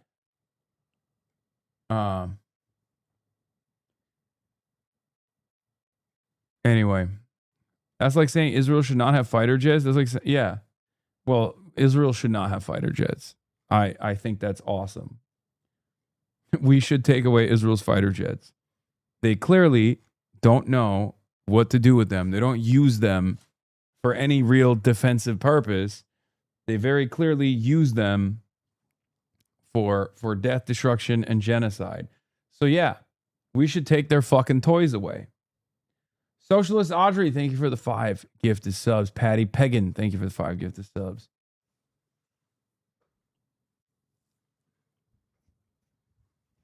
I mean, the F-35s have shut-off buttons, not the Israeli ones. As a matter of fact, the only F-35s that don't have the American shut-off buttons, I believe, are the Israeli ones. Isn't that interesting? Isn't that fun? Isn't that cool? The more you know. Israel is the only country with an F-35 program that has its own operating system. that doesn't run on the American operating software. Huh. FDD is taking this loss well. Oh, yeah, no, it's awesome. Respect the J-Pod for eating this L with both hands as opposed to the insane cope I've been seeing from the FDD guys. John Podhoretz is losing his fucking mind. Let's take a look. We stopped carpet bombing them to reopen the Strait of Hormuz. Now we're removing, the blockade to reopen the Strait of Hormuz. Next time we'll be giving up something else to reopen the Strait of Hormuz. This is the way negotiations with the Iranians work. It's the way negotiations with us work. Yeah, it's about us. It's not about them. What they want is completely clear. They want freedom of action. They want to be able to close or open the Strait of Hormuz at will. They want to continue their nuclear program. This is John Podhoretz, the ultimate treat boy. No, and they want to continue to build ballistic missiles, and we are extending to every one of those. From what they want survival, they want a nuclear program, and they want to drag out negotiations through the election. They want to humiliate Donald Trump and move on to the next president. And they've already succeeded. I don't know what they need to keep going for. They can negotiate, not negotiate. Nobody on the planet Earth is going to see this unless you are literally a paid agent of MAGA related to Donald Trump or some lunatic who is really excited by the possibility of Trump turning on Israel. There is no person on earth who is going to say that America didn't lose this war.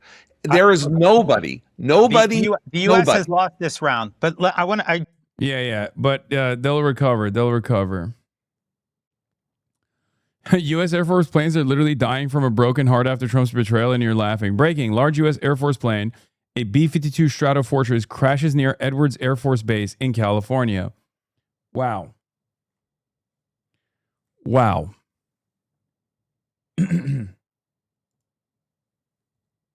Oh, Trita Parsi did the Tucker Carlson show. Oh, this is why he couldn't come on today. He was like, I'm traveling today, but I'll be available tomorrow. Trita Parsi has a rational pro-American view of the Iran war, so naturally Barry Weiss tried to get him deported.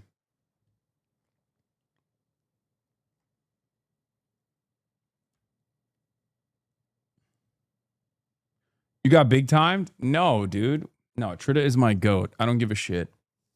Also, he can do whoever show he wants, okay? Whoever's show he wants to do. Especially right now.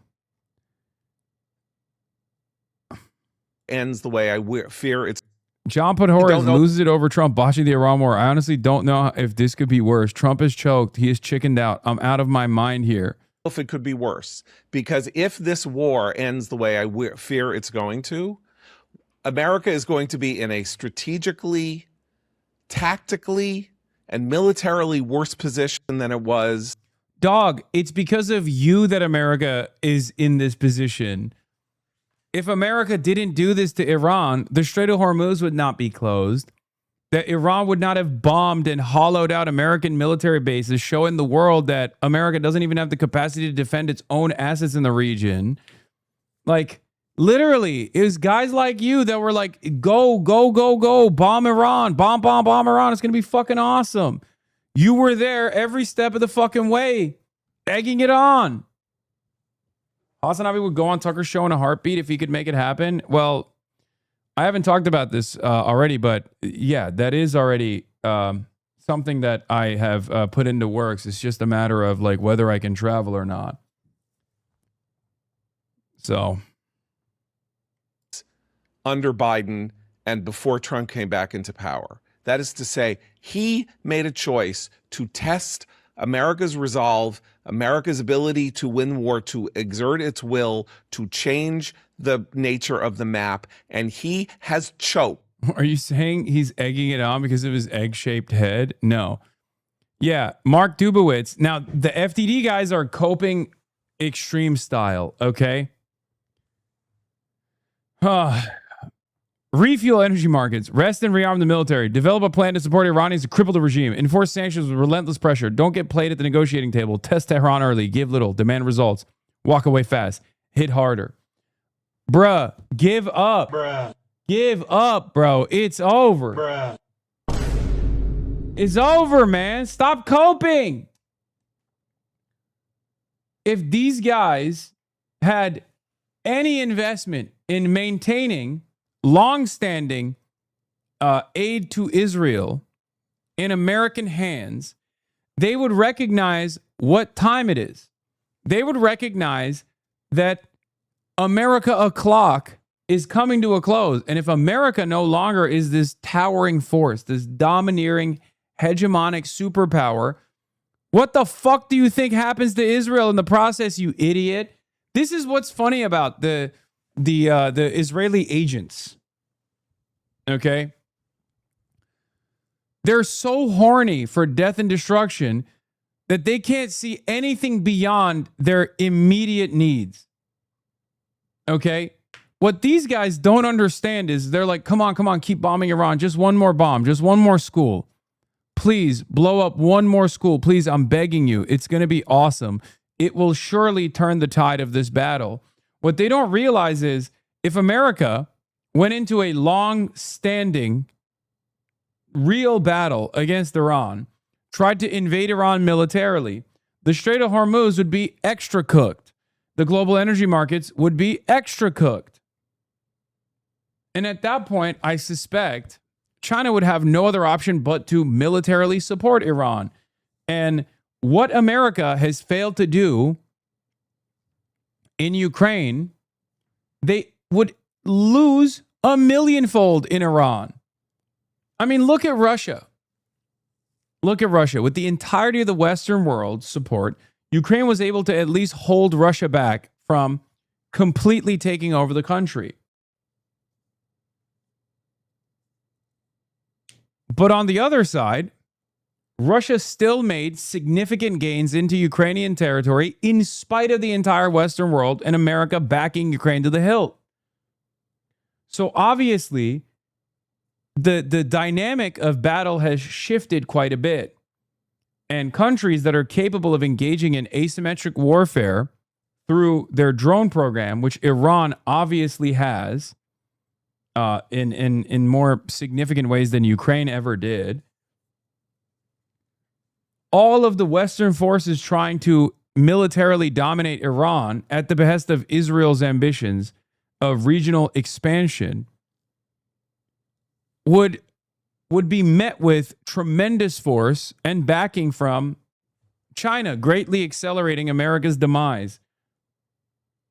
And what do you think happens to Israel when America's out of the equation? When America can no longer aid and abet Israel and back whatever fucking Israel's most insane, idiotic, belligerent needs are? Nothing remains at that point. Iraq to help stand up the militias during the U.S. war, and was actually responsible for an operation that killed and kidnapped and executed, execution style, 5 U.S. service members. So justice meted out yesterday, but also at the risk of blowing up the deal. So it put the U.S. in a very difficult position.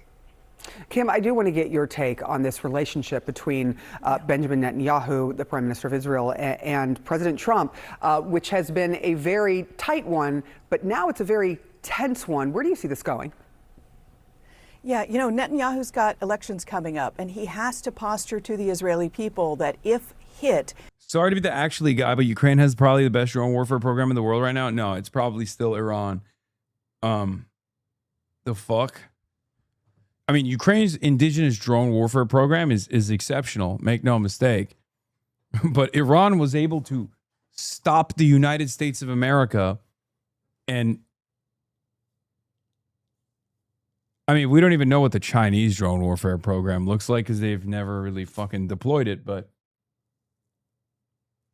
like, Iran's drones are crazy. Iran is fighting the United States of America. Ukraine is fighting Russia.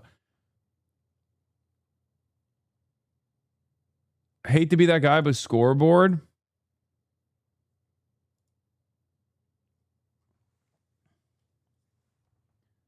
Yeah. Dude, Ukraine is just copying ISIS. Low key. Yeah, the Shahed is so good that America literally took it, retooled it, slapped a fucking, what's it called? The Elon Musk panel on top of it, and then called it the Lucas. Ukraine has really good FPV drones, though. He's going to hit back. However, there are a couple of things that could tamp down this violence in Lebanon. One of them is that Netanyahu needs the U.S. relationship. Part of the secret of his success with the Israeli voting public is they know he has a good relationship with Trump. Trump swears about him, but that's also an indication that they have this very familiar friendship. They can yell at each other and possibly in a few days with one phone call tamp it all back down. On the Hezbollah side, Hezbollah right now is largely run by the Iranian Revolutionary Guard Corps. So they have a certain amount of command and control over Hezbollah and can tell them to lay off. That'll be a real sign of whether the IRGC is also backing this deal. Yeah, that is actually a really, really good point. Both of you, thank you so much for your expertise. There is so much to be worked out here. Over the weekend, as you know, I sat down with former President Barack Obama and former First Lady Michelle Obama for an exclusive interview ahead of the opening of the Obama Presidential Center later this week in Chicago. Now, before President Trump's announcement, I asked former President Obama for his thoughts on the war with Iran. You spent a lot of time wrestling with the threat of a nuclear Iran. How do you think things are being handled right now there? It is doubtful that any agreement that arises is going to be significantly different or a significant improvement from the deal that we had in the first place and had worked for a long stretch of time before the United States, pulled out of it. So I'm hopeful that bombing stops and ordinary people are no longer suffering as a consequence of the war. And then in retrospect, it's a reminder that on a lot of difficult foreign policy problems. It's crazy that it's just Trump is a gift that keeps on giving for this guy. He doesn't even have to do much. He just sits there and is like, remember when I was president? And everyone's like, honestly, yeah. I mean, what can you fucking say about it? It's so goddamn annoying to me because like, it's not like it is crazy that everything that Trump is doing directly undermines Obama's legacy, and therefore everything is a constant reminder that things were better under Barack Obama. There's no world where anyone can fucking call into question the success of the JCPOA at this point. Obviously, it wasn't the goal was never the denuclearization of Iran, but it's true. Yeah, you have no idea how good Tim Duncan was. But it's not even good. It's not even good. The problem is, it wasn't good. It's just gotten significantly worse. So now we look back and we're like, yeah, man, that shit was actually awesome.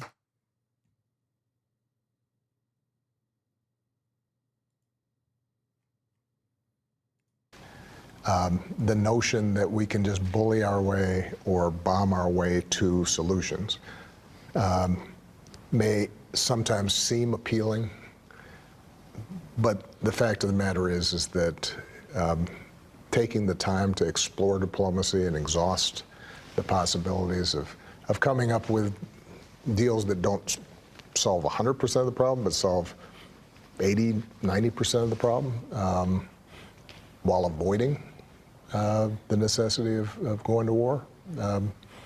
You'd think we would have learned that lesson by now, but it seems like every so often we have to relearn that lesson again. And again, the negotiations ongoing. We'll see what happens and what will be signed and what will be in and not in on Friday. A lot of questions still here. We're going to have much more on my interview with former President Barack Obama and former First Lady Michelle Obama. And to get more clarity on the details of this deal, we're joined now by Vice. This was wild. ZBS got the scoop on JD Vance, who literally just admitted that they're giving $300 billion to Iran. President JD Vance. Mr. Vice President, good morning. It's really good to have you here. Good morning, guys. Thanks for having me. Yes. So far, the only details we've heard have been from the Iranian officials. What can you tell us about when the administration plans to share the exact details? Yeah, Gail, as you know, sometimes with these agreements, there are some diplomatic protocols, some technical things to work out. But we plan to release the full text this week. We want the American people to see it. But we've also seen, of course, some misreporting about what's actually in the agreement. We've seen some accurate reporting about what's in the agreement. I think the most important thing for the American people to appreciate is that what this agreement does is really twofold. On the one hand, it ensures that Iran will never have a nuclear weapon while simultaneously opening the Strait of... This motherfucker's on Ozempic and he still looks like shit, by the way. It's kind of crazy. I don't know why he still looks so goddamn puffy in the face. Hormuz, you already see oil prices from a high of $126 a barrel down to about $80 a barrel today. That's a lot of progress. But it also, Gail, fundamentally extends a hand to Iran and says, look, if you guys are willing to honor your obligations, if you're willing to allow real inspections of your nuclear program, then we will welcome you back into the world economy. I think what the president of the United States wants to do is turn over a leaf of 47 years of a failed relationship between the United States and Iran, but that requires the Iranians to actually honor their end of the bargain. So when people say that billions of dollars of assets will be released, that's not true. What is true is that Iran will have a much better and much more prosperous future if they meet the obligations they make in this agreement. We'll, of course, see. That's one of the things we're going to work out in the technical talks that will follow the official signing on Friday. Mr. Vice President, it's Ed O'Keefe, and we're so glad you're here in part because, as Republican Senator Lindsey Graham said yesterday, They're like, no, you don't understand. It's not like the JCPOA. It's going to be so much better for Iran than JCPOA. I promise. Inshallah, once we're done with this deal, it's going to make JCPOA look so bad in comparison. And by that, I mean, Obama didn't give Iran enough credit and enough leeway. The architect of this deal. So let's walk through some of this. The Iranians are saying that they're going to have access to a $300 billion reconstruction fund. True or false? Well, Ed, that's the sort of thing they could have access to, funded by the Gulf Coast Coalition, so long as they honor their end of the obligation. I think that one of the things you're going to see, Ed, and people have to be skeptical of this, is that the hardliners in the Iranian system will overemphasize the benefits that Iran gets while underemphasizing all the things that they have to concede and all the things they have to provide in order to get these benefits. So we absolutely are open to the Gulf Coast countries investing in the reconstruction of Iran, but only if Iran ends their nuclear program, ends their enriched stockpile of material. Like, there was no $300 billion floated in the JCPOA. You understand? Like this is already a thing that Iran committed to in the past with the JCPOA. It's fucking awesome. I mean, first of all, Iran absolutely deserves it for what we did. Okay? They do. And even more for what we have done thus far. The Iranian people deserve it. 100%. Now, will they get it? That remains to be seen. But it's totally, I mean, from the perspective of an America First leadership, this is such a funny deal to try and sell. It's awesome. These guys are just like, yeah, we fucked up. What are you going to do? We're just going to have to pay these guys. That's what happens when you lose a war. You pay reparations to the side that wins. It's stupid to say Trump surrendered to Iran, first of all, because it's bad politics. Do you want the war to resume? But also because it isn't true. We fought to a draw on both sides of making a compromise. Now that's how peace works. It's capitulation, and it's good Trump capitulated. And Democrats shouldn't be trashing Trump from the militarist right. But then they wouldn't be Democrats. Yeah, I think Trump is capitulating if these deals, if the MOU is correct, then Trump is obviously capitulating. And it is a good thing that he is. What do you think happens when you make a mistake, when you're stupid enough to go to war and then you lose that war? Yes, you have to fucking Stop wherever you can. Okay? So it's a good thing. It's a good thing that Trump is stopping. It's a good thing that they're floating the idea of withdrawing not only secondary sanctions, but like all sanctions, right? Including American sanctions. It's good to open up Iran to the rest of the world. It would be incredible for the American economy. It'd be incredible for the Iranian economy. It would be great for the Iranian people. It would be horrible for Israel. Israel does not want this to happen. So even if you can't find find it in your heart because you think like, oh, these guys are barbarians, like they're fucking scary. They're a scary country. Just remember how much this pisses off Israel, okay? Let that be a motivation for you. And it's really open to an inspections and enforcement regime that gives the American people confidence they're never going to have a nuclear weapon. So I think the dance you're going to see, Ed, which is going to be interesting, is the Iranian media, especially the hardline media. They're going to talk a lot about what they get without talking about what they give. It's important for all of us to correct that record. Well, then let's do that here. They say they're going to get $24 billion in frozen funds if they hit certain benchmarks. Is that true? Well, again, Ed, we're open to a lot of things that are on the table, but that $24 billion just doesn't appear anywhere in any of the texts that we've talked about with the Iranians. What we have said is that we're willing to talk about unfreezing assets, but a much, much bigger deal is unsanctioning their economy so long as they make the long-term commitments on the nuclear program. So, you know, again, one of the things these hardliner elements in their country are going to do is misrepresent the deal so that they can sell it to certain elements of their domestic audience. But I think, again, the text is very clear. There's nothing about $24 billion. Okay, this is the most, I'm not going to lie, this is the most hopeful I've ever felt about this deal. Okay, this is pure cope. This is tremendous amounts of cope coming from J.D. Vance. And he is the guy that is the liberal whisperer of this administration. So he's just literally trying to sell this. He's straight up trying to sell this to the liberals. This is a great thing on ZBS, nonetheless. Okay, ZBS Morning Tel Aviv. I mean, that's the program.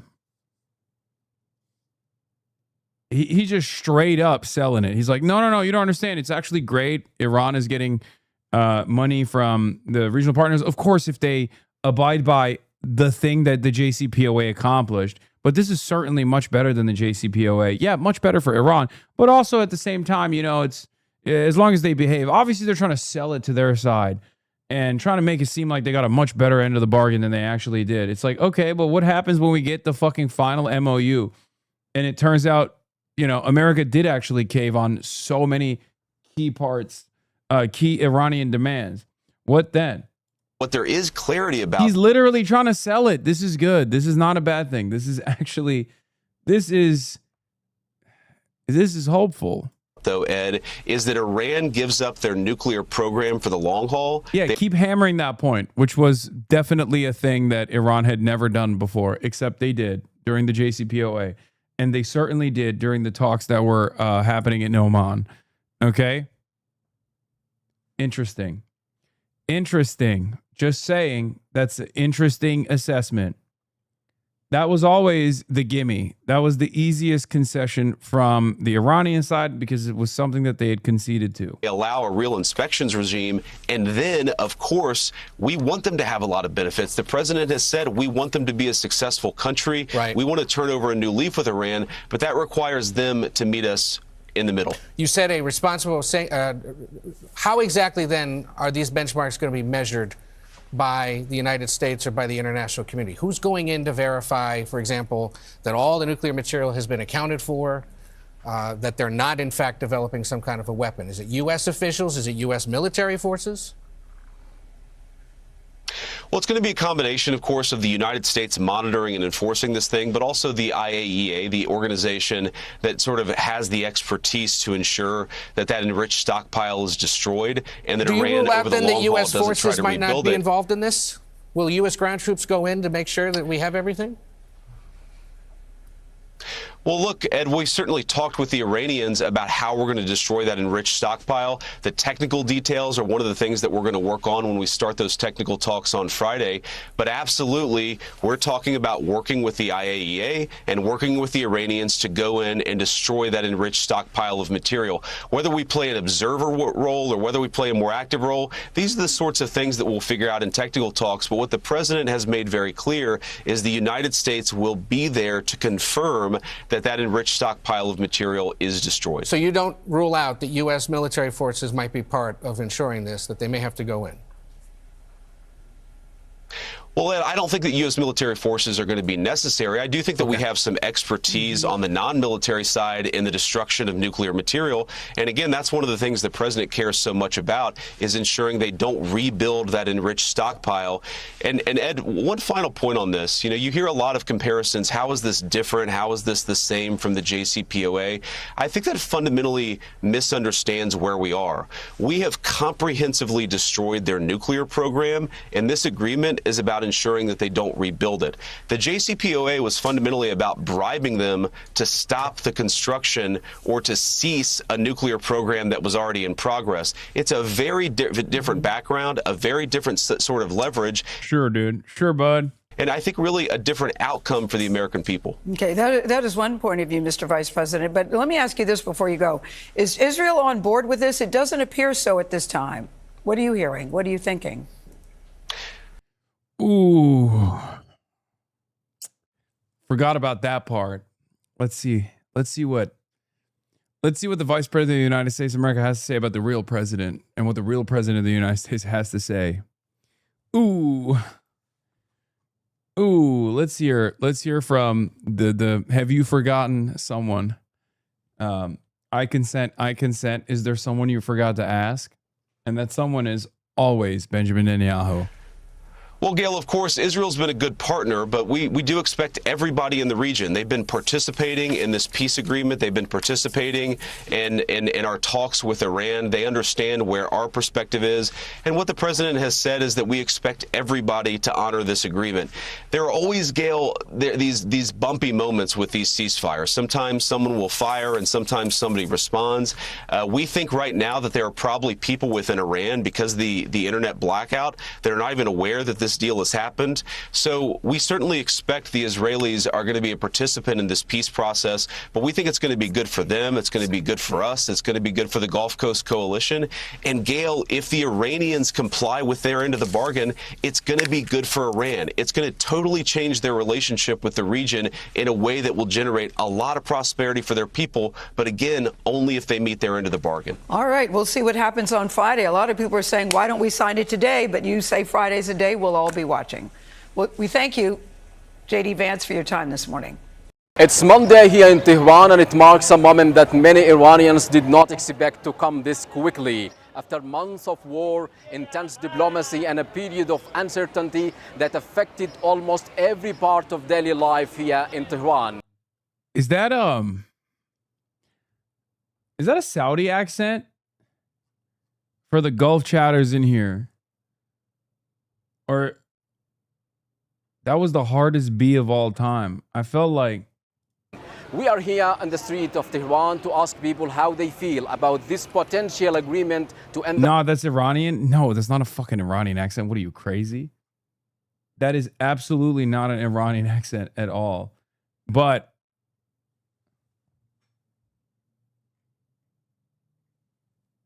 I mean, no, it's a very specific. Arab accents are very different from one another. He's Sudanese, I think. The war between the United States, Israel, and Iran. History has shown that America is a cunning adversary and cannot be trusted. The world should know, however, that we will definitely pursue revenge for a martyred leader. It's definitely not Persian. I know that.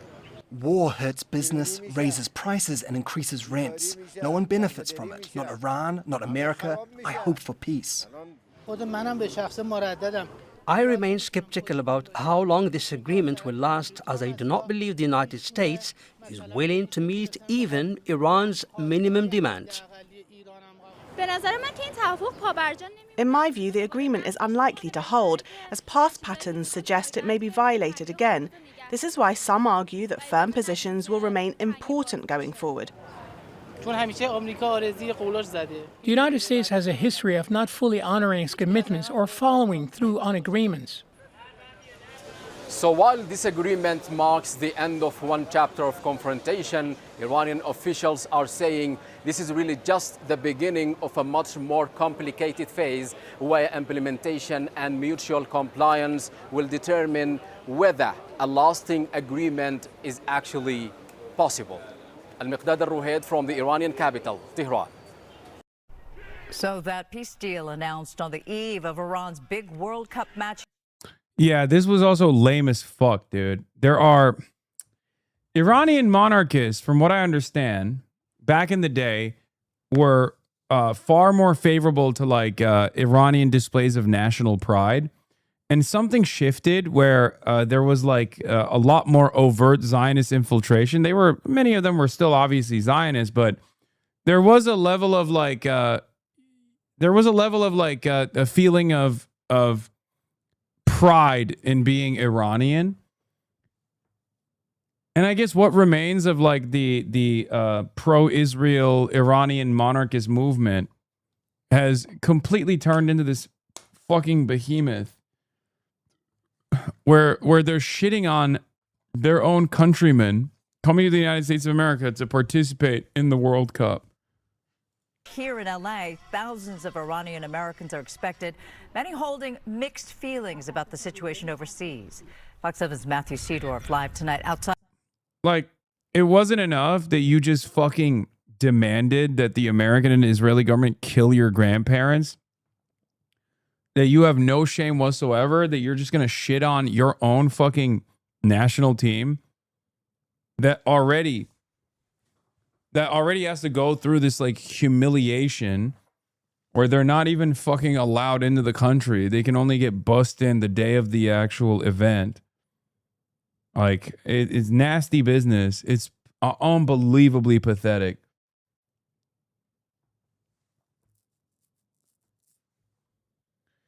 At LA Stadium in Inglewood with more on this, Matthew. Well, Susan, we're expecting massive crowds here and hundreds, if not thousands, of protesters with that peace deal just announced. Chants against the Islamic Republic Sunday echoing in Westwood. Crowds reacting to the announcement of a U.S.-Iran peace deal. They want to make a deal that is not something that you can even consider. Many in LA's Little Tehran. Thank you, Israel. Thank you, Benjamin Netanyahu. Thank you, America troops. Thank you for blowing my uncle's house in Tehran.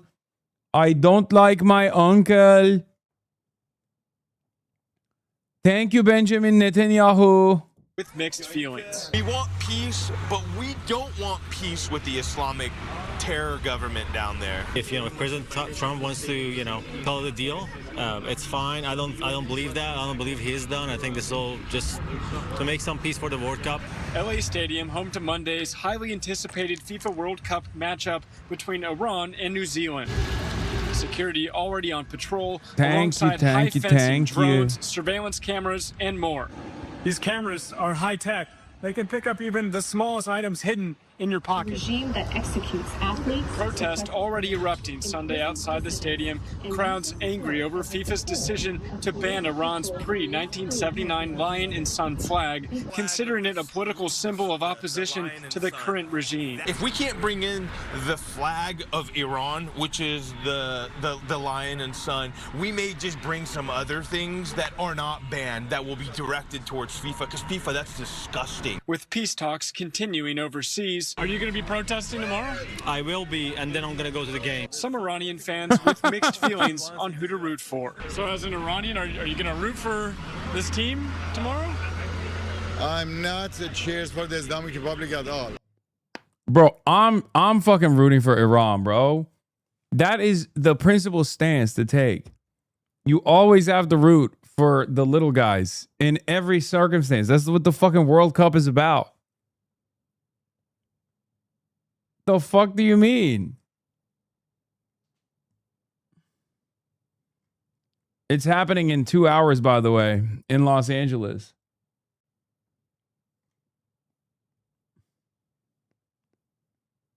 I'm not watching it. I don't want to self-torture myself. I'm going to scream Iran from the bottom of my heart, but it's not going to mean that I'm... Yeah, let's root for the little guys at Turkey. Okay, first of all, Turkey is also a little guy.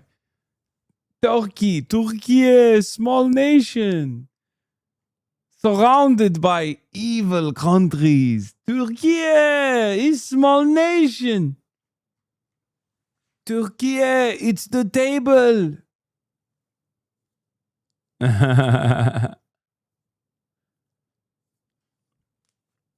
Turk mocked by the Chad Aussies. Yeah, they said this one's for Gallipoli. That shit was fucked up.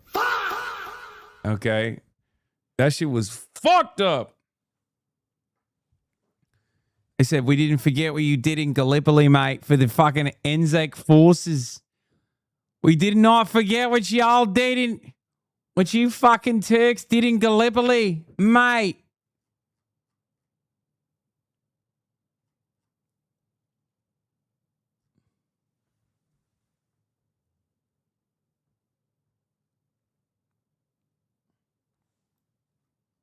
supporting the individual peoples who are playing in the team, but definitely the name that they carry. That highly anticipated match is at 6 o'clock tomorrow evening. We're aware of at least 2 protests before then, one at 11 a.m. and another at 4 p.m. Thousands of people will be out here. Reporting live tonight in Inglewood, Matthew Seedorf, Fox 11 News.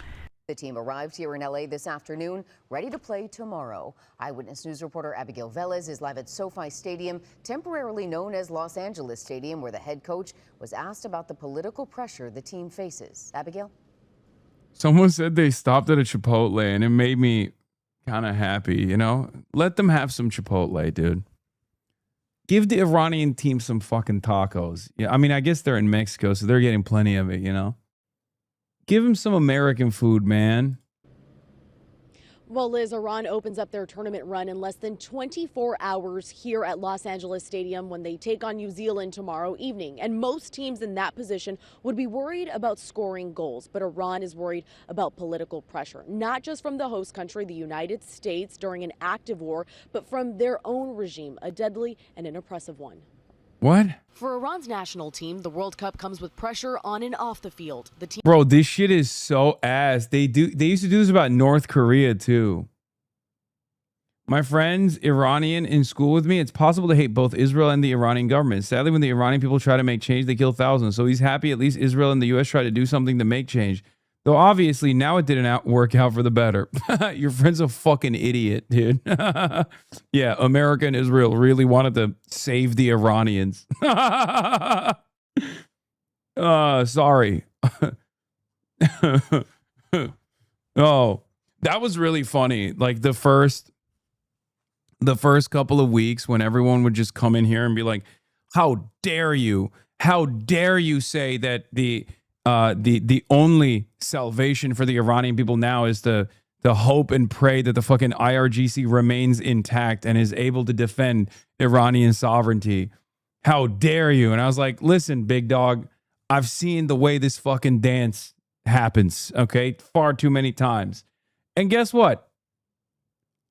Lucky for your family members, if you want a sovereign Iran, if you want Iran not to be fucking pieced up and balkanized and destroyed, thousands of years of culture and history destroyed under American bombs and Israeli bombs, well, American bombs lobbed by both Israel and America.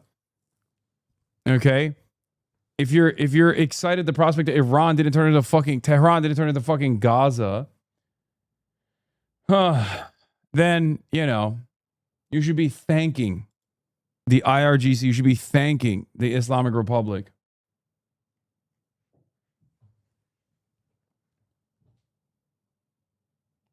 It's totally ridiculous. که ما برای I want to say that we came to play football for all the people of Iran, whether they're in Iran or outside of Iran. And football can always unite any faction in the country. What we do is make our people happy, whether they're outside of Iran or inside of Iran. And we want to bring everyone together in this way. Bro, even the Kurdish militias were like, nah, we're good. Yeah, even the Kurds learned the lesson of the U.S. supporting your people after Rojava, told the U.S. to fuck off and kept the weapons. Exactly. Israel was like, come on, Kurds. We gave you all the weapons. Go distribute them to the Iranian population. Come on, foment a uprising, please. And the Kurds were like, we're good, actually.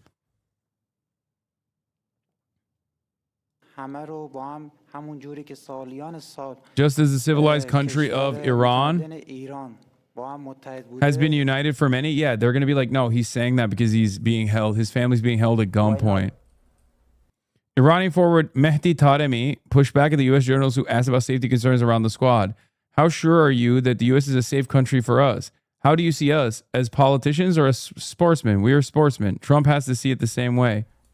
The player of a country who's at war. I have a question. Very from USA, yeah? Yes. Okay. Yeah. But you sure we are safe there? Well, Donald Trump has said at times that he wasn't sure he could guarantee your safety. Yeah. So. But how you see us as a politician, guys, or we are a sportsman? Yeah. Of course. Trump has to see the same things. Okay. But we are sport. 目前，伊朗队仍有部分工作人员未能获得美国签证。 Many years we want to do this through football, and our intention in participating in the World Cup is to make all Iranians across the world happy. So,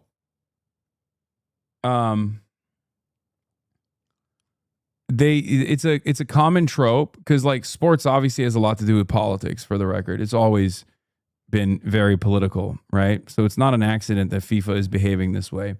But one of the most common metas is like when North Korea was participating, they'll be like, "Oh, North Korean players, they are going to defect." That's number one. But they can't defect because their families are being held at gunpoint in DPRK.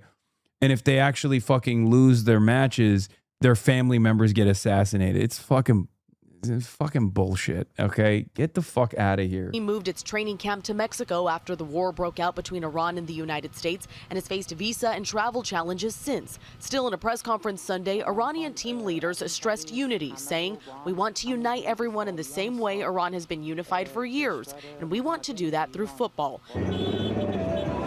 But that doesn't ring true for these demonstrators. Outside SoFi Stadium Sunday, Iranian-American protesters say the team represents an oppressive regime that has killed tens of thousands of their own people. Many of them were athletes that were killed during the 2026 January uprising, in which hundreds of cities rose up inside Iran. Iranian people, despite the World Cup is taking place, the regime in Iran is still in power, terrorizing people, executing political prisoners. They're urging FIFA to ban Iran from the tournament. Meanwhile, the team insists its focus is on soccer, saying, "We are not political people. Football is separate from politics." But UCLA political scientist Salma Musa says Iranian athletes don't have the freedom to speak openly. They should really just be focusing on the game and representing their country, but they're at this really strange kind of intersection between representing a government and representing the people. And while the team didn't address the political oppression at home, they sent a message to the U.S. during their arrival.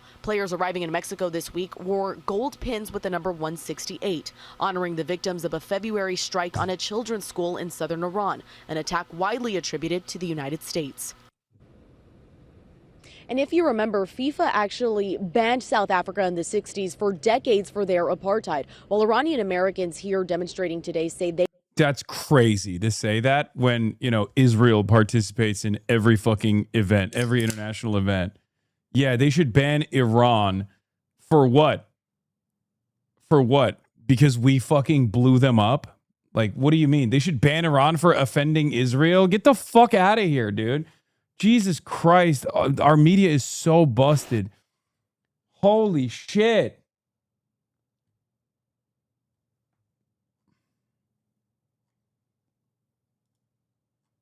Like,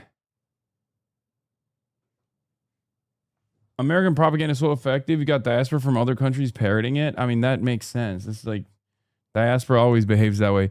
Iranian monarchists will have to carry the moral shame of dancing and twerking for Trump most publicly hours after 168 school children were murdered to their graves.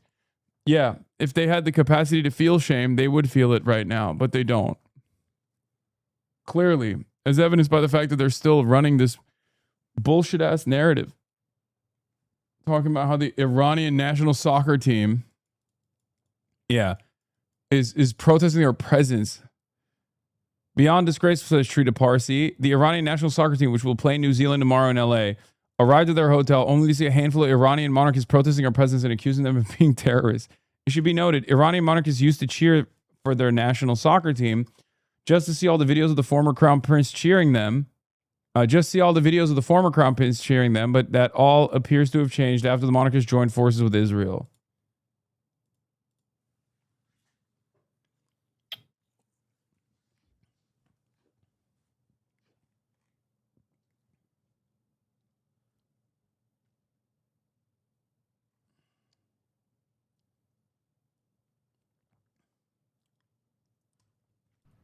Anyway, Cory Booker predictably is attacking Trump from the right, which is expected, of course, because he is a Israel first stooge. One of the great quotes from American history is a group called Public Enemy that said, "Don't believe the hype." This is an utter disaster.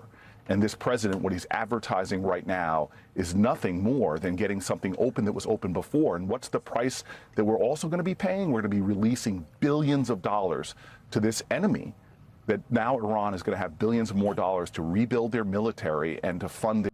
Oh my fucking God, dude. Like, straight up posturing from the right. Oh my God. Hasbara operative. This is a failed president. Attack from the right, vapid mugging, brainless AIPAC demagoguery, my kingdom for an actual opposition party. Jesus Christ, dude. Someone said Tory Booker. Oh, yeah. Speaking of which, by the way, Israel's campaign of punishing its critics continues. Obviously, I myself am a recipient of many of these attacks. Here is another one, though. Nicholas Kristof of the New York Times, who famously wrote the article that was released on the opinion editorial section that was properly sourced, of course, about the Israeli rapes against Palestinian detainees and Palestinians living in the West Bank. Now, Max Tani reports, New York Times is reviewing Nicholas Kristof's columns after he failed to disclose ex-donor ties in a series of columns. When Kristof returned to the paper after a failed bid for governor of Oregon, the New York Times said he would disclose financial ties when writing about former donors.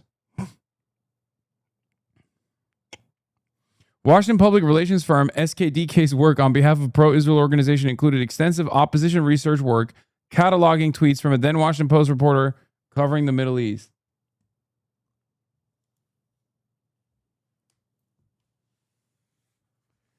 If I'm reading this right, this phony disclosure scandal is manufactured by one of Kristof's own friendly sources he'd cited in an old article, an elite source who donated to Kristof's 2021 campaign, anything to help Israel cover up its torture camps.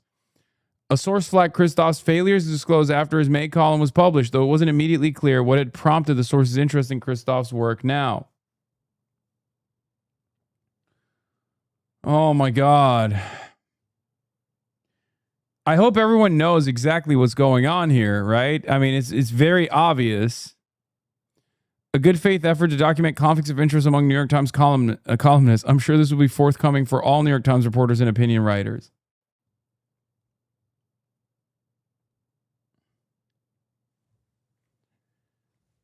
I can't believe that, lo and behold, you fucking piss off Israel. There's always something. There's always something people find to try and humiliate you, to try and fucking attack you. Always.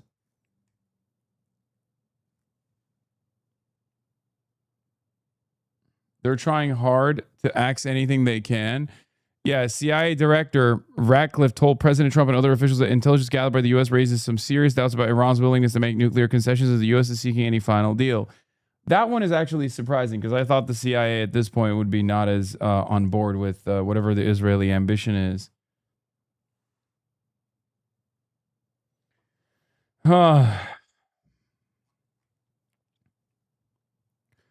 The second time this decade, a great power has resorted to war as a solution, only to be left weaker and exacerbate the problems it was meant to solve. The first, of course, being the Ukraine war, which has been disastrous for Russian security versus NATO. Clear lesson for those who want to learn one. Of course, no one wants to learn that lesson. What is this? It's over? What? Guys, let them fuck. Okay, Jesus Christ. Let them fuck each other. They're married, okay? Even God has ordained it. Why you got to show this shit to me and be parasocial? I'm happy for them, okay? I'm happy for them.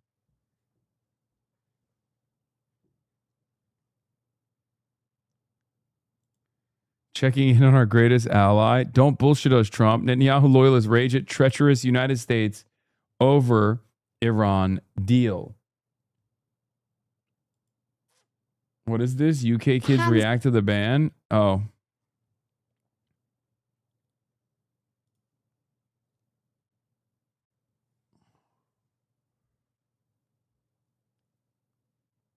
Anyway, let's look at some of the other defenders of Israel mauling.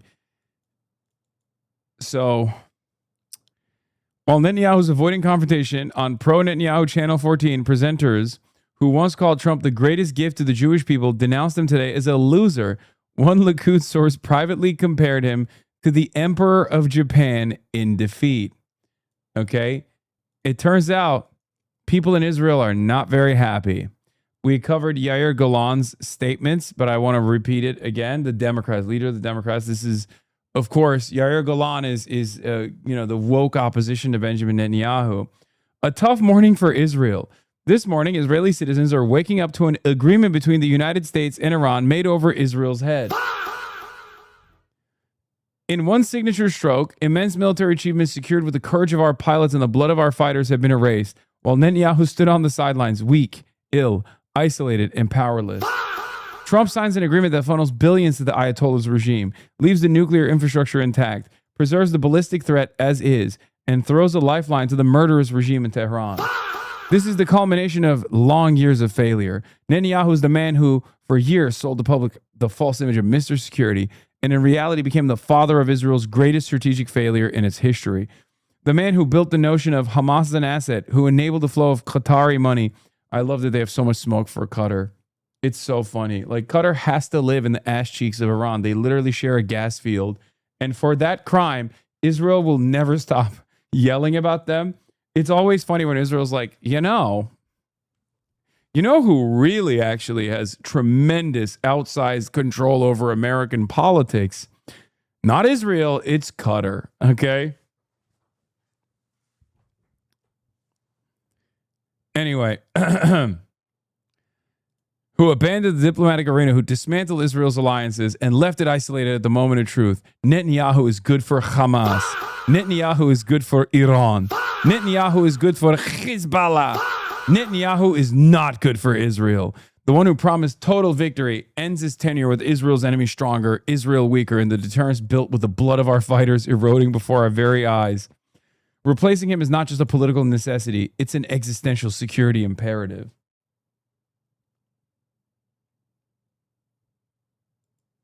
Kamala's org listed things $300 billion could pay for. Look at number 3, Lib's gonna live. Healthcare subsidies for 22 million Americans for nearly a decade. Huh. I don't know. I have a better solution to that. It's called Medicare for All, but what are you gonna do? Replace him with whom? A Nazi with a different name? Yes. I mean, that's probably what's going to happen. I already read Yair Lapid's response to, here it is. He did a 13-point plan that doesn't even make sense because it falls apart. Anyway, let's take a look at the clip compilation. Deep dive into Netanyahu's crash and burn with Trump. Israel's significant achievements became a dependence in which Netanyahu in most cases can't really say no. Buddy, you're the nation state of Israel. What the fuck do you mean? Like, you know what? This is going to come across like me defending Benjamin Netanyahu, which I'm not. But like, there is no, like, Benjamin Netanyahu has been elected over and over again because he's the best at manipulating American leadership. Okay? And the entire reason as to why this problem has persisted or unfolded in the way that it did is because Benjamin Netanyahu did get his wishes across and did actually goad America into waging war against Iran. They're suffering from their success. The issue is Iran actually did have the military capabilities and obviously the geographic limitations for the rest of the world. You know, the natural advantage of the Strait of Hormuz being on Iranian coastlines, being right next to a choke point, a strategic choke point that Iran can easily control. Like, of course this was going to fucking happen. You got everything you wanted. There's no way out of this. Anyway, Hezbollah announces their first operation of the new so-called ceasefire in defense of Lebanon and its people based on legitimate right to resist the occupation. There's obviously some Israeli incursions taking place. That was this morning.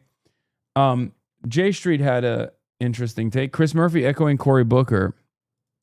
Trump parties while America surrenders. There's absolutely zero sense in trying to hit Trump on not having gone hard enough against Iran. You're not going to win on their turf. You're not going to win on their turf. Also, what's the victory here? What's the victory here, guys? That, we just go back and blow up more Iranian schools? Is that the victory? For what purpose? For what military achievement? You know?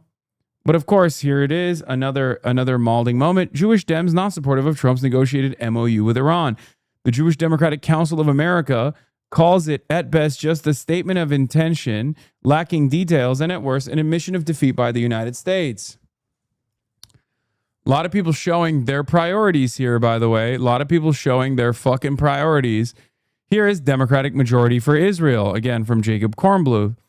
There are concerning details about what is and isn't in this deal. President Trump should bring in serious and experienced negotiators and technical experts to get this deal over the finish line rather than relying on friends, family, and donors. But I thought when the friends, family, and donors were doing the bidding of Israel, you guys were fine with that. Interesting. Massive gift to the mullahs. Why is everyone 12 years old? Yes, that's what happens when you lose a war. You make concessions. Given no one has a time machine and the attack can't be undone, it's unclear what Miller would prefer Trump to do. Start bombing again? Get a better deal via magic? Why does every U.S. pundit play the role of State Department strategist? Why do you care if our violent and capacious empire that sneak attacked Iran gets a good deal? How is any of this of moral significance to these people? Are you on the board of Lockheed Martin? Whatever ends it. Ro Khanna predictably had a much better response than every other Democrat, as always. I mean, he is increasingly becoming the singular force of the Democratic Party that is able to channel somewhat of a reasonable take all the fucking time. Briefly about the war with Iran, because, of course, the president has said that this agreement is signed, although we don't know the details necessarily. You posted that it was welcome news that such a deal would exist. It does potentially include significant payments to Iran. Do you have any problem with that? Casey, I always try to be a straight shooter, and I have been for ending this war. And I have said if Donald Trump were to end this war, I would encourage Democrats to support it. And I've lived up to that. I don't view things just in partisan terms. But I will say this, that the deal he's gotten is worse than JCPOA, what Obama secured 10 years ago. We don't have the same international law commitments through. Also, there's an important lesson to be learned there, which is a diplomatic solution is always favorable to a military one. And unfortunately, when you're a hammer, everything looks like a nail. And America's been hammering that hammer for far too long, and that hammer no longer works. So we should really recalculate not just what we've done here, not just our allegiance to the nation state of Israel, but also recalculate our endless militarism and our saber rattling against countries like China. Diplomacy is the only solution here for changing the American trajectory, because America is in decline. The UN, so now it can't be enforced in the way the JCPOA could have. We don't have the kind of intrusive inspections that Obama got. Obama, they made a huge deal about it because Obama just unfroze assets. This is billions of dollars that are going to go to Iran's development. So it fails on that score. And we lost 14 service members and billions of dollars to get here. So this should be a lesson in diplomacy, the kind Obama engaged in, and the bluster and militarism of Trump didn't work. That said, I'm glad he's ending this war. We can't continue this war, which is increasing food and gas prices. Let's talk briefly. Why would Rabid put this out? Ratcliffe isn't the only skeptic in Trump's top team. Secretary of State Rubio and Secretary of Defense Hegseth have both expressed concerns. What the fuck does Pete Hegseth have to do with anything? Pete Hegseth is not a thinker, okay? He's just basically a fucking rapist Ken doll. What the hell are you talking about?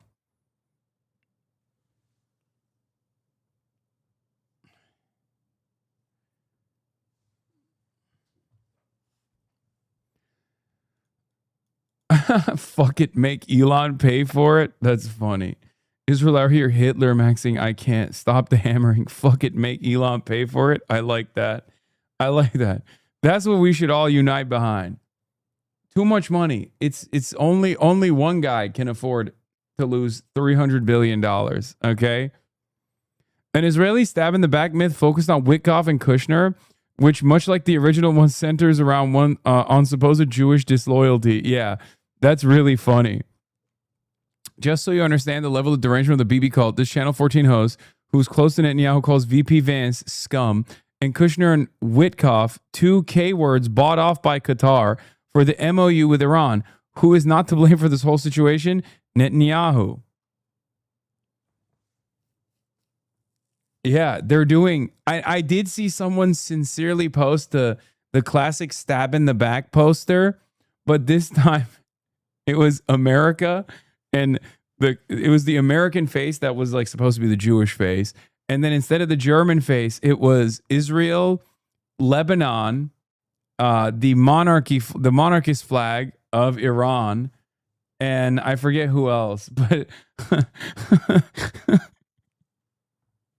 they're such fucking Nazis that they're literally doing Nazi memes. It's so funny.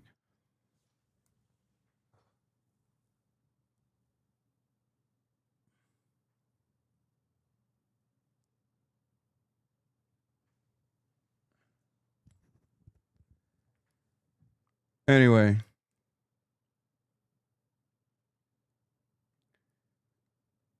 As usual, the most anti-Semitic people on the planet are those that support the entity. Of course.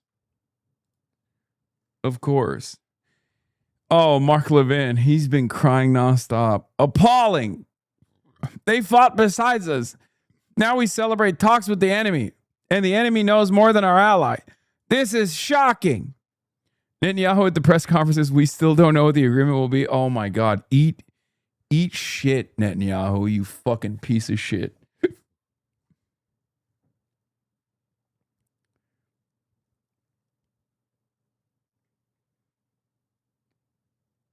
Anyway, Oklahomans vote to raise minimum wage tomorrow? Okay, hell yeah. It's just so funny that these guys finally found it in their hearts to criticize Donald Trump. They finally did it. From Trump. Trump, the story that the U.S. is paying Iran $300 million is fake news. Wait, what? Million? Yeah. It's not $300 million. It's $300 billion. Oh. Iran has agreed to never have a nuclear weapon. Also, the story that the U.S. is paying Iran $300 million is fake news put out by Democrats.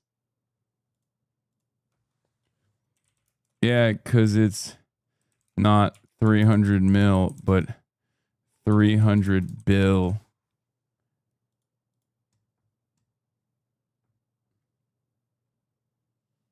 Remember, Iran's defense budget is only $9 billion a year. Oh my God, they're gonna make so many Shahed drones with that. I am a numbers guy. Okay, am a numbers guy, and let me tell you, when a war is fought and Donald Trump loses the war, he's gonna do the numbers guy. I know you like the number. 300 billion is nothing for Donald Trump. He's such a good business guy. It's nothing for him.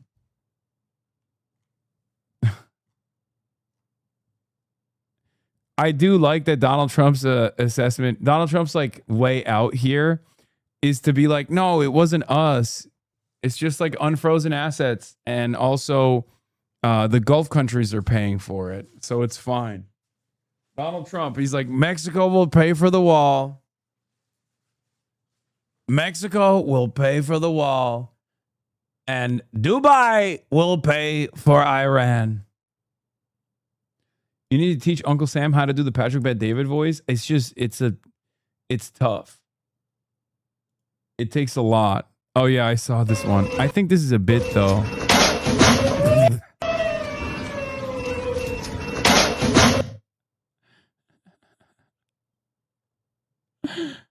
That feels too funny for it to be real. Yeah, this is also a funny irony here. Hilarious timing that Trump just got through excommunicating the MAGA wing that would have supported his capitulation deal most, Tucker, Massey, etc., in order to throw in fully with the hardcore pro-Israel MAGA wing, Mark Levin, Laura Loomer, FDD, that'll be screeching hardest against it. Making the GCC pay for something they didn't even do is insane. Brother, they signed off on being vassals. Okay? And I'm certain that if given the opportunity to end this conflict, the fucking Gulf monarchs would gladly pay the $300 billion as long as it stops killing the idea of Dubai or killing the idea of Riyadh or killing the idea of Doha, which, you know, to limited degree, they were bombing as well. Are you fucking kidding me? 300 billion is nothing. These guys are just like, all right, whatever. Please just stop bombing us.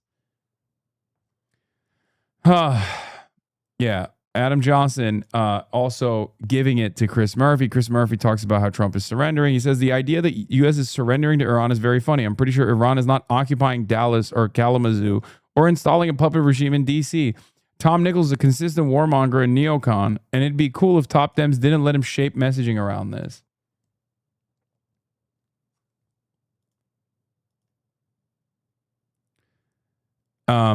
Mike Tapp, Labor MP, asked Zach Palensky, do you support Palestine Action Group?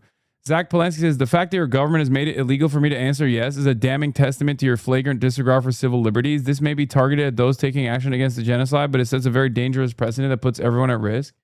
It is kind of wild, like that you can't even say that you support Palestine Action Group.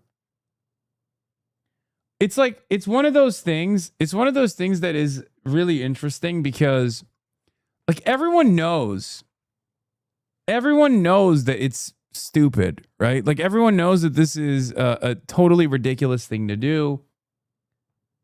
And yet we have to sit there and operate like this is a sincere and totally valid prescription. I don't know. I find it very strange.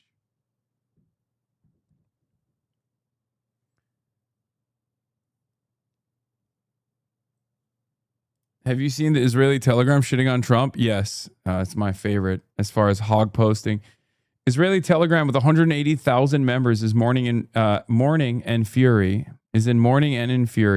God will curse Trump. The first war in Israel's history that we lost. We have to admit the facts. Iranians taught America a lesson. Hopefully in 10 years, we won't be dependent on American idiots. Well, That might be the case, but not in the way that you're perceiving it. Huh. That would be nice, though. Yeah, we had with the UFC thing. And last but not least, Netanyahu. Sometimes I do not agree with Trump. Therefore, Israel will do whatever it takes to maintain its own security. Good luck. Yeah, that's not the first war that Israel lost. Obviously, Hezbollah has rolled them on numerous occasions. So yeah, last night's UFC incident also had some very funny things that took place beforehand. In a now deleted post, Daniel Cormier exposed Eric Trump for asking him if any of the UFC White House fights were rigged. Okay? I'm going to read you what the fucking text messages were. And this is real. He actually posted this. I don't know if the text messages are real or not. It looks real. It makes no sense as to why he would post fake text messages if they were fake. Okay? Daniel Cormier, famed UFC fighter, now commentator, says, I'm probably going to get a lot of flack for bringing this to light. However, I refuse to stay silent. The UFC is a sport that I'm deeply passionate about. I will not tolerate this type of insider behavior. Shame on anyone trying to ruin this beautiful event. And it's Eric Trump hitting up Daniel Cormier going, hey, Daniel, I'm going to be attending UFC 250 tomorrow. Saw you were casting. Hope to see you there. Yo, Eric, didn't expect a DM from you. Excited to meet you and the family. Much love, brother. Anything you can tell me about the fighters tomorrow? Who you got winning? Haha, I like to stay unbiased, but I love watching Nick fight. Anything you can tell me about the fighters tomorrow? Who you got? You placing any bets? He asks. He follows through.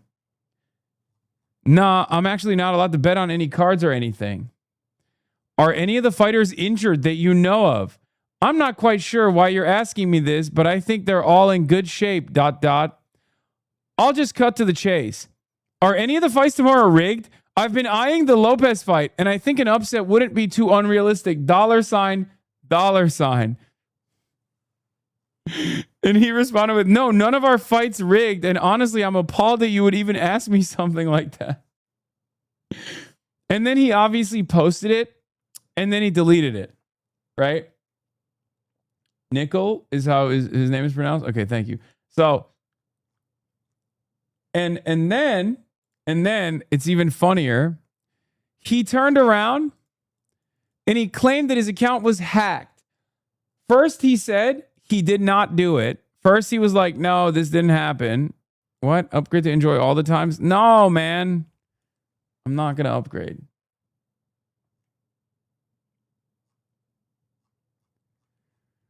First, he said it's fake. That's not real. Someone fake posted it.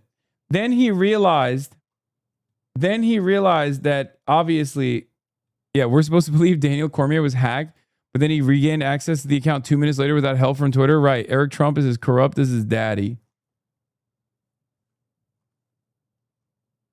Where's the video? Where's the video? Because I know there's a video of him being questioned about it when he's getting into the car and he looks like he's shitting his pants. Because they were just like, oh, here it is. See what happened with those posts from Eric Trump? Not real. They're not real. I can't believe you guys believe that. Like, who believes that? Everyone said it was posted on your account. I got hacked or something. Who believes stuff like that? I got hacked or something. Oh, I must have gotten hacked or something. It's like, oh, really? That's the fastest hack and response I've ever seen. Okay? Because it kind of feels like you had a brave moment, an honest moment, and you wanted to fucking go after the Trumps. And then you got one boss call and it put the fear of God in your heart. That's crazy. So you didn't post it? Why would I do that? You're a fucking legend. Hey, what do you think of Josh Piker's joke, man? So the journalists that say you posted it are wrong? Yeah, absolutely. Thanks, Rudy. You're welcome. For more content like this. Yeah, it's not a fucking hack, man. Yeah. Thanks, DC MMA. Yeah, no one believes you. Okay? No one fucking believes you, you piece of shit. Oh my God. As Sam Cedar asked, why didn't he immediately post that he was hacked after deleting it? Yeah. No, we all know what happened. It's a real fucking DM that he posted and then got the boss call from Dana White on. And Dana was like, what the fuck are you doing, idiot? They're going to kill you. So he deleted it and he thought, oh, I got hacked. Why does he even want to bet? His family has made billions since Trump's been in power. Fucking greedy demons. Dude, I was talking to Felix about this. My speculation is, okay, you know how oh my God, I almost said LeBron. You know how Michael Jordan was a massive degenerate gambling addict? And when you become like super addicted to the thrill of gambling, you will literally do the lowest level gambles, right? Because it's all about that fucking win. Michael Jordan famously used to gamble with like the security at the stadium over whether or not he can make like 5 fucking napkins into the trash bin in a row, right? He bet on golf swings and shit. So I think for these guys, it's just doing crimes. I think the Trump family has gotten so used to doing like schemes, like low level, no matter how low level the scheme is. Like he's out here putting potentially billions of dollars of risk on the line to make what? 10 grand on a fucking betting market? Maybe 100 grand at that? Like, that's nothing for the Trump family. You guys have been stealing from the fucking federal government nonstop.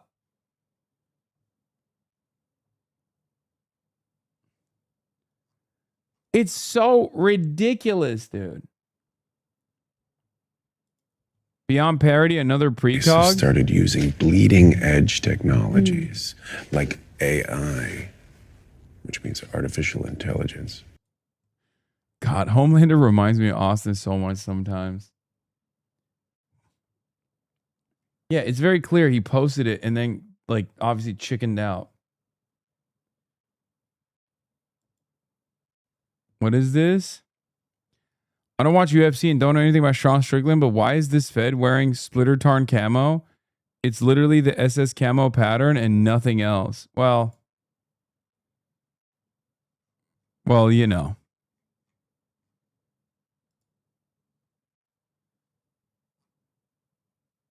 Designed during the Weimar, introduced over a year before the Nazis took power and was worn by the Wehrmacht forces, not SS. Truly an abysmal display of knowledge on your part. Oh, never mind. I didn't realize it was the clean Wehrmacht.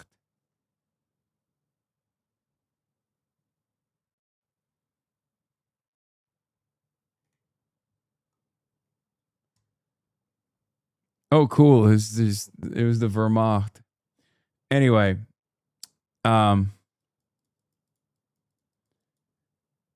where was I? Well, there was another thing I wanted to talk about. Watching Donald Trump and Dana White walk out from the White House to the UFC Freedom 250 claw is such a beautiful tribute to Iran's glorious victory over America.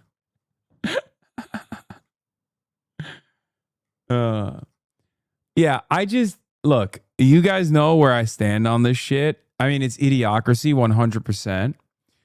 I just don't think Trump is allowed to feel happiness. Like, I think you haven't done anything to deserve like a good birthday.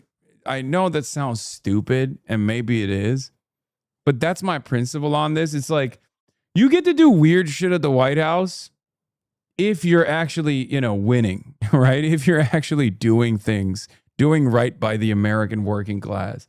You don't get to do that while you're also failing. Okay? In my opinion, you don't get to do that while you're fucking failing.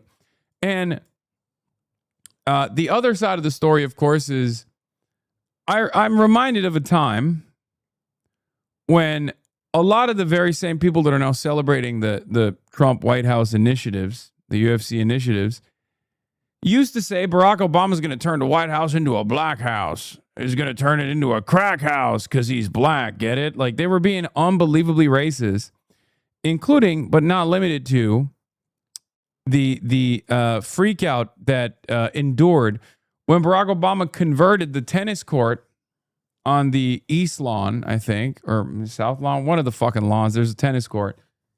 He converted it into a basketball court so you could also play basketball outdoors. They just like added new lines, right? Paid out of pocket and everything. So I said, remember when people freaked out because Obama converted the White House tennis court to allow basketball? People who had lots to say about that are the exact same people who absolutely love this shit. Like, it's almost a flex. This is like unbelievably white trash.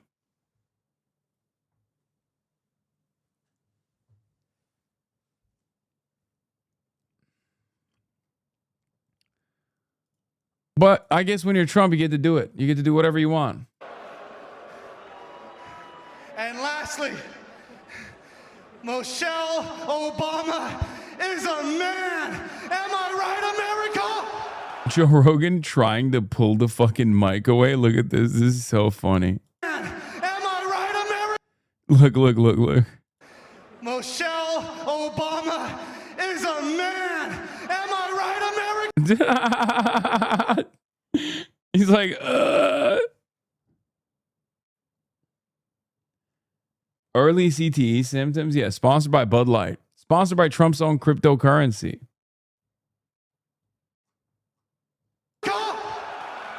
Yeah, don't misunderstand me. Joe Rogan is a piece of shit through and through. But even a piece of shit knows what lines not to fucking cross.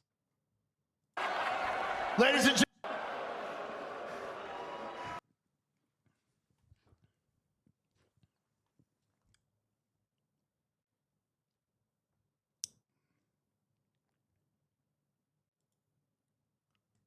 Yeah. Oh, Mike Queen, Jessica Tarkov has some choice words on this incident. Let's take a look. And you've got to mention, and I know you probably don't want to, that the guy who won at the end, that Josh Hokett, gets up there and says Michelle Obama is a man.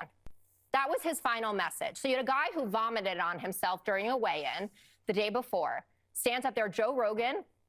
Maybe he was paralyzed in the moment and didn't think, oh, I should emphasize the fact that Michelle Obama, a former first lady, since we're talking about patriotism and paying our respects to the White House and those who have come before us, is not a man. He's not running for Senate. It doesn't. And then the White House today won't even clean it up. Stephen Chung's like, well, Josh Hokett had a great night. Dana White's out there saying this is no good.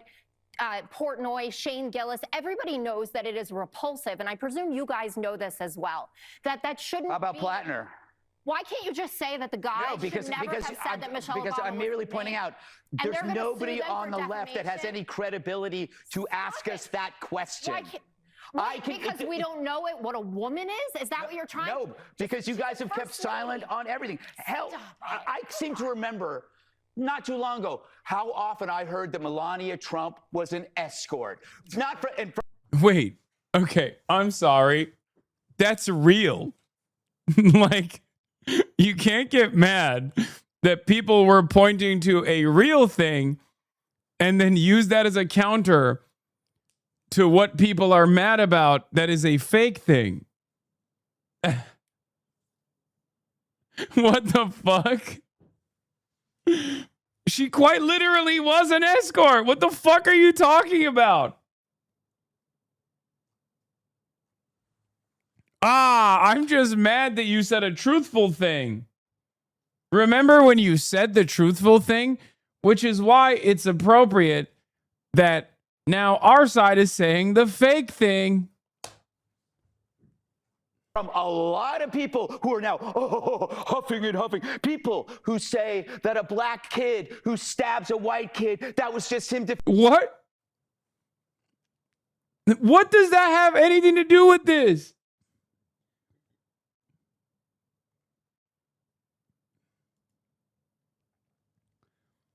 Trying to imagine if Obama had spent $60 million to host a pay-per-view NBA event at the White House where LeBron called Melania a hooker. Yeah, again, it doesn't actually work that way because Melania is an escort. Like that's just true. You know what I mean? So no, Like, oh, imagine if someone did that and then they said Melania was a Jeffrey Epstein affiliate. Okay, she was. What am I supposed to do about that? It's not my problem. She fucking was. Why are you getting mad? Yes. I don't want to watch him fucking throw up on himself. Anyway, Shane Gillis was apparently there, and this was his reaction. Hey, Shane, how'd you enjoy the night, man? It's pretty cool. What'd you think? Why does he always dress like he's a golf caddy? I don't understand that. Josh, It was incredible. Can you please? What do you think of him saying Michelle Obama's a man? I didn't love that. Didn't love it? How come? Why did you think? A lot of people have said the opposite. That's why I. Oh, I don't like that. Trump's job. You guys, we're all good. We're all good. Thank you. What do you think of the cancel culture? You guys got me on a couple brewskis. All right, thank you guys. But yeah, I didn't like that. Oh, okay. She wasn't an escort? Dude, you need to look it up. What? Dude, what the fuck are you talking about? Yes, she was. What? She's literally an Epstein girl. But whatever, he was funny. This is the one chat. Okay. You know what's funny? This is the one chatter who listened to the Melania Trump, the Melania Trump random press conference and was like, I believe it. When she came out, when Melania Trump came out and was like, I am not a Jeffrey Epstein affiliate. Do not say this about me. It is not real. This was who it was for. This person watched the Melania movie and thought, fucking Kino, I believe everything. I loved Brett Ratner's signature documentary, Melania. Best film of 2026. I watched it multiple times. And I also further believed when she did the impromptu press conference that even Donald Trump didn't know she was going to do.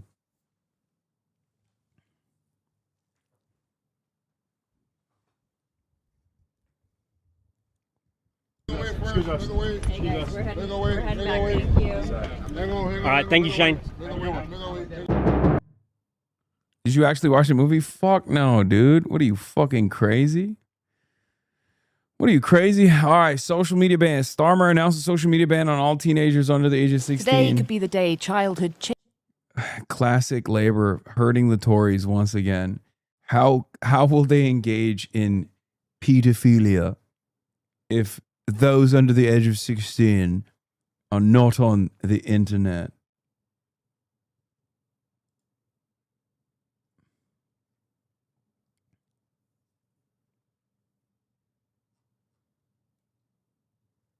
Lander refused to clarify whether he supports Daria Lisa and Claire, just saying that he was pleased to be in an ad that Mayor Mamdani brought together. Goldman says he supports Espaillat over Daria Lisa. Big surprise, right? Lander dodges the question and says he hasn't endorsed any other races, but he's focused on his own race. Goldman brings up the ad he appeared alongside. Come on, Brad. Jesus fucking Christ. Just say you support them. Holy fuck, dude. Jesus Christ. You're doing another rally with them on the 18th with Bernard Sanders and Zohran Kwame Mamdani. Oh, yeah. You literally did a fucking ad with them. That shit is so whack. I don't know what he's trying to do. He's like, pick a side, buddy. You already said Israel is doing an occupation that you want to fucking abolish.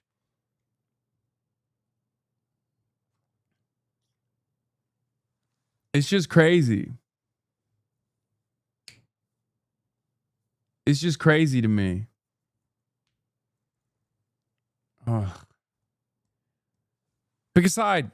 You said it's a genocide. You said you want to end the Israeli genocide and the Israeli apartheid and occupation. This J Street stuff is so funny to me, dude. Like, straight up. It's just so funny. Yeah, look, as a proud Jewish New Yorker, I will join you in that fight to end the occupation and apartheid and genocide. What more, man? What you said it. You said it. That's it. You've already picked your side. I don't know why you have to keep doing this song and dance. J Street, man. Fucking J Street liberal Zionism is so funny. It's just a sea of contradictions where you're like, honestly, you know, it's true. It's true that Israel is doing a genocide. It's true that Israel is maintaining an apartheid. But also at the same time, we shouldn't hurt people's feelings about their support and commitment to the state of Israel. I mean, we shouldn't do that.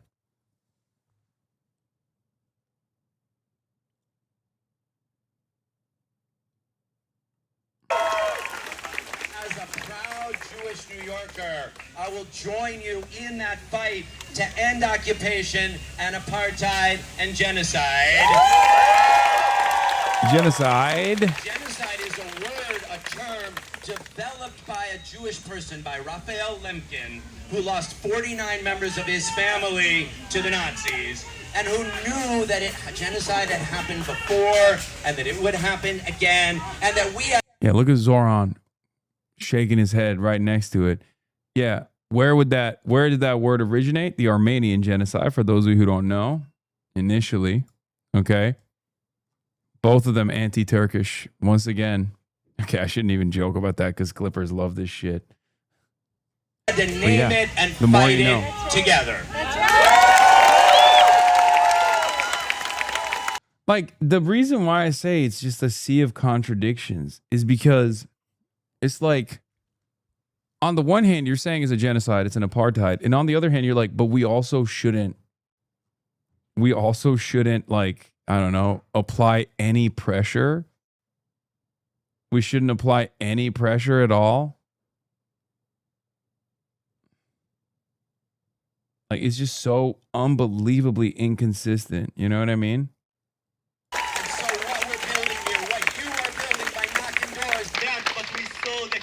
Moral stand that Brad took. He was one of the first Jewish leaders to call and acknowledge what's happening in Gaza is a genocide. Yeah. He's one of the first to pledge to end the support, the military aid to Israel. Yeah. And I know in my heart that he is dedicated and committed to the liberation of the Palestinian people and to ensure equal rights, not only in this country, but in Palestine and Israel as well. Yeah. Brad is not afraid to say free, free Palestine. Free, free Palestine. Free, free Palestine. Free, free Palestine. Free, free Palestine. Free, free Palestine. Brad is the type of guy who would disagree with the Iran deal better than Goldman, but no, he's not. No, I don't think he would. No, that's why it's so crazy. Bro, what do you mean? He's literally he's acknowledging that Israel's an apartheid state that did a genocide. My point is, it doesn't fucking make sense for him to then also maintain an anti-BDS position. It's just totally inconsistent. It looks like, yeah, Brad is definitely further to the left than Bernie on this issue. It's just that it's just like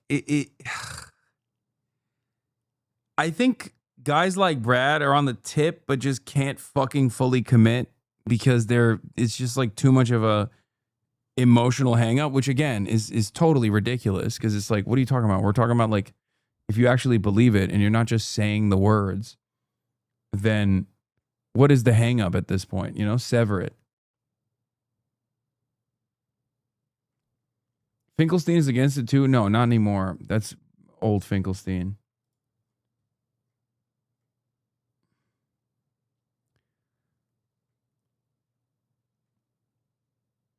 Anyway.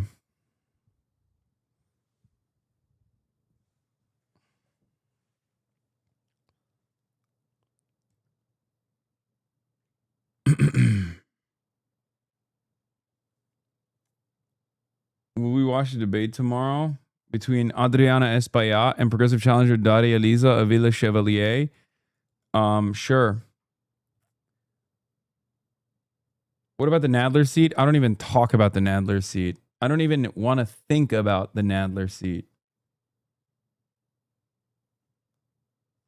Okay?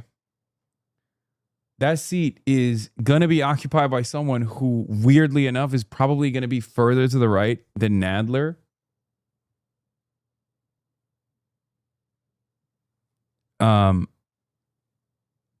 And yeah, that's it.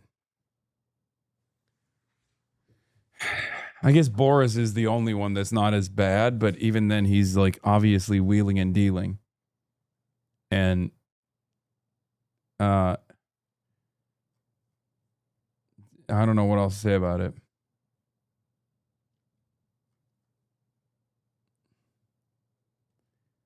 Yeah, Court of Appeals rules the Palestine action ban to be lawful. All right, let's get to the UK. Changed for the better in the UK. Or the day the country got its hopes up, only to be let down. How about that Indian Harley issue? Am I right? What is the Indian Harley issue? What is the Indian Harley issue? Why do you guys keep asking me about this? I have no idea what this is. Call back to what? Started with a grand announcement. The government will ban access to social media for all children under the age of 16. Not only were we following the Australian example of removing under 16s from platforms like Snapchat, TikTok, YouTube and Instagram from next spring, we were going further. We're taking world-leading action on gaming services and live streaming platforms, where, at the moment, strangers can contact any child unchecked. Romantic AI chatbots will be banned for anyone under 18, and popular chatbots like ChatGPT or Meta AI won't be blocked, but they'll be stopped from engaging in sexual content with young people. What about the children actually affected by the ban? Despite what the government says, these teenagers don't seem to want it. I miss using Snapchat a lot because I can't text my friends a lot, and also YouTube because a lot of my childhood memories were on YouTube, like watching with my parents and friends. My life on social media is just as important on my life in person. So I would feel like I try get around the ban, obviously. I think I'd be a lot more bored because there's not much to do in my day-to-day life without it. But yeah, I think I'll be spending a lot more time on homework, which is not ideal. This social media ban has the potential to be momentous, to inspire generational change, but it all hinges on one aspect working: the ability to properly verify the ages of social media users. If that doesn't work, the whole policy fails. One of the big criticisms of Australia's social media ban is how effective it seems to have been. There is research released recently that suggested that more than 60% of young people under the age of 16, so young people that are now banned from using social media, that they were still using their social media accounts, which suggested that the ban hadn't been that effective. Yoti runs age verification for some of the biggest companies in the world. According to its CEO, the government needs to urgently learn from other countries if it wants to make this ban a success. The Australians were very clear that they were the first to do this and that it would take time for them to get this right. I think as an age...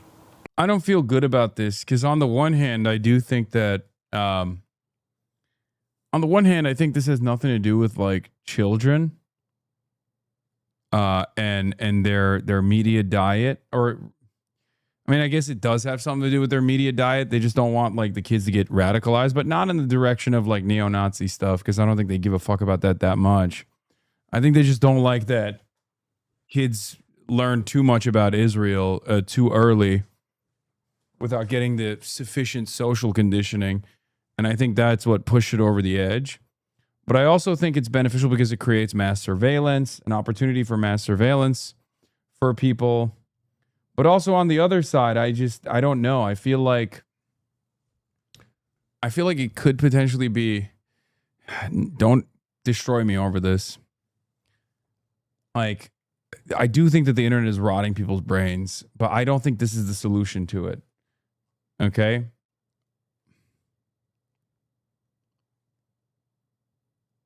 I think the internet is rotting kids' brains. I think it's rotting adults' brains. And I also think that people would probably behave differently if they're identification was associated. Identification was associated with what they were saying on the internet. Having said that, however, it's not the same as like a public space. It's not the same as a public space because it's like totally trackable. And not only is it totally trackable, but it makes people infinitely more vulnerable. You know?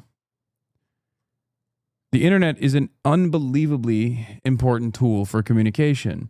Shutting off access to this unbelievably important tool for communication up until the age of 16 will leave you way more vulnerable by the time you get to the age 17. It's just, you're going to have a bunch of what? Tech illiterate children? That's ridiculous.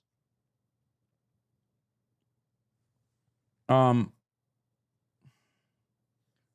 yeah, I don't know. Yeah, pretty sure this is all coordinated between key Western states that want to end online anonymity. That's what it is. They're using like valid reasons. They're using valid problems, real problems. Please look into Alex Anthropic Boris before you say he's good. Wait, what? I never said he's good. The fuck are you talking about? I've been saying he's bad. I literally said I don't even care about this district. I don't want to even think about this district. Hello?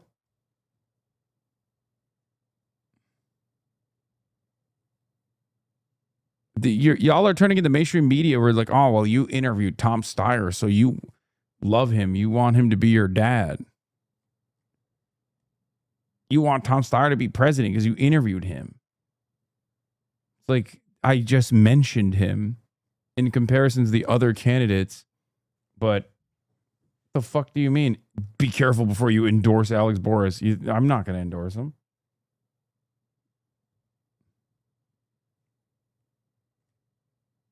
I wish Tom Steyer was my dad. I'd be rich. Yeah. Well, I already have a trillionaire father, so. Why is it not worth making a small sacrifice in order to save the under-16s? And I think far many more people than that should be saved from the pernicious material in which these tech giants are trafficking. But it's not a small sacrifice. It's an enormous sacrifice. It's not inconceivable that in a couple of elections' time, if we have a nasty regime in office, they will use the tools and capabilities and legislation that has been slowly introduced to clamp down on our freedom of speech and slowly over time erode our freedom of speech and make it easier for the government to snoop on us. The Soviet Union would be proud of this. I just don't think this is actually, I mean, it's a fucking dumbass ban, and I just don't think it's actually good for anybody. And it's not even just bad for under 16s. It's bad for literally everyone, including those who are over the age of 16, because now you have to put your fucking identification to go on a website. To go on the internet, everyone has to put their IDs up. Banning under 16s from YouTube mostly means banning them from logging in, which means YouTube will treat them less like kids and more like anonymous adults. Great job, UK. Do I think YouTube could handle its responsibility to kids better? Of course. Do I think they could create their product more family utility and less for holding attention? Absolutely. Does this help with any of that? No, it does the opposite.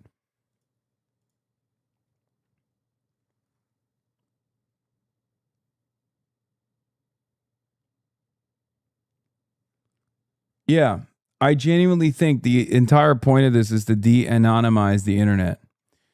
The UK social media ban for children from early 2027, user-to-user apps where people create, share, and interact with content, will be banned for under 16s. TikTok, Instagram, Snapchat, YouTube, X and Facebook, WhatsApp, Signal, and YouTube Kids will be exempt.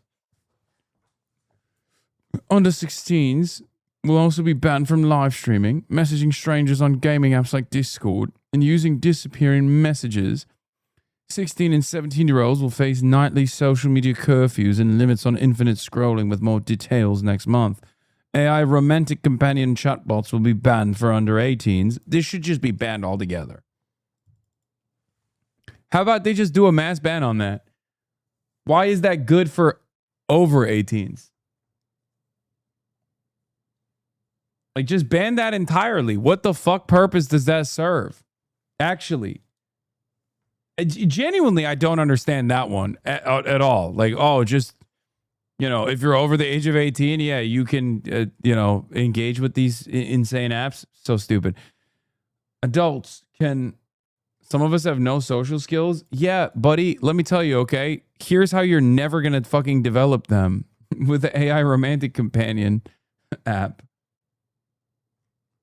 Adults can still access social media through age checks like facial recognition, digital IDs, passports, and credit cards. That's what I mean. That is the real reason. That is what this is about. Think about from TikTok, YouTube, Snapchat, Instagram, X, Reddit, Facebook, Twitch, Kick, Threads. Oh, brother.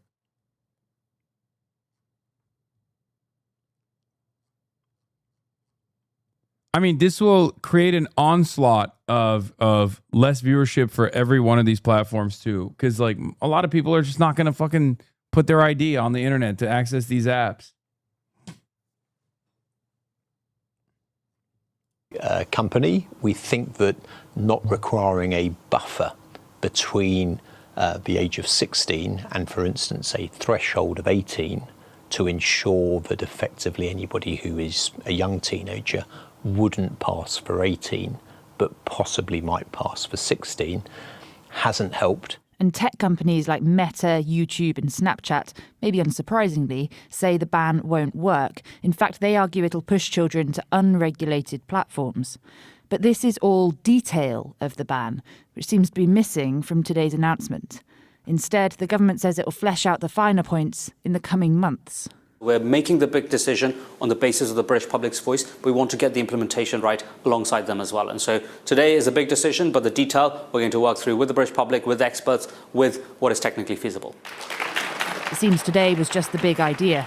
The devil's in the detail, and that is yet to be ironed out. Nikki Carroll, Sky News.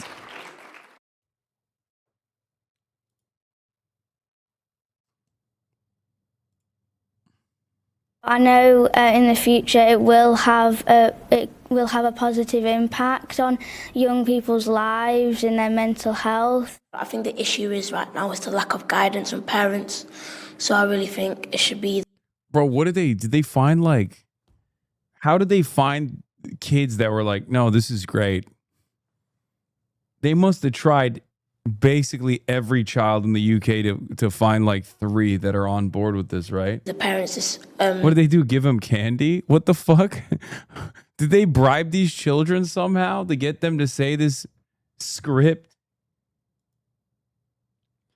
Go watch how excited Larry Ellison was talking about forcing digital ID on the UK, centralizing all data and using it to enforce social credit mass surveillance. Go look at how eagerly his son bought up the biggest US social media properties to censor criticism of Israel. Yep.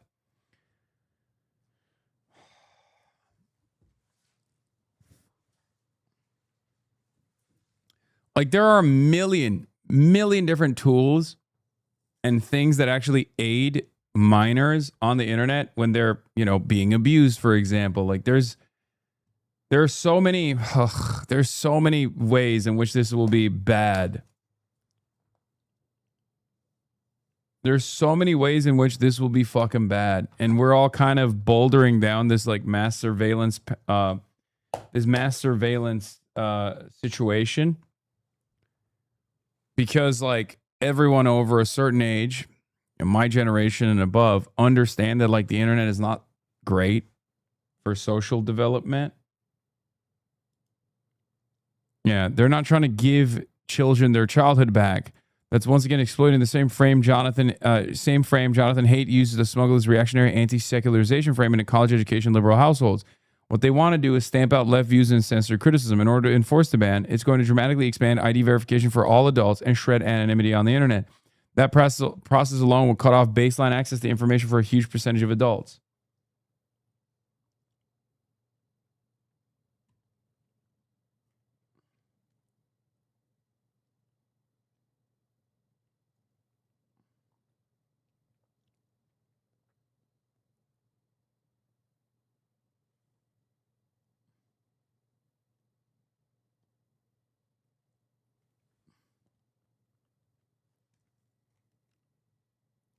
Yeah, I don't see this being good at all.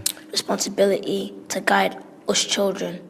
it maybe shouldn't have been banned. Maybe it should be more restricted so you can't talk to people that you don't know or just people that aren't very nice. I personally think that it's the parents' responsibility to decide whether the children are mature enough for whatever social media apps that they're asking for, and a complete ban is a bit like authoritative and unnecessary. Mayor Zohran Mamdani was at the Knickerbocker Avenue Puerto Rican Day Parade in Bushwick, Brooklyn Sunday alongside Queens State Assemblywoman Claire Valdez, his endorsed candidate in New York's 7th Congressional District. It's an endorsement that happened to put him in conflict with a Puerto Rican political icon, the seat's current occupant, Congresswoman Nydia Velázquez.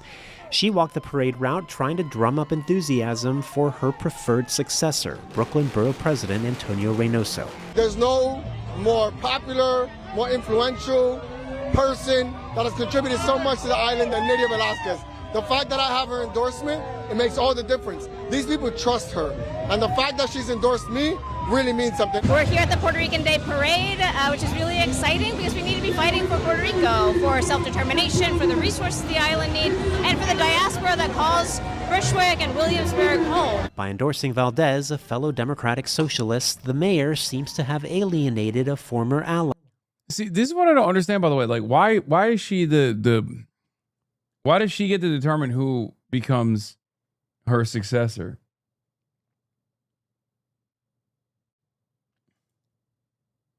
You know what I mean? Like, she's like mad that she's leaving the seat vacant, and she's upset that she doesn't get to determine the future of the seat. Yeah, it's not a fucking lordship. You know what I mean? There's no dynasty rules here. It's strange. Ian Velázquez. This is America. Everyone has the right to run. The judgment will be rendered on election day. Who's ready for Brad Lander? Later, the mayor headlined a rally designed to highlight both Jewish and Muslim support for former city controller Brad Lander, who's been a strident critic of Israel's government. As a proud Jewish New Yorker, I will join you in that fight to end occupation and apartheid and genocide. Polls have shown Lander as a favorite to unseat current Congressman Dan Goldman, though Mamdani cautioned. By the way, numerous subsidiaries have, in the final hour, pushed big spending on both the Daria Lisa race and the Claire race. And our suspicion is that these races are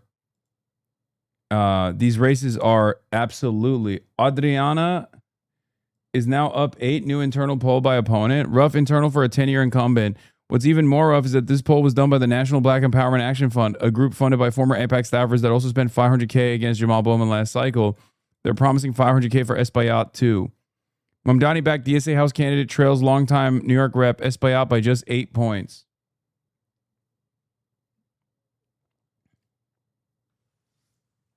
So here's the thing.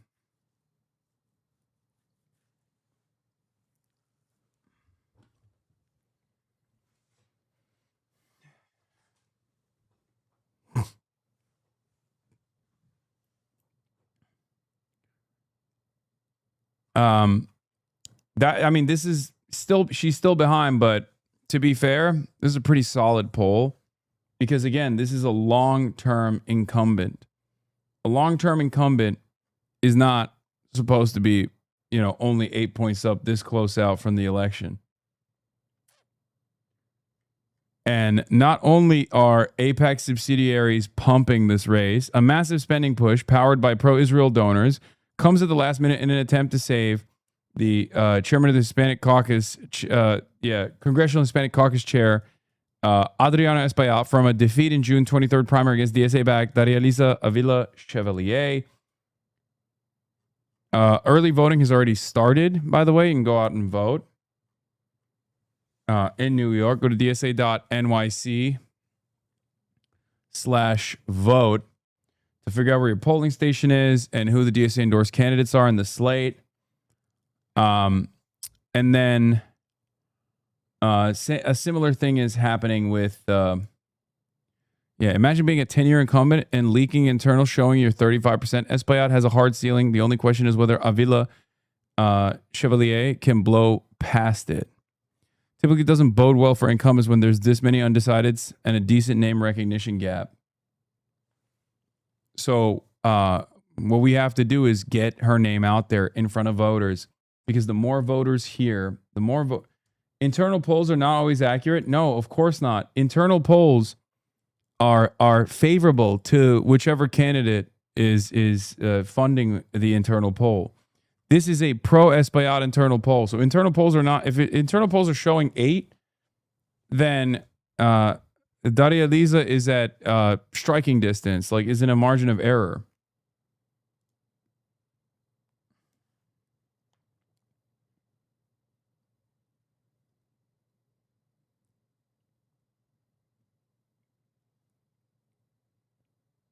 Daria Liza was my first canvas lead for Zoran canvassing last year. She's so awesome. Canvas with me, chat. Yes. The mules are standing back and standing by, General. Yes, get the mules out. We got to bust it wide open.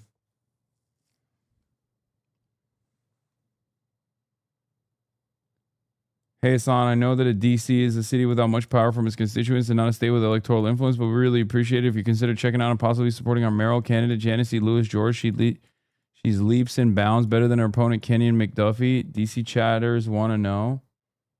Sure, I'll look into her as well. I'm sorry that I haven't been able to give all my attention to a lot of the races that are happening, that are pivotal, that are very important. New York Post. What New York Post forgot to mention in the stories of the person being interviewed here was the director for AIPAC. Funny how they left it out. The MBEAF Super PAC plans to spend at least $500,000 to aid Espaillat. The group is running a digital ad calling Espaillat a real Democrat while slamming extremists who want to gentrify your neighborhood. This is about making sure the public knows Congressman Espaillat is fighting hard for Black and Hispanic New Yorkers and standing up to outside forces that want to take advantage of our communities for their own purposes, said Darius Jones, senior advisor of the National African American Constituency Director for the American Israel Public Affairs Committee, AIPAC.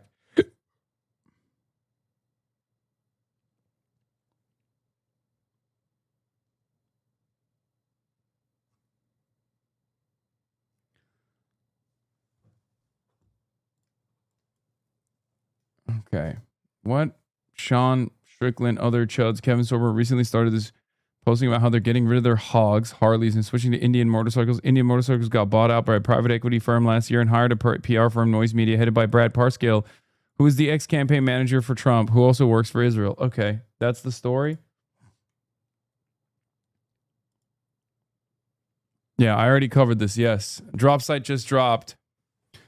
Pro-Israel donors power last-minute surge of Espaillat spending. Similar thing is happening in the Claire Valdez race as well. And for the record, the Claire Valdez race is even more disingenuous. And the reason for why it's more disingenuous is because it's more insidious. Because the Claire Valdez one is not like directed by AIPAC in the way that this one is openly directed by AIPAC.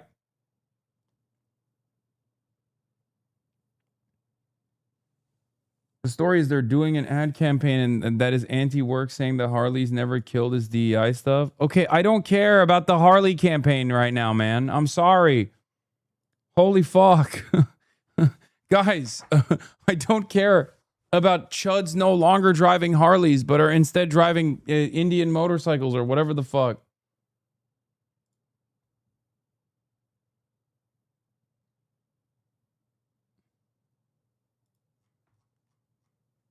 Jesus Christ, man.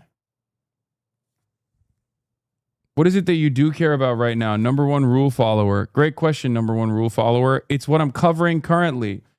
2 key congressional races that I went out to fucking New York to stump for, alongside the rest of the New York City DSA slate, who are you know, getting a shit ton of money. Their opponents are getting a shit ton of fucking money from these weird funding sources. Real Fight New York City. On Friday, a new super PAC dropped a massive ad buy attacking me and boosting Antonio Reynoso in the final days of this race. Because they formed so late, voters won't know who's behind them until after the election. The debate over super PACs rages on in the race to succeed retiring Representative Nydia Velasquez. Our Madison Fernandez writes in, Assemblymember Claire Valdez has taken aim at Real Fight New York City, a super PAC that filed with the Federal Election Commission last week. The group put $250,000 towards boosting Brooklyn Borough President Antonio Reynoso and attacking Valdez, according to the ad tracker Ad Impact. Real Fight New York City donors won't be disclosed until well after the primary, a dynamic that is shaping many races across the city and prompting some of those being targeted to speculate publicly about who's funding the groups. Is it actually a PAC? In multiple primaries around the country, their donors have created PACs with innocuous sounding names and which never revealed their actual agenda to funnel millions against anti-apartheid candidates. As Judge Street Journal reported over the weekend, there are at least 6 major pro-Israel donors in Reynoso's filing. For example, hedge fund manager John Petrie gave $48,000 to the local AIPAC affiliate Solidarity PAC last cycle. He maxed out to Reynoso. There are other possible backers of Real Fight New York City, including major real estate players who also litter Antonio's filing. But this is a well-established pattern from AIPAC and its affiliates, especially when there's only one candidate who's been clear and consistent against the genocide. Voters in New York 7 deserve to know who's spending to influence this election before they cast their ballots. Early voting is open right now through June 21st. Real Fight New York City should disclose their donors now, not after the votes are counted.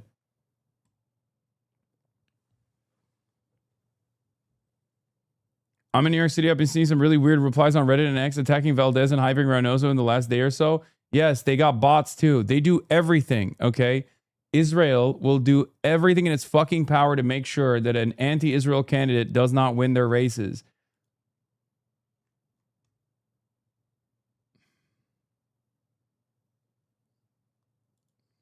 Yeah, this was also nasty from Adam.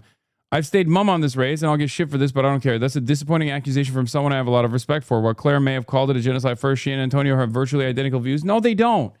No, they don't. It does matter. It does matter to be there early, and it does matter because it shows moral conviction. Antonio Reynoso only barely called it a fucking genocide when he was intending to run. Okay? That's very different. Just because he's not as reluctant like Adriana Espaillat is, doesn't mean that he is a real one. A person that is that malleable, a person that is too afraid to show their moral conviction is not going to be a real fighter for New Yorkers. It's that simple. Okay? Even if this is not just about Israel, which, you know, is a fairly important issue for especially this district, right?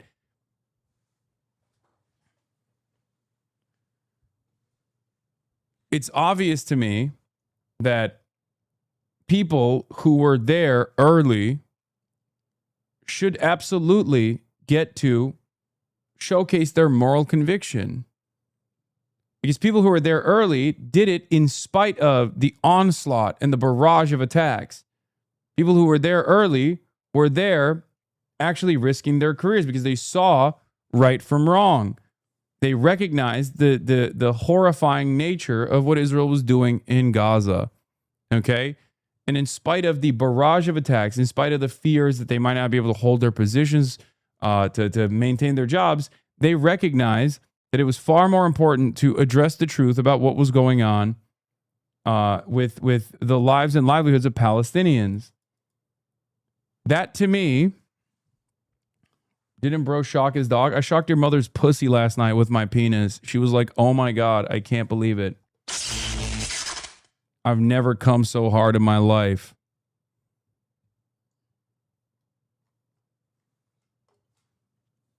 Yeah, she's breaking up with your dad now. You're getting a divorce. I'm your father now.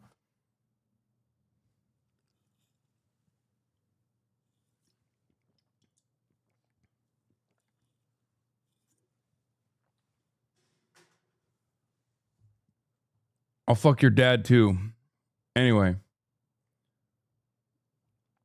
Pride Month. Where was I? Yeah, this is the mailer that they were also using. Just got a mailer attacking Claire from Reynosa, Brooklyn, citing right-wing slop to back up their bullshit. Attacking Claire with the help of Rupert Murdoch is a really good example of what this campaign is all about. New York Post, Jewish Insider, New York Post. Nasty. Nasty business. Yeah, also, France's foreign disinformation watchdog says it suspects Israeli-influenced firm Blackcore of carrying out digital interference operations not only in France's March local elections, but also in New York City's 2025 mayoral race and elections in Scotland, as well as Angola and Togo. French authorities previously linked Blackcore to an online smear campaign targeting 3 pro-Palestine candidates from the France Unbowed Party. Officials now say their investigation indicates the group deployed similar online influence operations in multiple countries. France has asked Israel for explanations and assistance in determining who may have been behind the alleged campaign. Yeah, I'm sure fucking Israel is going to reveal that.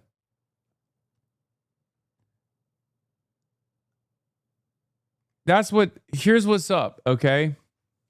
All this Russiagate shit is nonsense in comparison to Israelgate, which is, far more real than Russiagate. Americans and people in the, I'm shock collaring my neighbor's dog tomorrow. Hell yeah, brother. The fuck?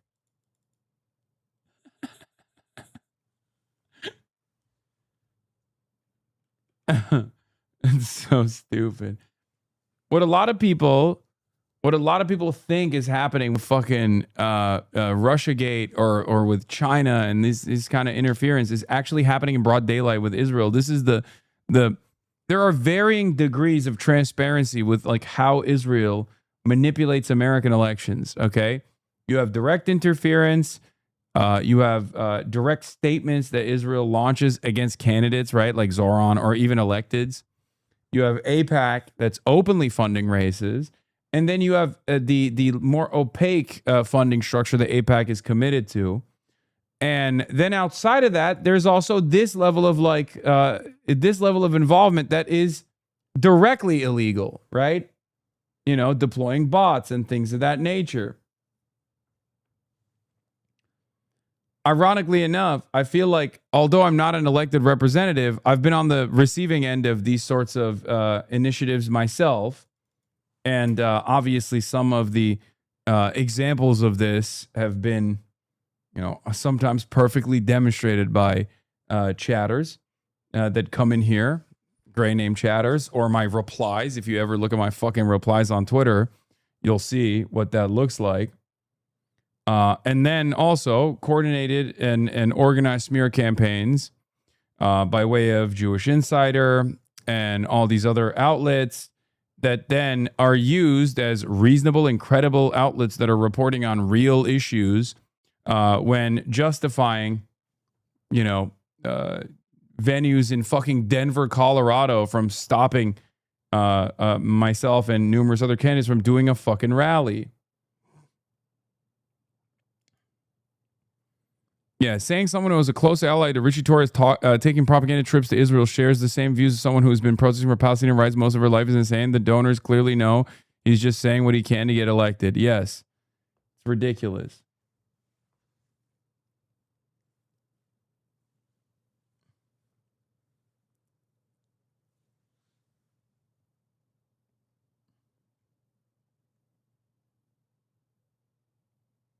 Congressional candidates file a complaint with the local attorney general accusing Israel of interfering in his election.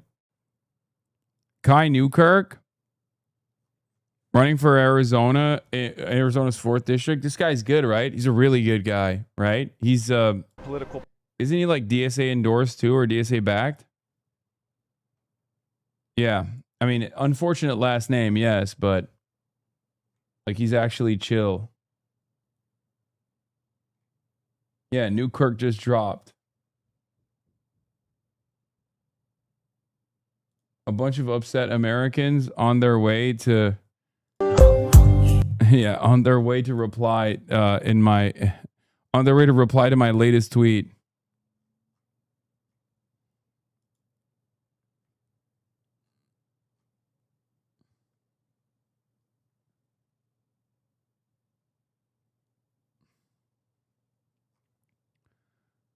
Anyway.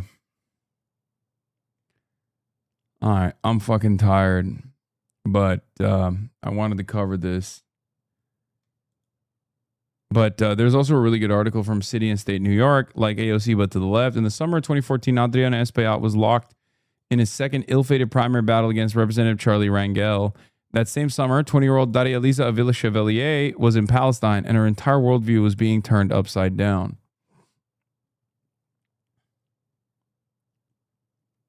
You promised gaming tonight, 6 hours only? Yes, dude, 6 hours only. You want to know why?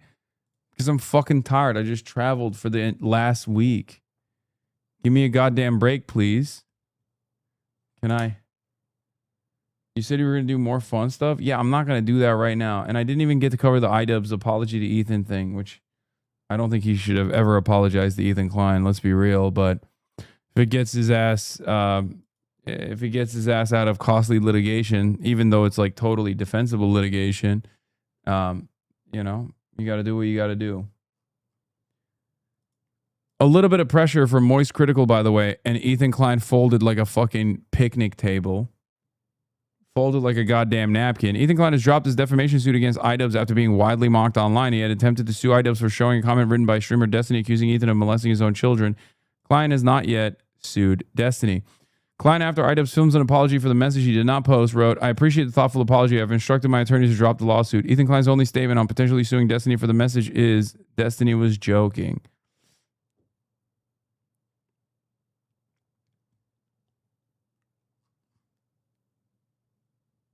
God, he is fucking... God, Ethan is so nasty. So fucking nasty.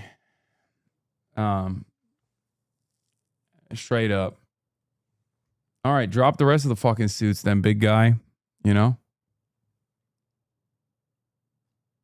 Like, this is why I wasn't so critical of Moist Critical. Because a little bit of pushback, and I think it forced him to buckle. You know, a little bit of pushback, and he was far more, he was far more responsive. Obviously, we can fucking talk our shit on this side of the internet all day, every day. The reality of the matter is, no, it's not even a loss of subscribers. He's been hemorrhaging subscribers nonstop, partially due to this like battle that he decided to wage against anyone and everyone that's ever like made him feel bad, right? Or called into question his comments. Here's the thing. The reality of the matter is the entire commentary sphere on the internet is unbelievably slanted to the right. Okay? You know this already. You've seen it already. I am a recipient of their endless amounts of hate. But when it's Moist Critical that comes out as like a major content creator who's like, this is kind of fucked up, what are you doing? All of a sudden, all of the forces of the internet commentary sphere will take a second look at what Ethan's been doing and maybe realize that this wasn't a legal pursuit that they should be celebrating. That's what it takes sometimes.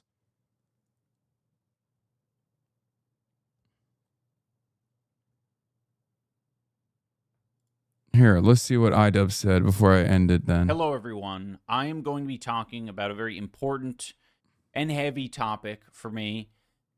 If you're unfamiliar with the context of any of this, I'll give you a brief rundown.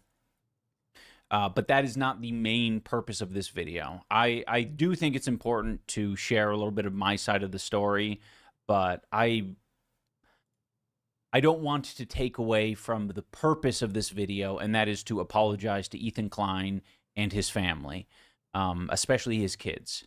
Basically, Ethan is suing me for having rebroadcasted a statement made by Destiny on my stream. I did display the very disgusting comment for 40 minutes, and it was wrong. It was a comment from Destiny, and I even said that I don't agree with it, but it sort of highlights how I knew that it was a wrong thing to put out there into the universe and show people. Regardless of the point I was making, it was wrong. I was angry, and I was like, how do I get this guy to, one, not clip me, not mock me and harass me on his live stream, and two, this guy's a fucking bully. I'm angry. I'm angry that this multimillionaire is silencing people and suing people who have a much smaller audience than he does, and can barely defend themselves. And so I'm angry. I don't like bullies. So I wanted to do something that would have an impact, and without checking in with myself of whether or not that was a right or wrong thing to do. I justified it in my head at the time. I was like, okay, well, it's not my words, and it's actually said by a really bad guy, Destiny. Not a fan of that guy. It's very clear that it was never the right thing to do. It was a comment about Ethan and his children, and it was disgusting. I said at the time in the stream that I don't agree with it, but still sharing it and broadcasting it to people for 40 minutes, that was an irresponsible and reckless thing to do, especially for parents. Like, there are many parents with kids out there who do not want to see that shit, and it's painful. And I'm sure it was extremely painful for Ethan and Hila to read that shit and have it pop up again and again and again. And just because it's coming from a piece of shit guy, and I'm showing it to people like, look what this piece of shit said, it's wrong. It's wrong to do. And I didn't come to this overnight, right? Like, to be frank, I'm angry. I do not like Ethan. I think he's doing a lot of... Okay, I don't even think this is like a negotiated settlement, forced apology. I don't think it's a hostage video. Casey Tron's video had far different vibes. I think this is genuinely iDubbbz. Yeah, no, I think this was his own personal decision. I have not talked to Ian at all, so I have no idea. I'm just purely speculating. I know for a fact that the Casey Tron one was obviously a hostage video. That was the Casey Tron one was very clearly a forced statement where that was like straight up scripted by Ethan's legal team or Ethan himself to maximize the damage and to max out on the humiliation, making Casey Tron apologize to Asmongold, Nick Fuentes funnel Asmongold, self-described Nick Fuentes funnel Asmongold by the supposed anti-Semitism destroyer Ethan Klein, who directed Casey Tron to literally apologize to Asmongold. I just want to point that out one more time. Mr. Anti-Semitism Annihilator Ethan Klein supposedly did that. And the whole part about like Hasan hasn't like defended me or whatever, it doesn't matter. Obviously for people with working brain cells, they very quickly understood what that was. With Casey Tron, Ian's apology was not done to avoid the lawsuit. It was done because he felt like it was something he wanted to do for himself. Yeah, I can see that. In any case, I obviously disagree with it. I don't think he should have apologized for it. But if he felt the need that he wanted to apologize for showing someone else's comments, Ian has said this 2 other times already. It's just after the Moist vid, Ethan said he wanted a sincere one and he would drop the suit. Ugh, gross. Damage to people online. And it changed the way that I was thinking about. Like, it's just disgusting. It's disgusting to me that Ethan Klein runs around and like gets to manipulate other people's behavior like this, like where he just gets to behave like a fucking petulant child, a sociopath, where he's just like, apologize to me again a 3rd time and maybe I'll consider dropping the lawsuit. It's just bullying. You have a lot of money and you get to fucking bully other people. And it's crazy that it's like in iDubbbz's situation, I'm sure this is sincere. I'm sure it was already sincere. This is the kind of guy he is. Okay. Not the kind of guy I am, but this is the kind of guy he is. Yeah. Every time iDubbbz has apologized, he's been really careful to point out the tweeting question over and over, and Ethan still refuses to sue Destiny. Yeah. It is Israel behavior. It is. It is literally, it is. Which is really funny because Dan Saltman apparently, I saw someone point out that he wants to now take every time I've said this is spiritually Israeli and be like, this is spiritually Mexican. okay, and with the AI change my words, and then mass promote that to make it seem like I'm being racist. Like if it was any other country, it's like, yeah, if someone said this is spiritually South African during apartheid South Africa, I don't think people would be fucking complaining, you know?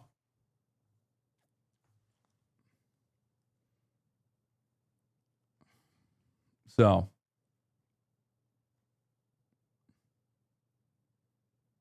it's ironic because, like, when you change the wording like that, it changes the meaning. If I said something is spiritually Canadian, no one would think that it's a pejorative.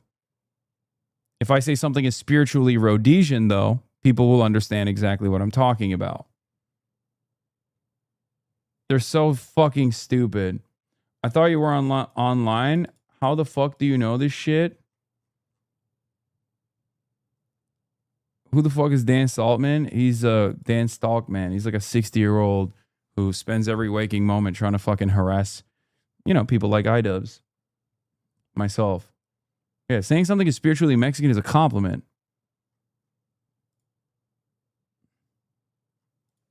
I didn't think about it. I didn't ground myself. I didn't think about, oh, like who is actually being affected in this instance.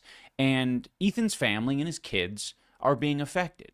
You know, I just because I don't like Ethan, I think it's wrong to find an attack vector that is his kids. It's foul. It's not okay. And I think it was wrong for me to use the Destiny screenshot as a cudgel to make my point. I didn't need to use the Destiny screenshot to make my point. There's a million other ways I could have done it, but I. If you played Destiny's comments, would Ethan sue you? I don't think so. I have, and also I have in the process of like showing the frivolous lawsuit also. Didn't, and I regret that I didn't, and I regret that I ever put that screenshot on my live stream. You know, that's the main reason why I feel like I do need, for myself, for my soul, to own up to this and acknowledge that I went too far. It wasn't okay. Ethan and Hila and their family do not deserve that. At the end of the day, whatever happens with the lawsuit is what it is. For myself, I needed to make it known on the internet that what I did was wrong, and I don't want to be that person. I don't want to behave that way. I want to make content that I'm proud of. I don't want to give in to a harassment back and forth online. I want to put my energy into making content that I can be proud of and that I'm not going to be ashamed of. Because I lost the plot. I want to stay focused. I want to check in with myself and know what it is I want to be and what I want to do and what message I want to spread. And this isn't a message I want to spread.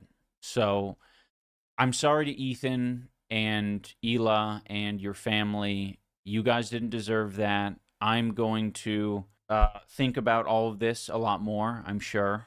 But for now, I really do want to just get back to making the content that I want to make. Having said all that, I wish everyone the best. This is a bit of self-flagellation. I don't think he did anything wrong, actually, but that's okay. He's just being sweet, and Ethan is taking advantage of his sweetness of reform. I know. Ethan is not going to stop harassing you or your wife, no matter how much you apologize. He's too much of an asshole. I mean, who knows? Maybe he will. Hopefully he will. I just, leave this motherfucker alone, man. Jesus Christ. I think it's totally normal to want to check out of the slop factory. I wish Ian the best, but the reality is that these narcissistic smear campaigns never end. We'll see. I genuinely want to see a better world, and I do not want to be a contributor. But he's apologizing for using that comment, and Ethan has said that he's like dropping the lawsuit. I don't think he'll stop harassing Ian and Anissa. I'd be shocked. I hope that he does. I hope that Ethan does stop harassing them. I hope that Ethan stops harassing everyone. It's fucking insane. His only content is just like bullying people. It's alarming.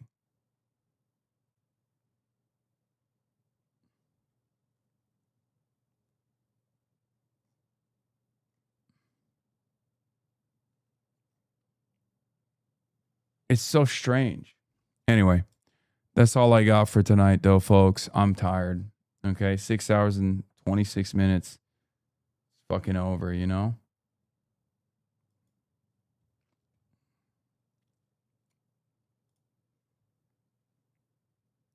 It's over. I'm quiet quitting. Anyway, love you guys. And I will see you tomorrow. Okay? We got a lot more fun stuff coming up. Peace. Stunning lo-fi introduction, starting off the day. All the chatter's trickling in, hostile people hate. Sunny in Los Angeles, California, says Hasan. Stun luck to the stun luck to the topics just begun. 'Cause there he is again, Hasan is streaming. Hasan is streaming. There it is again, Hasan is streaming. Hasan is streaming. Reviewing a Chinese train, telling Kyle place. Sun and Asmin chatter loves, giving Greening's grace. Zoran winning NYC, woke two back with the force.